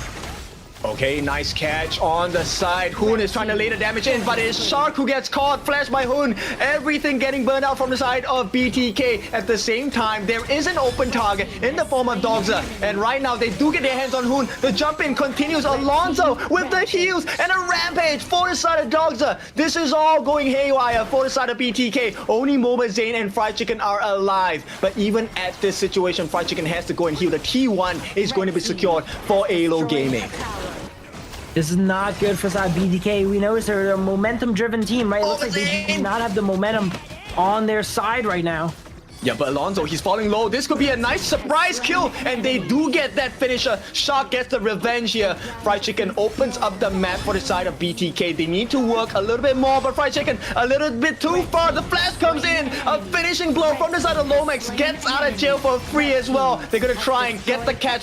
Dogza will get the kill before he is taken out. No, he doesn't even take a fall. And the T3s are open for the taking. AYLO Gaming, they're so far ahead. They have the damage. A rampage for Lomax as the T3s are on the menu for AYLO Gaming. As you mentioned, Lomax, that full damage build just does so much damage, and he does not have to worry about durability. Dolia goes in and resets that ultimate here. And then, no! Right there, best player tried to go ahead and save the game, but it's just too little, too late. 1v4 and their AYLO Gaming clean it up and come out victorious. It seems like they had a good amount of momentum, but it stopped here. Yeah, AYLO Gaming, congratulations on winning this final series of the Survival Week. They take this series all the way. BTK, impressive result, 3-2. Did not manage to get the win of the series, but they have definitely entertained the hearts of the fans today. Absolutely. Both teams were not going to be making it out of Survival Week here, but again, they're playing for those bragging rights here, right? It's going to be the old guard versus the new kids on the block here, and they do successfully defend their title, but that was definitely a lot closer than they expected.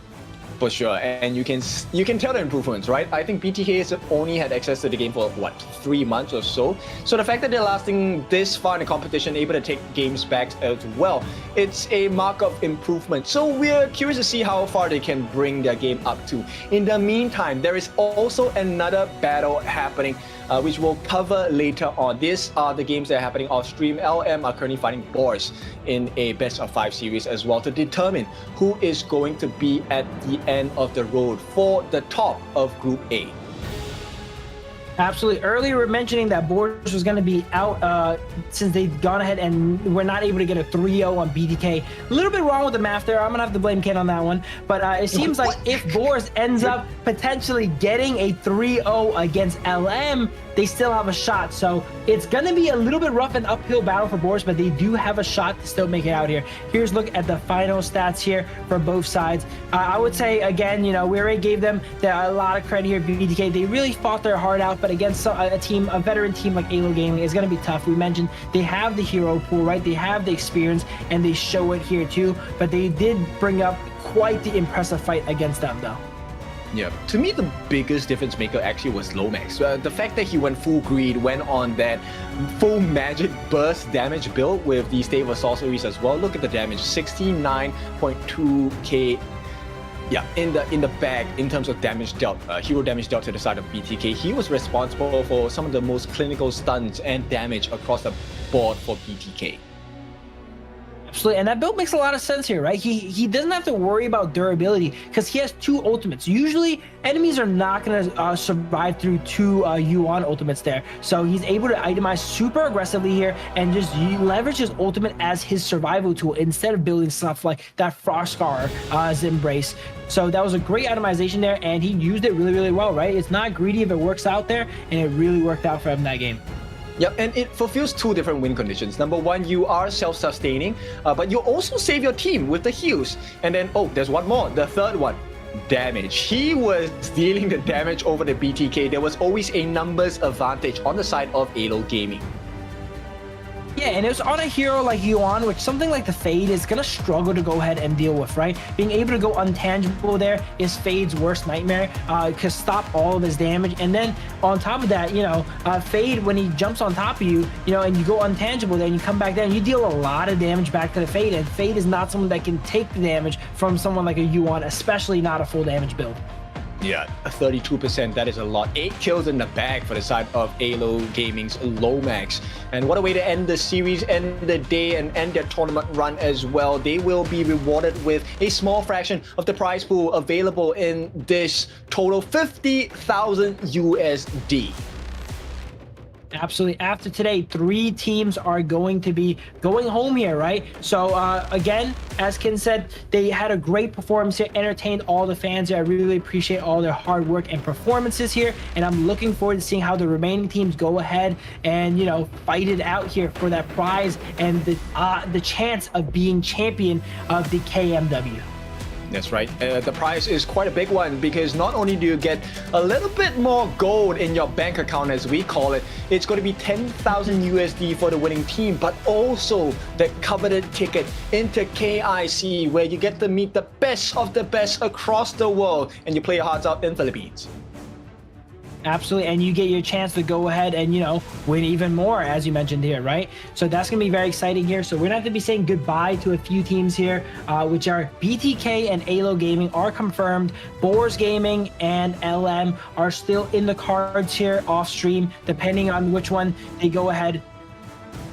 Okay, we just gone ahead and got news that LM 3-1 win. Boars Gaming needed to go ahead and beat them 3-0. They got 3-1 there. So LM is going to be our team coming out here from Group A, and they will be facing off against Twisted Minds next week.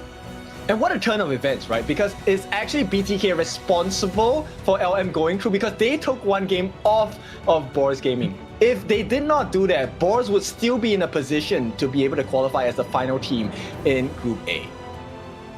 Absolutely, and this is kind of shake-up not many people expected, right? LM, they're the underdogs. If you asked everyone here, you know, at the start of the KMW, you know, to rank the teams, LM would not really be near the top, right? They're near the bottom, but they're showing here that it doesn't matter what we rank them, right? They have the skills and they're able to pull through, and they are so far, you know, they could go up, but so far they are the 4th team in the KMW. Yes, it's, I mean, there's always opinions and then there's facts, and the fact of the matter is LM are now standing atop of Group A. But here's the challenge. They have to go up against Twisted Minds. That's not going to be a fun experience, but that's definitely going to be one of growth. So we'll see how they perform against the former champions of KMW Spring Season, 4th place at KWC. And let's see if they have learned enough to put their fight against Twisted Minds. Absolutely. Hey, we didn't expect them to get out of Group A or be at the top of Group A, right? We're not expecting them to beat Twisted Minds either, right? Because Twisted Minds is the favorite. But they have been kind of subverting expectations, right? The whole time, you know, everyone's been doubting them. People have said LM is potentially, you know, one of the bottom tier teams. They've proven otherwise. I would say against Twisted Minds here, you know, people are going to say they're probably not the favorites here. Can they go ahead and prove otherwise next week and cause quite the upset? Because again, this is one of the lowest rated teams here versus the former champions, and they're battling out, and they have a shot to go ahead and create a massive upset. This has to be the best Cinderella story as well as the best David versus Goliath story, right? Because they are a team, this is their first season into KMW. And imagine if they're able to take down the previous champions of KMW Spring, that will be a huge marker of success for them and the growth. But then there's also other portions of the competition where we're looking at 9Z Globant, who has had a wonderful uprising in the fall season of KMW. They are now second place, the OG, and we will get to see in the winners semi-final whether they can really make the current champions of a fall season KMW thus far bleed. Absolutely. I think we're seeing a lot of, air quotes, upsets come out, right? We didn't expect 9Z to be so strong. They end up being the number 2 team so far here, right? Same with LM here. So it just goes to show anything can go ahead and happen here. Here's a look at the matches today. 2 BTK matches here with BTK going 1 win, 3 losses versus Boars Gaming here. Then we have OG versus 9Z going ahead and taking a nice little 3-0. So OG squarely on top still, proving that they're the top dogs. And then BTK fighting their heart outs in this final match and going 2-3 versus AYLO Gaming here. Again, it was expected that AYLO Gaming was the favorites here, but BTK definitely gave them a fight and a run for their money. For sure. So these are the current standings of what is happening Group S and Group A. So Group S, we have OG all the way at the top 4-0, just taking 1 match loss in terms of the win-loss ratio. 9Z Globant 2-2, 6-9, and of course Twisted Minds unable to find a series win so far in Survival Week, so they will be 3rd place. This means they will go up against LM, who has registered 6 wins and no losses in series, but they did take a couple of losses in their games, 4 games to be exact, as they put their highest hopes up against Twisted Minds. Absolutely. While LM has been playing against, weaker teams here, right, in the Group A, we cannot understate. They went 6-0, 18 wins, 4 losses. And you compare that to Twisted Minds here, 4 wins, 12 losses here. Sure, they're against some better teams, but I think this gap here is going to be a little bit closer than people think here. So next week, we're going to see a pretty solid game here, and the loser's going to go home, so both teams are going to have to put everything on the line. Yes, a lot of expectations to be filled for both sides, and these will be your brackets. We'll start off with the lower bracket, round 1, with Twisted Minds going up against LM. Loser, of course, will be going home. And then we'll bring you to the winners bracket, round 1, where OG take up 9Z Globant. Loser of that has a second chance. That's a reward for being in Group S and being of the winners bracket. They will go up against the winners of the lower bracket, round 1, of which we'll have a roundabout and find out who will qualify to be in the grand finals. A lot of action coming up. I'm pretty sure they're going to go ahead and pack that into 2 days as well too, right? First day is going to be the lower bracket one, and then the upper bracket one, and then the final day is going to be the finals as well too. So a lot of action coming up. Make sure you guys are subscribed, tuned in, so you guys do not miss out once we go ahead and cover that. Yes, and because this is just the first part of a very exciting series, they also have to play for the last call, the qualifying, the KIC, where the East side is going to join us, as well as WKS. So with that, it has been fun. It has been your favorite kind of Tofu Kin Dofu. With me today has been Phil, otherwise known as Humus. Any last words? No, it's been a long day, but it's full of action here. I'm tired here for now. I'm sure you guys are at home too. As again, check out all the socials, check out Kin, check out my stuff here. Drop a like, subscribe, and we'll see you guys next time.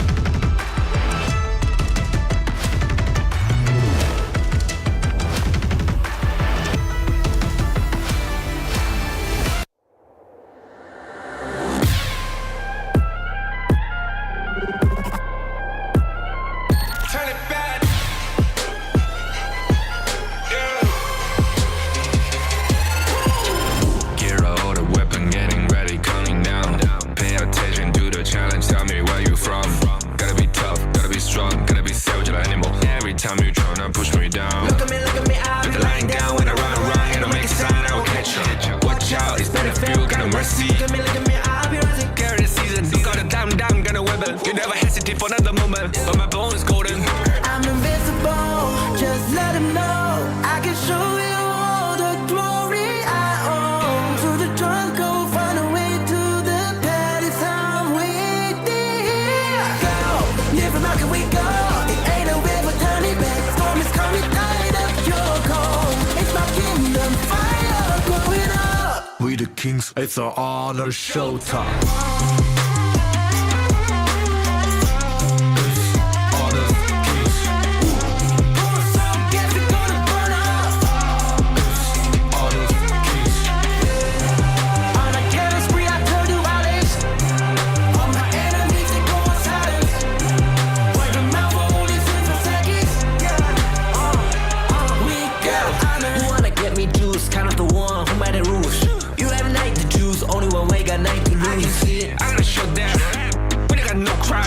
We barely fought this one, crashing pieces, you can cheat. First blood, double trouble, then I take a pen, I kill.